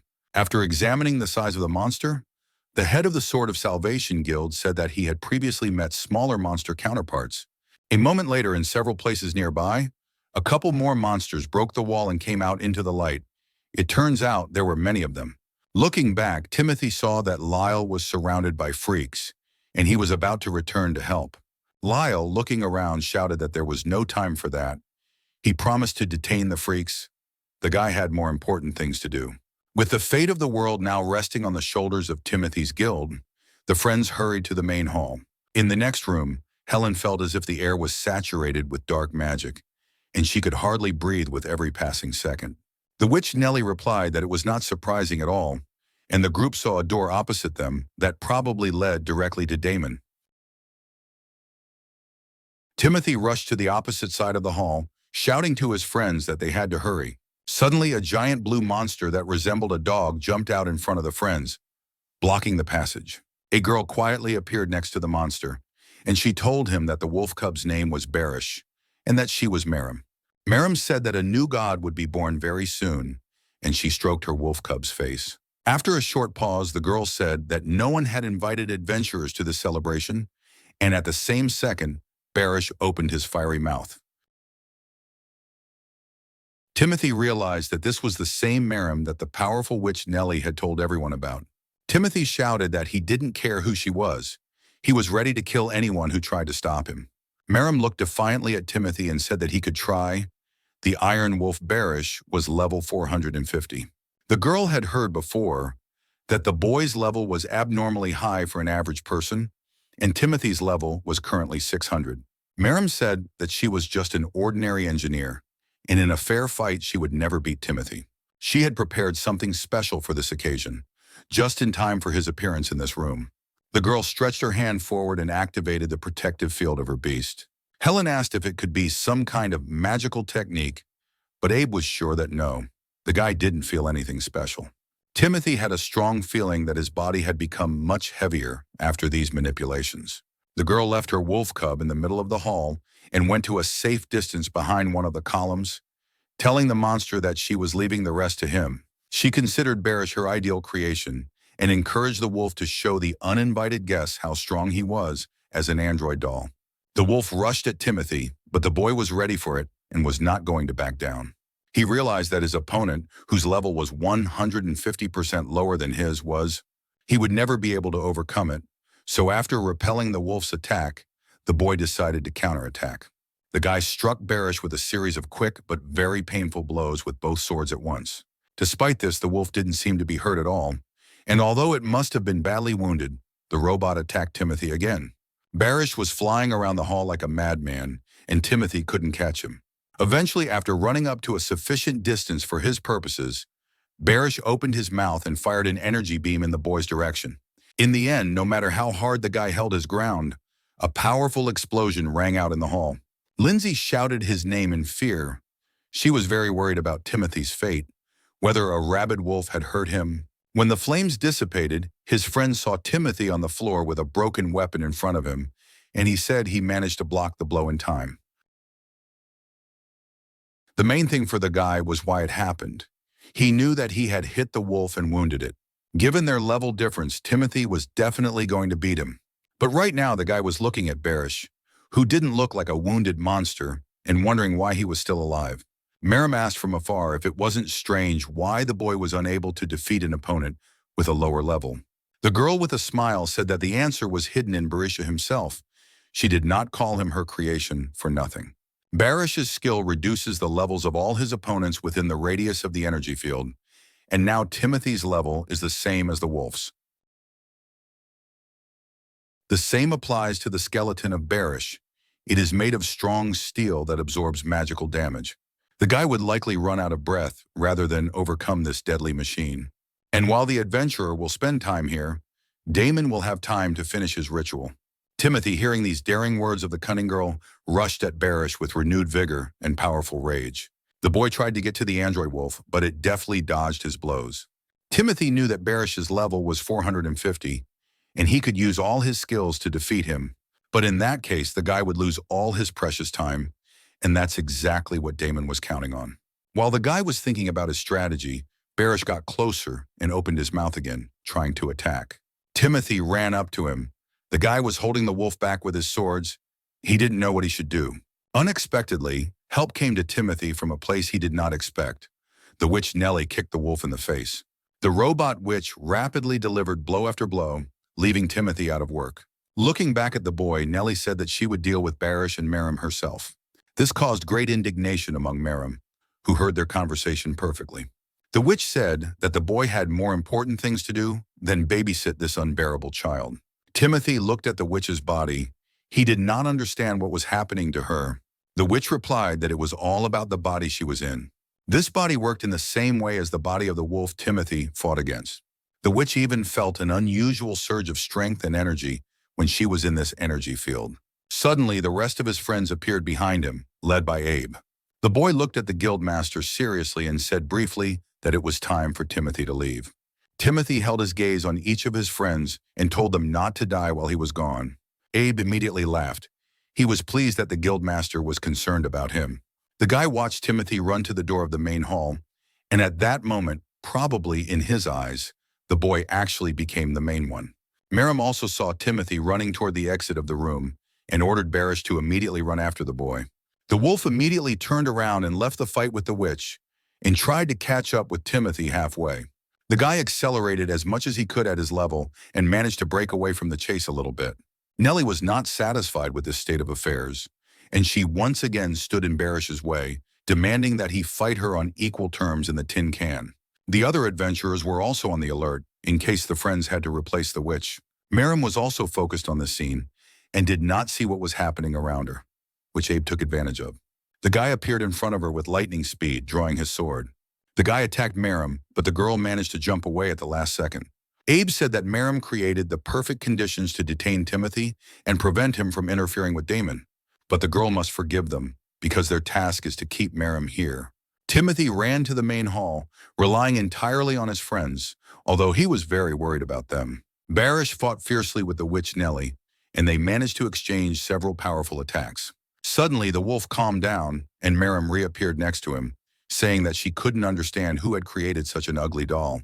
Merrim noted that she had created such flimsy dolls in her previous life. The girl was burning with anger. She said that the mere sight of her opponent irritated her. Nellie, the robot witch, replied that the girl was right. She had created this doll. Merrim didn't understand what her opponent was saying. She could create dolls like Nellie, up to the level of 150, and they had no intelligence. Her opponent could talk and fight calmly, and Nellie replied that the girl was quite right. But she added that if the soul of an old witch were to move into such a useless doll someday.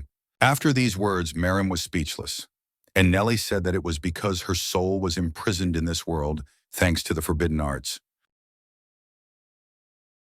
Merrim stared at her opponent with all her eyes. She could not believe that she was seeing a master witch in this hall.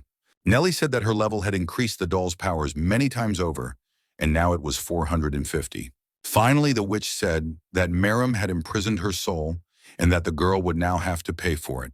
Finally, the girl managed to squeeze out a few words, stuttering, and asked if it was really a master witch. Nellie told Merrim that the reason she was in the room was obvious. One stupid girl needed to be taught something. Merrim asked why Nellie was trying to teach her a lesson. The girl just wanted to save the master, that's all.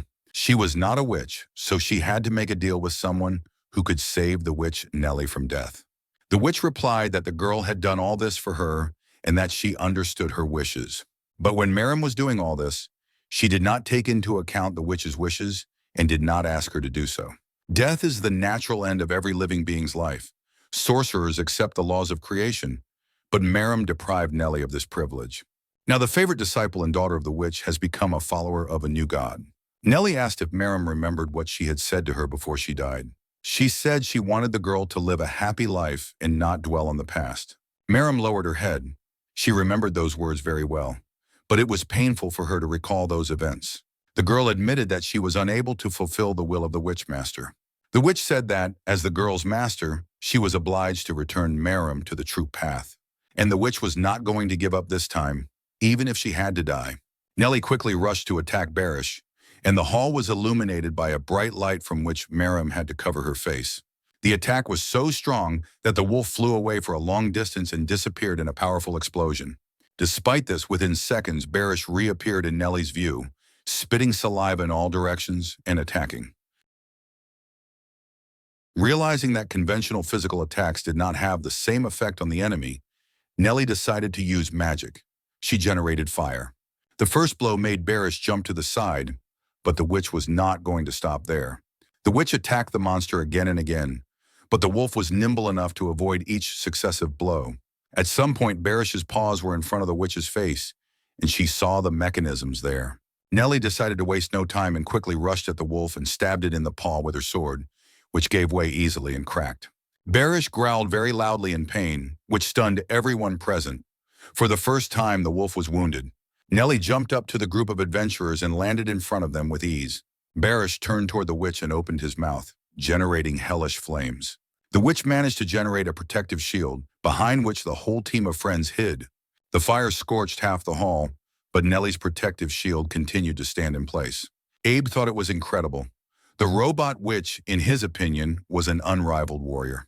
But the boy stopped talking in mid-sentence because he saw that the shell in which Nellie's soul was kept began to crack. The witch said that this was the #1 forbidden technique, which was called I am the family of destruction. This technique was once the last to be invented, but its essence remained quite simple. Now the witch's level will rise until she dies. At the moment, the witch has damaged the mechanism of this wolf cub, and its ability will not work in this case. It is difficult to resist an enemy who is constantly raising his level in exchange for his life. Now finally, Nellie's life will come to its logical conclusion. The witch said that in the last moments of her life she was going to teach the girl a lesson, and that Merrim would remember this lesson forever. Nellie says she'll deal with the wolf cub herself, and Abe and Helen have to stop Merrim. The guy shouted that he understood and ran forward, Helen hurrying after him. Both adventurers attacked the girl, leaving her no room for maneuver. Merrim's attention was focused on her witchmaster, and she had never worried about anyone in her life as much as she did about Nellie. The witch said that every masterpiece has its flaws, which means that they will definitely be able to defeat this wolf. The witch saw Lindsay running toward Barish from the other side, and she was of the same opinion as Nellie, so she wasn't going to sit idly by. Lindsay activated her lightning strike skill, Thunderbolt, and slashed her sword at Barish's paw. The wolf howled in pain. This wound was even worse than the previous one. The whole hall was illuminated by lightning.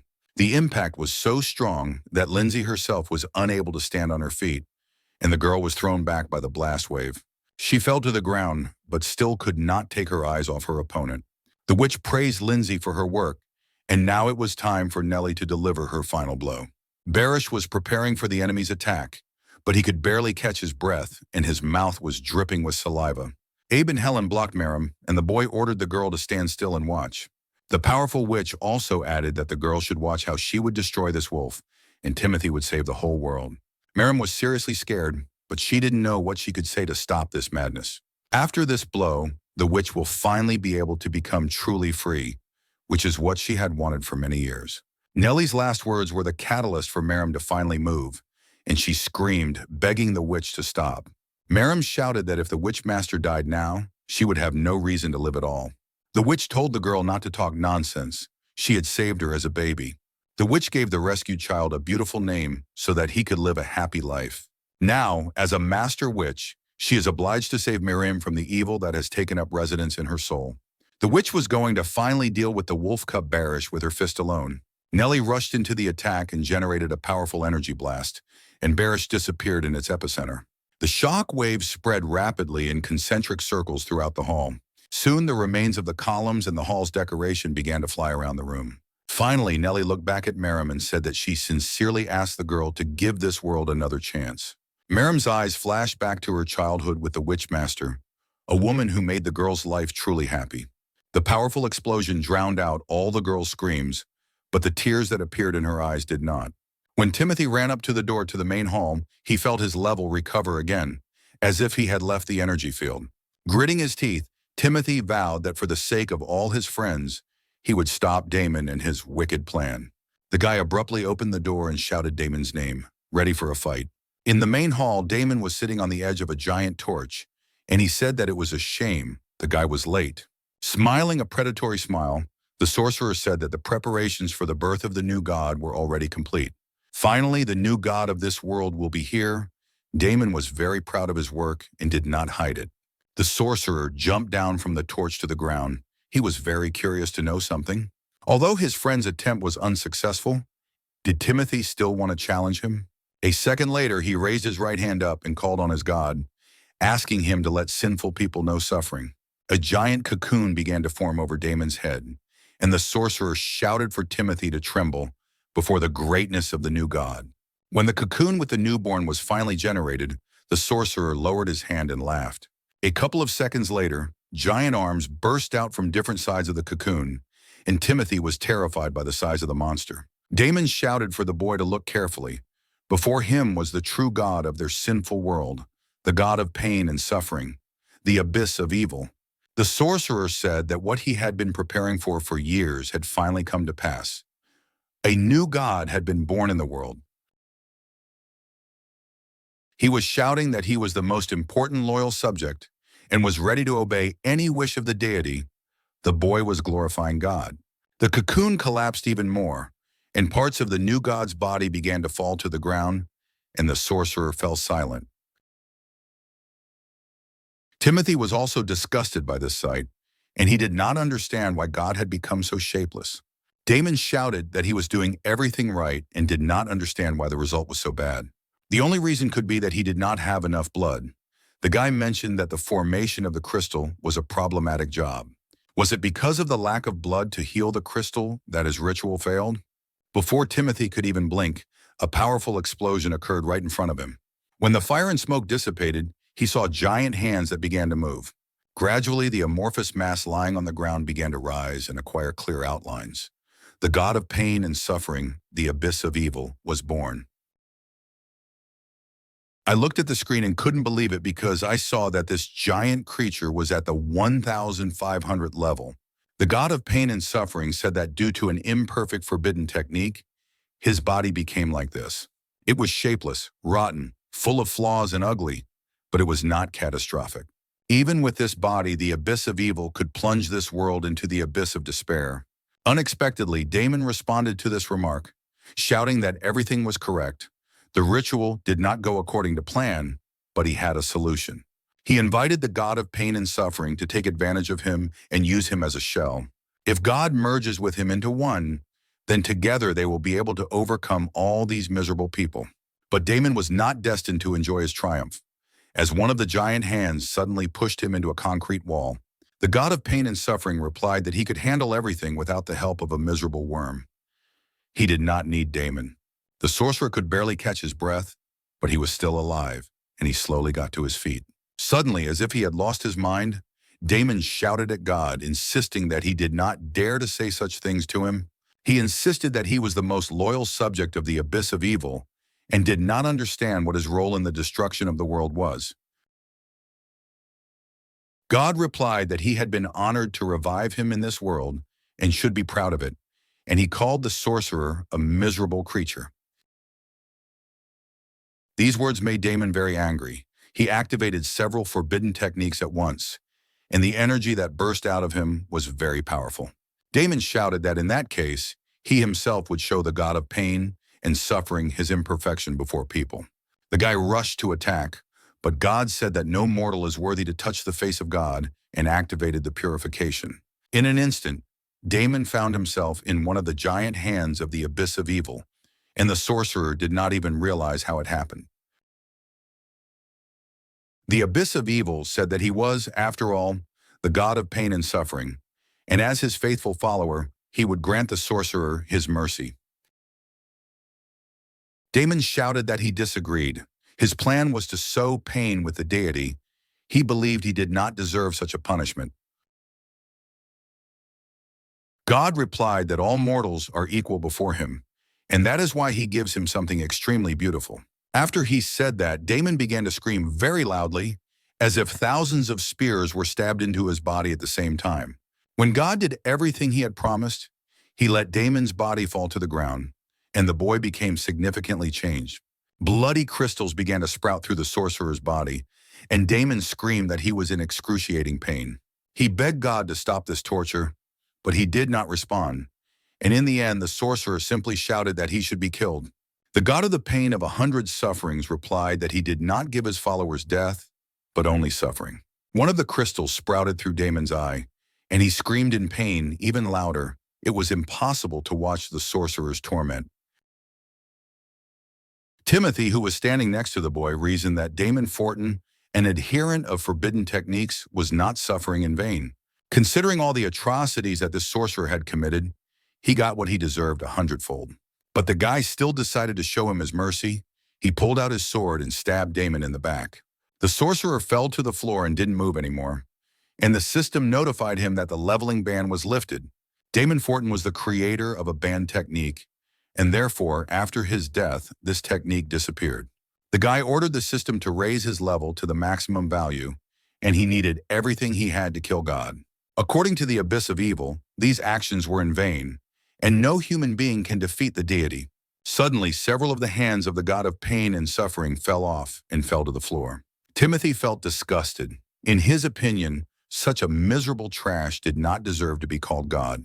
The main hall of the mausoleum was illuminated by a bright light. The system said that Damon's level was absorbed. The vault was at 500. The total level was 710. The system also recommended a skill and a weapon to defeat God, the skill costing nothing and the sword costing 400 levels. After reading the descriptions, Timothy realized that divine ascension and divine eclipse were what he needed. The boy was confused that the skill was worthless. Meanwhile, God said that in his perfect likeness, he was a horror who brought pain and suffering to people.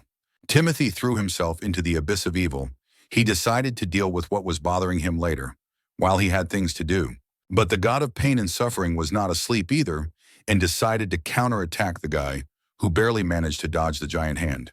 The system notified me that the request for the divine ascension was not mandatory, and the request for the divine eclipse had to be approved.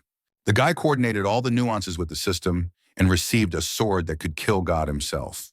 Timothy hit the god of pain and suffering on one of his arms, and it seems that his attack this time was successful. Despite the significant difference in their levels, the guy managed to deprive the abyss of evil of a little bit of arrogance. With this sword, the boy can cut the flesh of the god of pain and suffering into small pieces.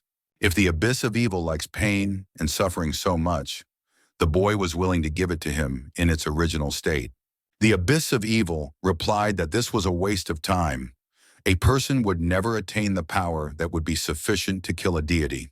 Humans were created to glorify the gods, and the gods, in turn, give them their mercy or cruelty, and the opposite is not true. Timothy, standing in front of the bloodthirsty monster, calmly replied that they could check it out now.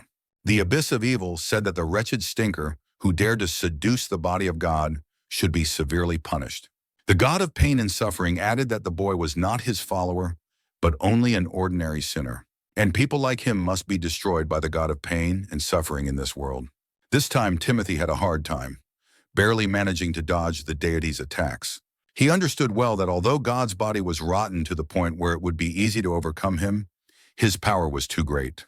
The abyss of evil has only to hit a guy, and he will immediately become dead. Unexpectedly, the system informed Timothy that the enemy's level had dropped, and the current level of the god of pain and suffering was 1,450. Continuing to run away, Timothy asked the system why the level of the abyss of evil had suddenly dropped. The system answered that the hand the guy had cut off contained fragments of a bloody crystal. It turns out that it is the blood crystal that gives the god of pain and suffering such enormous power. Fragments of the crystal are located throughout his body. If Timothy cuts off the parts where the fragments are located, the level of the enemy will decrease significantly. The guy looked at his enemy, and finally he had a plan on how to defeat this disgusting creature. Timothy asked if he needed to cut off the parts of his body where the crystals were visible to lower the enemy's level, and the system answered in the affirmative. Timothy flew at top speed to one of the monster's arms and swung his sword at it. After a moment, the arm separated from the body, and the system reported a decrease in the enemy's level. The guy was not going to stop. After performing several combinations, Timothy managed to lower the deity's level even further, and he realized that he had just a little bit more to go. But the god of pain and suffering decided to be proactive and attacked Timothy with both hands, and the boy managed to dodge at the last second. The abyss of evil said that the boy seemed to have figured out how to weaken the divine power. However, the guy's efforts were in vain, and it was time to accept his punishment as a sinner. The god of pain and suffering promised to destroy the boy because sinful people like him had no right to live in his world. The abyss of evil activated its power and directed it directly at Timothy, and the boy realized that this time he would not be able to dodge. Timothy reasoned that, although he had weakened the enemy, it was not enough, so the adventurer would really die. Timothy realized that he had no choice. He laughed in the face of the abyss of evil. He could not destroy it. The guy turned to the system in order to open the vault and provide him with all the levels that were stored there. When the fire from the attack dissipated, the god of pain and suffering saw that the guy was still alive, and it surprised him. Timothy absorbed the level. The system notified me that there were no more levels left in the vault, and the current owner level was 910. Timothy realized that he was running out of time, and that madness was just around the corner, so he immediately attacked the enemy on the spot. The adventurer simply radiated a dark force around him. He screamed in pain and rage. A second later, the system notified him that the enemy's level had dropped, and Timothy struck again. The god of pain and suffering said that the sinner was trying to reach the power of God, and for no reason fell into the fury of the beast. The abyss of evil considered such behavior disgusting, and it was not going to tolerate such treatment. The deity decided to attack the enemy, but no matter how hard the abyss of evil tried to grab the boy, he deftly escaped his grasp.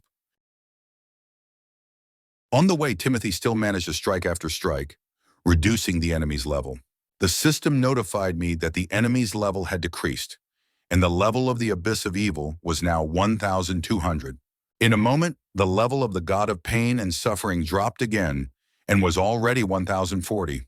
Timothy systematically and methodically chopped off almost all of the vile deity's arms, and the abyss of evil roared with pain and rage.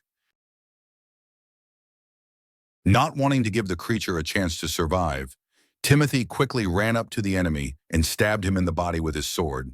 The system notified me of the enemy's level reduction, and the current level of the god of pain and suffering was 950. Timothy managed to bounce back from the enemy's counterattack in time, but something was starting to go wrong.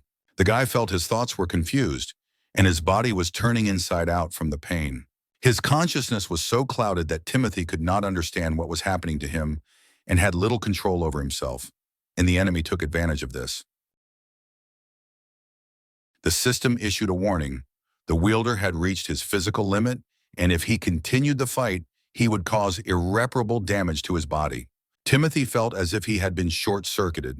He could not see anything around him. His brain was focused on the superhuman suffering he was experiencing. The guy realized that he had to do something, but he couldn't remember what exactly.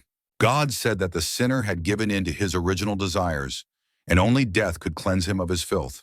Meanwhile, the darkness around the adventurer grew darker and darker, and he tried to remember what he had to do. Suddenly, Timothy thought it might be the end of him, but he heard the voices of his friends calling his name. Abe shouted that the boy shouldn't let this force consume him. He should hear his friend's voice. Lindsay shouted at Timothy not to give up. Only he could defeat this monster.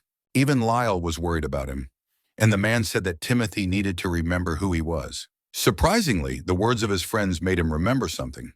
Timothy remembered their names, and then he remembered something else. The guy recalled that he had asked the abyssal armor to release all levels from the storage. This enormous force consumed his mind. But for now, the guy was able to rise above the pain he felt with enormous willpower. He had a purpose. Timothy bent down and picked up his sword. He ordered the armor to calculate how much time his body had left. The system replied that the guy could only make one shot, and Timothy liked this answer. Timothy was sure that one blow would be enough for him. The god of pain and suffering was surprised that he was able to come to his senses. He said that in that case, the adventurer would have to prove to him which of them was stronger. He called the boy to him, saying that mortals have never been able to kill God. It is a taboo, and no one could break this rule. The god of pain and suffering wanted to resolve all these issues here and now as soon as possible. Timothy studied the properties of the sword, which concentrated divine energy that could be released with a powerful explosion.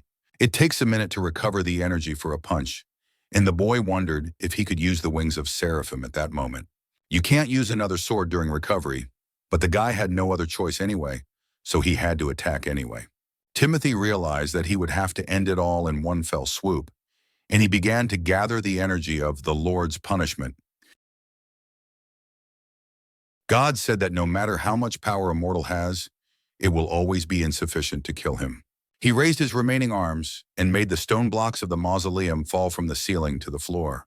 While the boy was dodging the debris, he asked him once again to think about how stupid his attempts were, because man cannot have the power to kill God. Gods cannot die, and no matter what the boy does to the body of the abyss of evil, his spirit will never disappear. But Timothy still wants to try to kill him. Timothy replied that he didn't care what his opponent thought. He might not even continue. The god of pain and suffering asked why Timothy should waste his energy on this. Why the guy just couldn't accept the inevitable. The guy replied that this question was even stupider than the previous one, and that if he decided to surrender, people important to him would suffer at the hands of the abyss of evil. Timothy was going to fight for their well-being and a happy future. Finally, the guy decided to add something else. He said that every person is the owner of his or her own destiny. Therefore, no god in all existing worlds has the right to decide for people their future and destiny. The power of the sword was 30% generated, but the god of pain and suffering had already begun to attack. The abyss of evil said that in this case, the boy would only die. There was an explosion. The guy was nowhere to be seen, and his friends began to worry. The sword's energy was half generated. The god of pain and suffering said that it was time to say goodbye to life, that the sinner had no place on this earth, and stretched his tentacles toward Timothy. A second later, the guy flew out to meet his opponent, saying that he was right. It was time to say goodbye. The sword's energy was 82%, and there was still a little more time to go. Since the distance between the opponents was quite large, the energy of the sword managed to rise to 90% in flight. Saying it was over, Timothy slapped the god of pain and suffering in the face as he announced that he had fully regained his energy. Even as his head was falling apart, the abyss of evil still repeated that God cannot die by the hands of man. The sword of God's punishment did its job, and a powerful explosion eclipsed everything in the main hall of the mausoleum. When the fire and smoke dissipated, the adventurers saw the wreckage of the huge body of the former god. Sometime later, the group of adventurers was already hurrying back. Abe was carrying Timothy in his arms. The boy was unconscious. Helen, seeing how hard it was for her friend to carry Timothy, offered to help. Even though the mage girl cast a spell on the boy to reduce his body weight, it was still hard for Abe to carry him with such injuries. But the guy, not even looking at his girlfriend, focused only on his own path, firmly answered no to all her requests and suggestions. The guy noticed that although Damon was dead, they were still in the mausoleum, which was filled with monsters. All the adventurers who were not wounded had to be on guard, and the guy took charge of Timothy. A few seconds after he said that, one of the walls of the corridor broke and another desert curse entered through it. Lyle came forward. He said that the monster probably thinks it can handle them. But as soon as the man finished his sentence, dozens of desert curse like the first one began to slide through the ceiling into the tunnel. No matter how many times Lyle destroyed these monsters, He realized that there was no end to them, so he asked Helen for help. The girl immediately responded to the request and tore one desert curse in the air. All the adventurers realized that these monsters should not be allowed near Abe and Timothy. Soon the friends realized that there were too many opponents and that at this rate they would simply break through, so they had to come up with something else. A pair of desert cursed walked past Lyle and Helen and began to approach Abe and Timothy. Lindsay tensed and stepped forward. The girl said that she would never let the monsters go any further and pulled out her dagger. She said that Timothy alone destroyed God himself and saved all people from death.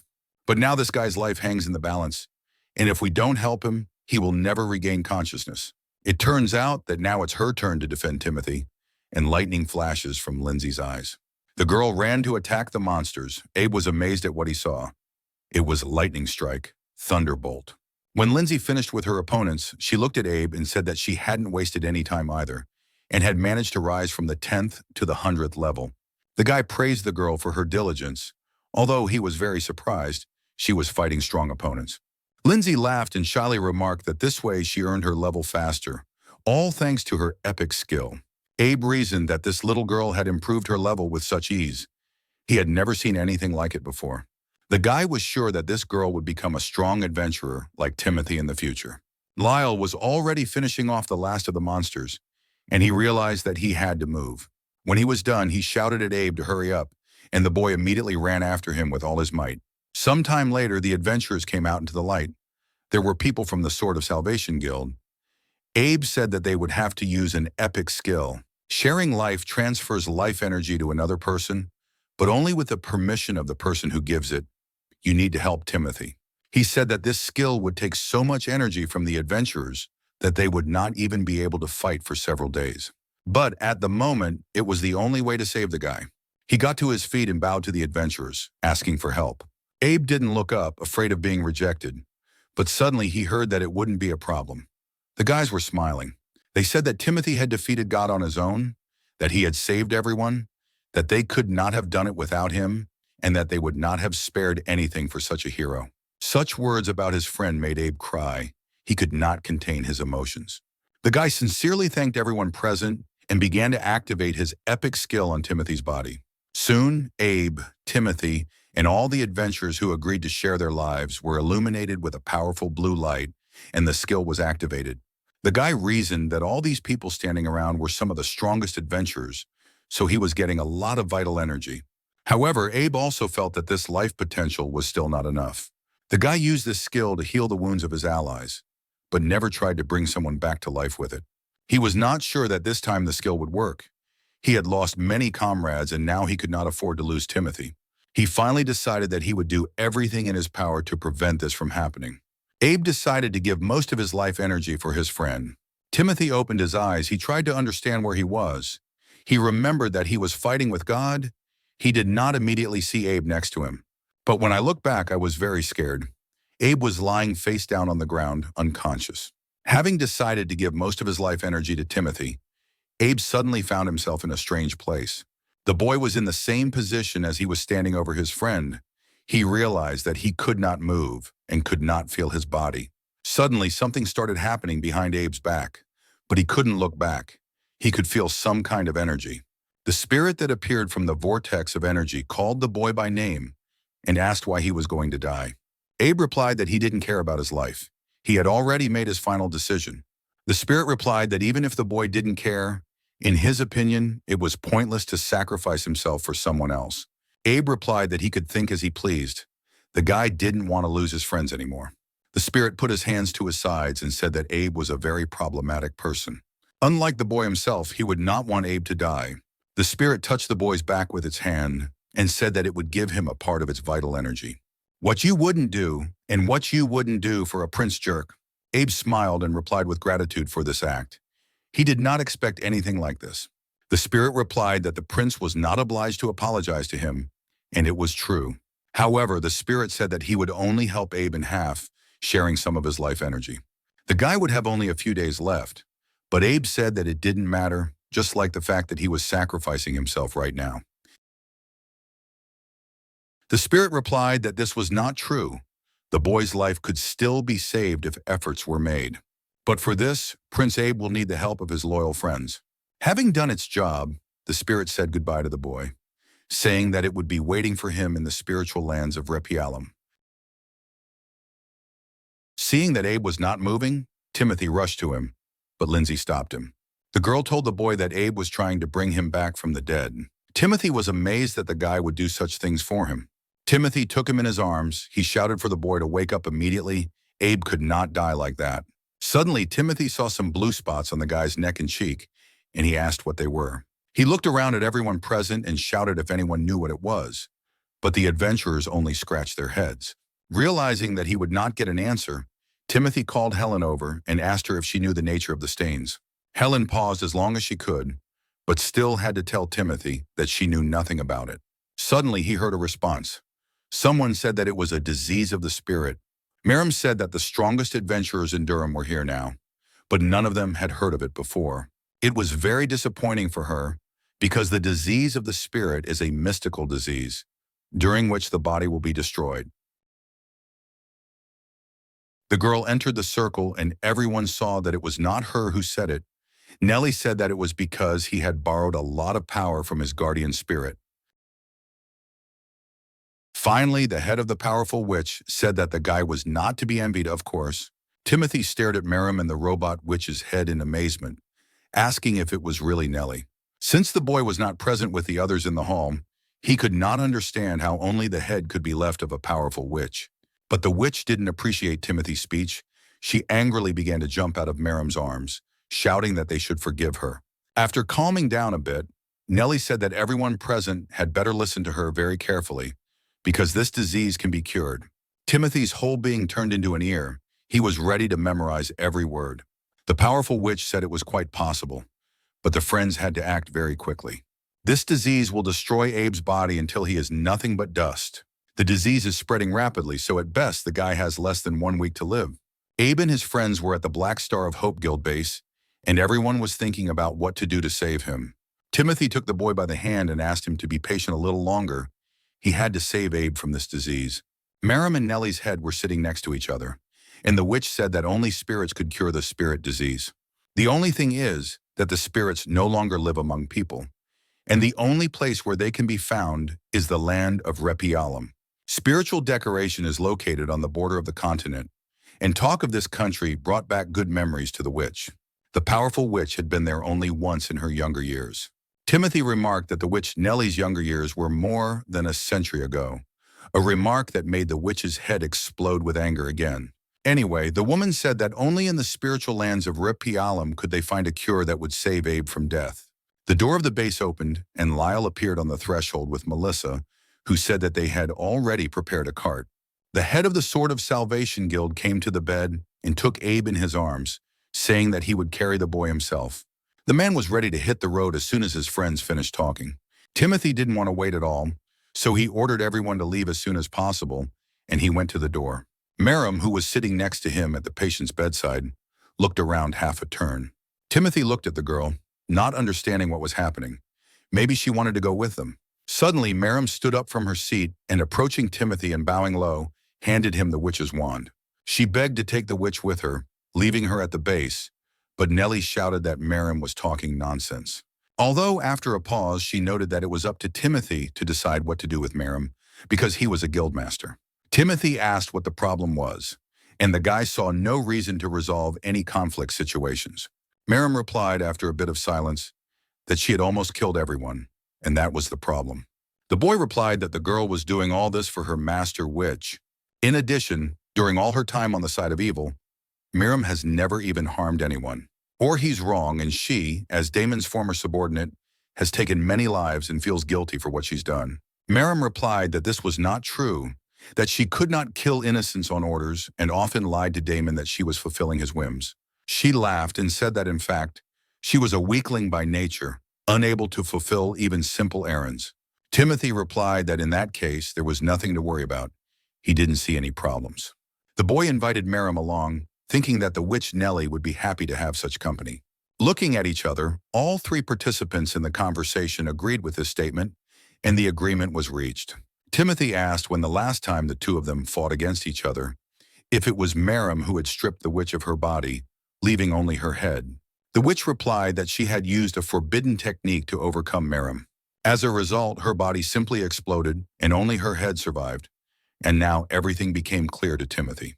Melissa peered through the doorway again and asked if everyone was ready to go. Timothy replied that they were ready. It was time to explore the spiritual lands, and the friends set off on another journey. Lyle was in a great hurry, and the wagon, along with the members of the Black Star of Hope Guild, was heading to the country's border. Abe was lying on the floor. He was getting more and more sick. He was unconscious all the time.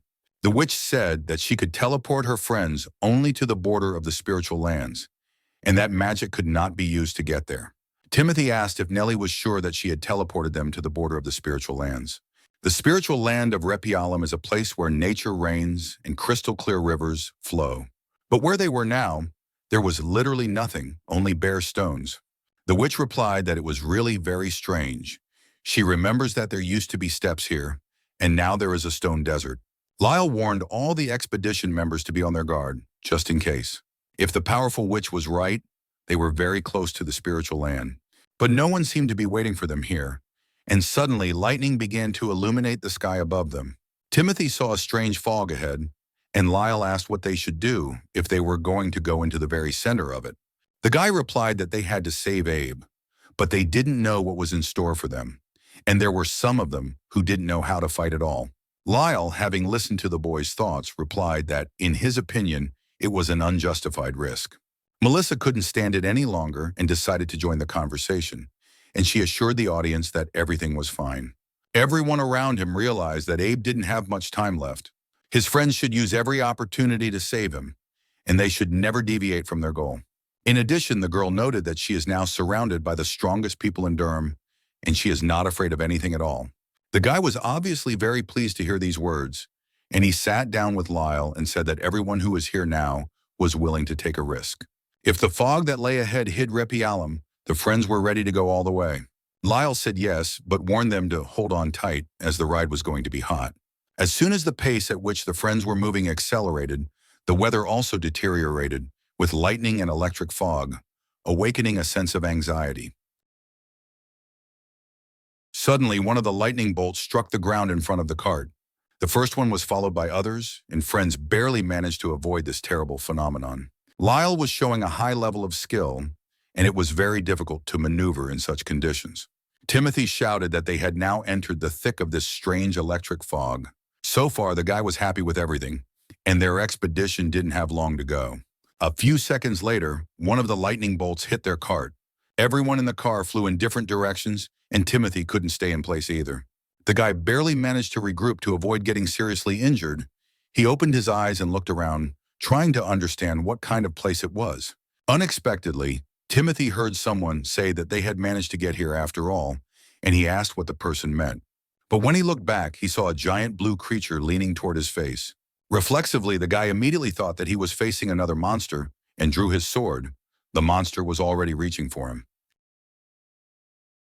The next moment, a stranger who appeared out of nowhere cut the monster into small pieces, saying that he welcomed them to Repialum. Turning to Timothy and sheathing his sword, the stranger said that he was the first prince of the spiritual lands, Aiden Repialum. He also said that he had been waiting for Timothy to appear for a long time, and the boy looked at the newcomer in astonishment, not knowing what to say. Sometime later, members of the Black Star of Hope Guild, along with Lyle, went with Aiden to the entrance to the spiritual lands. The guy said that in any case, he would accompany the adventurers to a safe place where they could leave Abe. As he said earlier, this incredible fool will be rescued by his friends. Aiden said, laughing, that it was interesting to watch their journey through the storm clouds, but he was surprised that everyone made it safely. Timothy was confused. He didn't understand how Prince Aiden knew their names, and he was especially curious about how he knew Abe. The prince looked back at the boy and replied that, long ago, there was a kingdom of spirits and people. To maintain peaceful relations, people gave their technology to the spirits. The spirits, on the other hand, swore an oath to protect and preserve people, and this promise of peace lives on to this day. She is alive because of them too. Abe and Aiden, that's all. There was nothing else to tell. Abe was rewarded with an epic skill that was linked to Aiden's power. However, the boy did not personally give Abe this power. He just wished that a person with a good heart would receive his powers. It so happened that fate brought them together in this way, and now they were connected forever. When Abe used his skill for the last time, Aiden confessed it from his subconscious. Just like he found out what happened to them all, so he knows their names and who Timothy is. The adventurer was furious when he heard this, and he asked why, in that case, Aiden didn't stop Abe if he saw everything with his own eyes. Aiden waved away Timothy's screams, saying that he had tried to do so, but it was useless. Abe understood everything himself and was ready to risk his life, but the prince intervened and lent his spiritual power so that the boy at least survived. Timothy looked at this strange prince in silence and did not know what to say. Aiden asked me to tell him when the asshole woke up to thank him for saving him. Finally, the prince announced that they had arrived, but in fact, nothing had changed around them. Lindsay twisted her head, hoping to see something, but the girl's eyes were on an ordinary wasteland. Prince Aiden told my lady to watch carefully and snapped his fingers. A moment later, a door opened in front of the adventurers, which appeared as if from nowhere, and Aiden walked through it. When the friends crossed the threshold, their jaws dropped in surprise as the adventurers had never expected to see such a thing. On the other side of the entrance, life was bustling. Children were running around, people were working, and Aiden welcomed them to the last stand. The prince added that this is the piece of Repulum land they have left today. Abe was allocated a room and began to examine the injuries. Realizing the stage, Aiden began treatment. The sickness of the spirit disappeared from the light that came from his hand, a process that, surprisingly, progressed very quickly. At the end of the session, Aiden destroyed the remnants of the disease by squeezing them in his fist. The prince said that the boy was very lucky that the disease had not completely spread throughout his body. So now Abe could only rest. His life was no longer in danger. This news made the friends very happy. Their efforts were not in vain. Aiden said he was giving his word. The adventurer had nothing to be nervous about anymore. But still, Abe needs to stay here for a while. He has cured him, but the disease still prevents him from regaining consciousness. The prince relied entirely on the power of the spiritual earth, which could remove this contagion from Abe's body. The witch said that she remembered their kingdom of Repulum as a land where spirits and nature lived in harmony with each other, and she asked what had happened here. Aiden replied that 50 years ago, a monster attacked their land, and that nature died from his touch. The monster's name was Galbatus. This monster was the most horrible monster, the embodiment of evil itself on earth. Once inside Abe's subconscious, Aiden realized that the monsters the adventurers were fighting were, in fact, his followers. These bastards altogether cursed their fertile land and the land that turned into a stone desert. To simplify, it turns out that the entire spiritual earth has been struck by the disease from which he had just been able to save Abe. Timothy asked if there was any way to overcome this supreme monstrosity and restore his former life. Aiden said that it sounds like a joke now. This monster has a 4-digit level, and it's just impossible. In the prince's opinion, there was no one in the world who could finish him off. But before he could finish the previous sentence, the prince realized he was wrong and asked if Timothy could help them survive. The adventurer replied that Prince Aiden had saved his friend's life, and that if the boy could repay him in any way, he would do everything to do so. The boy's conversation was interrupted by one of the inhabitants of the spiritual lands, who burst into the room like a whirlwind. After bowing in respect to the prince, the man reported that they had received a message from the outside.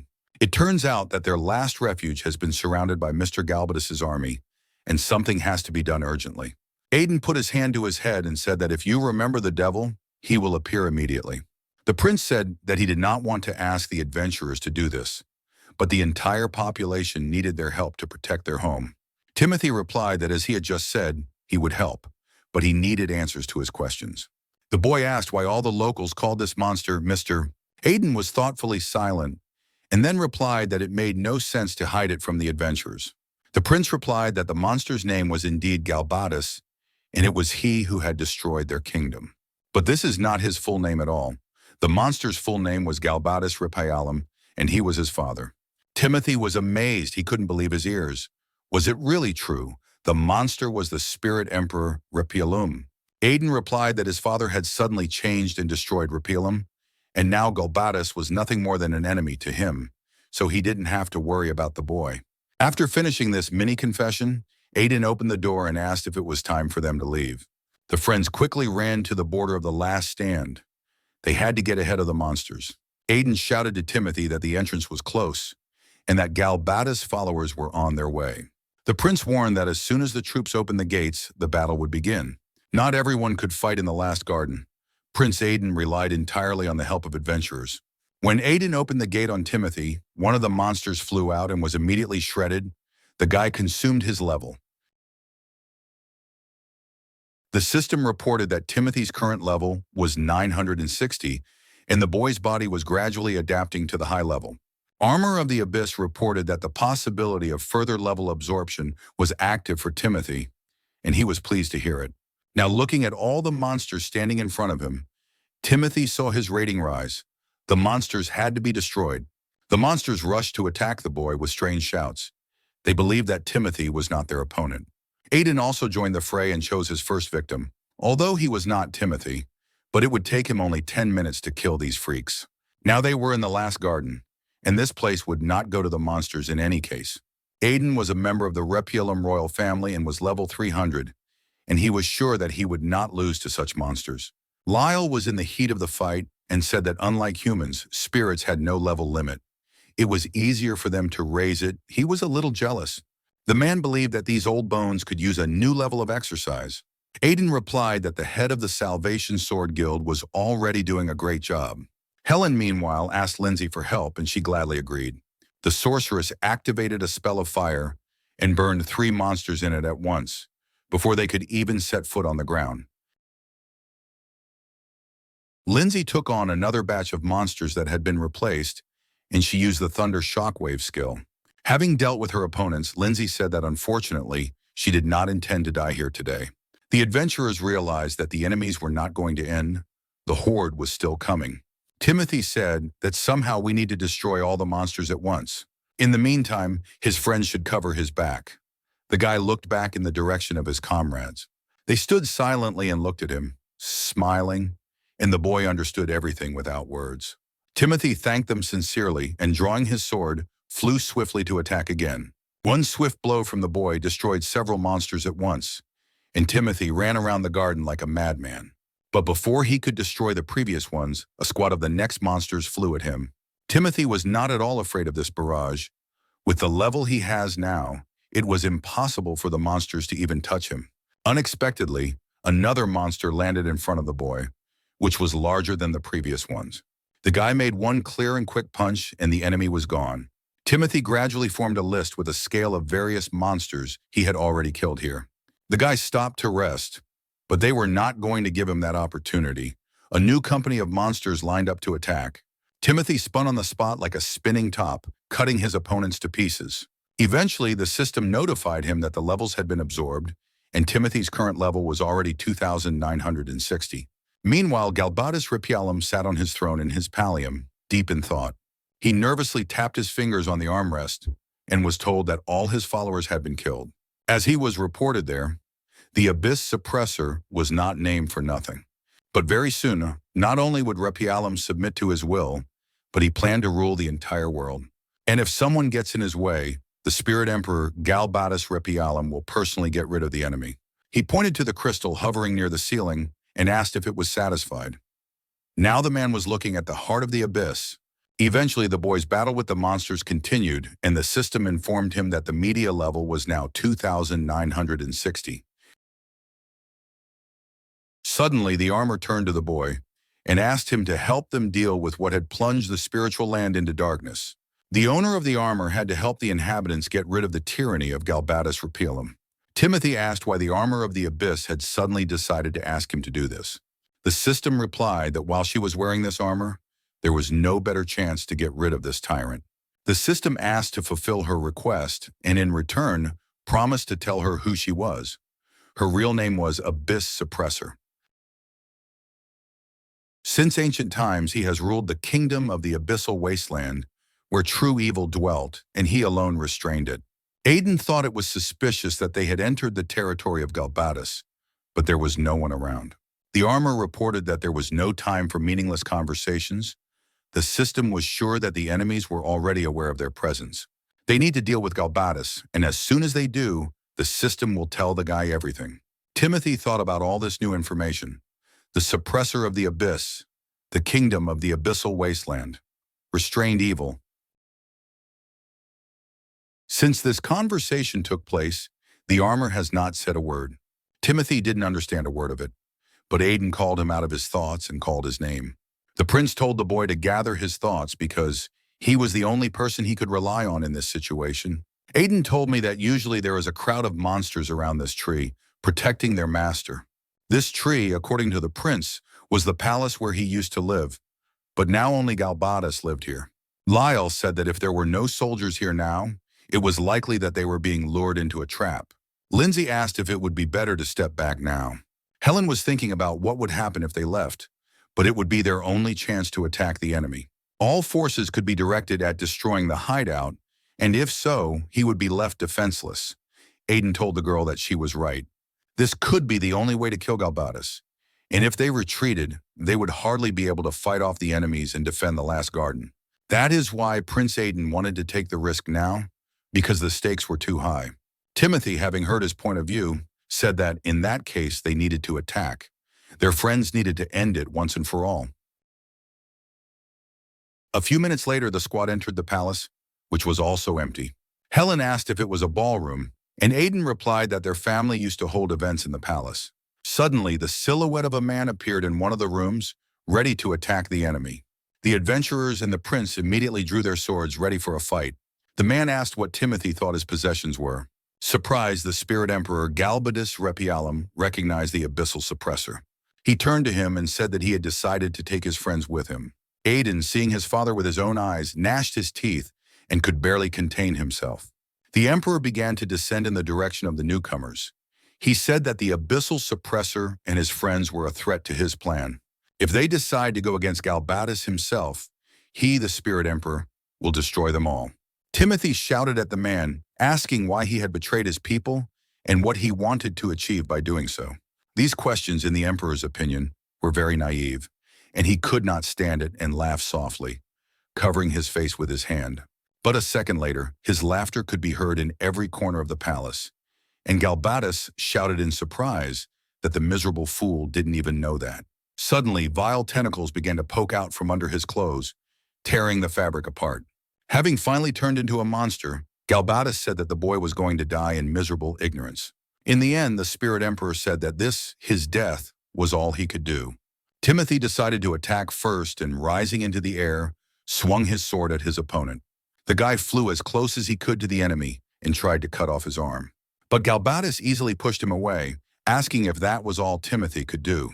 The spirit emperor shouted that the boy would not be able to defeat him and that he expected more from him, especially with the help of the abyssal suppressor. Galbatus Repialum was at level 3,200, while Timothy was at level 2,960. The giant monster stretched out his hand, promising to personally destroy the armor of the abyss and its owner. A blue energy beam flew out of Galbatus' hand, but the guy managed to bounce back, the blow landing under his feet. The former emperor did not give up his attempts to get at his opponents, but Timothy managed to avoid the blow time and again. The final blow hit the palace building, but Lindsay was standing next to the palace and barely managed to dodge it. Timothy looked back at his friends in fright and asked if they were okay. Lindsay, choking on her cough, replied that she was fine. Aiden was very sorry to see his new friends suffer from Galbatus attacks, and he began to apologize. Lyle came up to the guy from behind and put his hand on his shoulder. He said that everyone here had followed him. It seems that guests have appeared outside the palace, and the adventurers must not let them get inside. Lyle asked if Aiden would help them with this. Timothy turned to his friends and said that the level of Galbatus Repialum is 3,200. They really need to get away from the palace. Aiden was very excited by the strength of the boy's words, and his wish was that Timothy would go with them. The adventurer replied that the prince could not worry and could safely deal with his current problems. Timothy drew his sword and looked at Galbatus, and he said that he would destroy the very evil that had destroyed Repialum. The guy promised to fight to the end and assured his friends that they could not worry about him. Timothy turned to face his opponent and said that, by the way, they were now in the ballroom.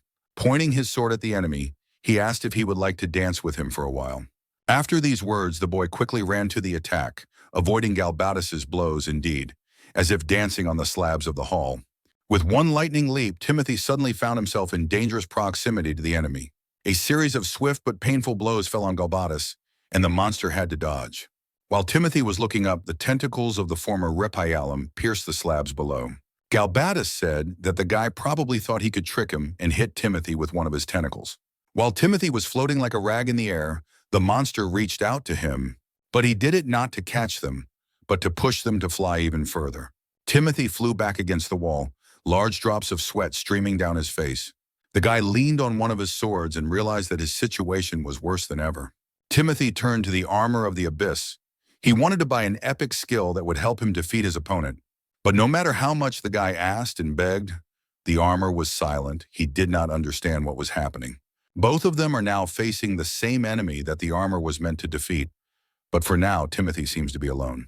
As he prepared for the next fight, he suddenly heard the system's voice informing him that the enemy's capture was complete.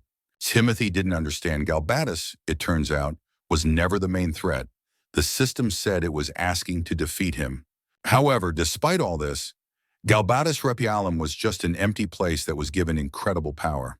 The one who gave him these powers and was their target, the system, all along, wanted to find the roots of evil, and so it devoted all its forces to this. The armor of the Abyss system apologized for not responding to the guy all this time, but the goal was achieved. She found the source of evil and offered the boy to look at it. A giant crystal suddenly appeared in front of Timothy, called the Core of the Abyss. Crystal said that he must have run out of jokes, so he decided to give Galbatus even more power. The monster looked at his hands. He felt as if something like God's grace was flowing through his body. This new gift of the heart of the abyss filled Galbatus' body with new strength. The crystal said that it had given the power of the Spirit Emperor, with which he could crush this insect with one blow. At the same moment, Galbatus rushed at Timothy, trying to grab him. He was able to push the boy away, but when he did so, he miscalculated the blow and Timothy flew so far that he pierced the outer wall of the palace. Timothy fell to the ground. Smoke was coming from his body, and this blow knocked him unconscious. A second later, another explosion was heard in the palace, but the boy did not react to it. A few seconds later, a huge Galbatus monster landed next to Timothy's body. The guy found himself in the middle of a smooth surface that looked like water. He could not understand where he was. A voice behind him replied that his body was currently out of commission, but there was nothing to worry about. As long as Timothy is wearing the armor of the abyss, he is not afraid of Galbatus' attacks. A strange creature standing behind Timothy said that he would soon come to his senses. Timothy couldn't pick up his jaw. He recognized the armor of the disaster in the stranger. However, he corrected himself in time and noted that it would probably be more correct to call it the Abyss Suppressor. The interlocutor said that the guy could call him whatever he wanted, but before he came to his senses and started fighting, he wanted to tell Timothy his story. The Abyssal Suppressor asked Timothy if he wanted to know the story of the birth of the armor of the Abyss, and the boy, of course, answered in the affirmative. The Abyssal Suppressor said that in ancient times this world was ruled by beings called abysses. Timothy should have been familiar with this, because he had already defeated one such creature recently. These creatures wreaked havoc and destruction all over the world. They destroyed everything beautiful around them. The paths they traveled were always dotted with mountains of corpses of innocent people. And in order to seal this unspeakable evil, a heroic god came forward and decided to get rid of these creatures. By imprisoning the monsters in another dimension, the hero god created the kingdom of the abyss of the wasteland. However, it wasn't that simple. Sending monsters to another dimension was not enough. The power of these monsters of the abyss was too great, and they fled from there, time after time. So, to ensure that this time no breed would leave this dimension, the hero god himself decided to go there. Thus he began to rule the kingdom of the abyss of the wasteland and became the suppressor of the abyss. The deity began to gain new levels and, because of this, was able to create skills for himself according to his desires. Even the Wasteland Abyss Kingdom itself was created with the help of one of his skills. But to reduce the abyssal population, the hero god created a new skill, level absorption. The abyssal monsters are immortal, and after their deaths they always soon revived, no matter what was done to them. But with each kill, the god hero from now on, with the help of a new skill, could absorb their levels. That is why he became stronger and stronger, and thus the hero god lived for several centuries. Timothy stared at the other man in amazement, wondering if God himself was really standing in front of him. The god hero is the suppressor of the abyss, but this name was given to him by people. He is not so self-confident. No matter what people thought of him, he could not call himself God, but believed that the name suppressor of the abyss was more appropriate. But 500 years ago, a new creature appeared in the abyss, which was able to escape from the kingdom of the abyss of the wasteland, the core of the abyss. It was this creature that gave Galbatus his powers. The inhabitants of the abyss do not have bodies. That's why they can't survive in the world of people. The heart of the abyss needed a shell to survive. As it has now become clear, it seems that the core of the abyss protected the spiritual lands and gave them strength by becoming their guardian. But gradually, this giant crystal drove the ruler of Galbatus Repelum crazy, promising him incredible power and authority. The abyssal oppressor had to leave the kingdom of the wasteland to bring the fugitive back to prison. However, he also no longer had a body, which is why he could not think of anything better than to put his soul in armor. God covered his face with his hand and said that he was thinking of quickly finding a master who would suit him. His plan was to start previewing the heart of the abyss as soon as possible. However, anyone who tried to put on the armor could not cope with this power, and all the wearers of the armor went crazy. As a result, whoever tried to wear it always died, and people eventually began to fear it. Later, the story of the cursed armor, which was called the Armor of Disaster, began to circulate around the world. That's how he lived all this time, hidden away like a dangerous artifact, and everyone was afraid to approach him until one day. One day, the World Destroyer attacked the storage facility where he was being held, and he was also familiar with him. A giant black dragon swallowed it along with part of the vault and flew away. Soon after, the black dragon settled down near the Rakura cave. But Tyler found him there and ended his life. But he couldn't or didn't want to finish him off. It was in this cave that Timothy and the armor of the abyss first met. Ironically, the guy with zero experience was the only one who was suitable for the hero god. The abyssal suppressor stood up and sincerely thanked the guy for everything he had done. Thanks to Timothy, they were able to cleanse this world of evil. Finally, fate smiled on him, and he found the person he had been looking for so long. Now they have only one monster left to kill, Galbatus. And if they lose him, the creatures of the abyss will break out into this world again. And all those vile monsters can literally destroy it. The abyssal suppressor said he wanted Timothy's help as his sole master. The guy opened his eyes and saw that the situation was critical for him. He understood what the hero god told him well and was in full solidarity with him. In addition, he will finally be able to repay him for giving him the opportunity to become an adventurer. Moreover, when it came to the fate of the world, he definitely had no right to fail.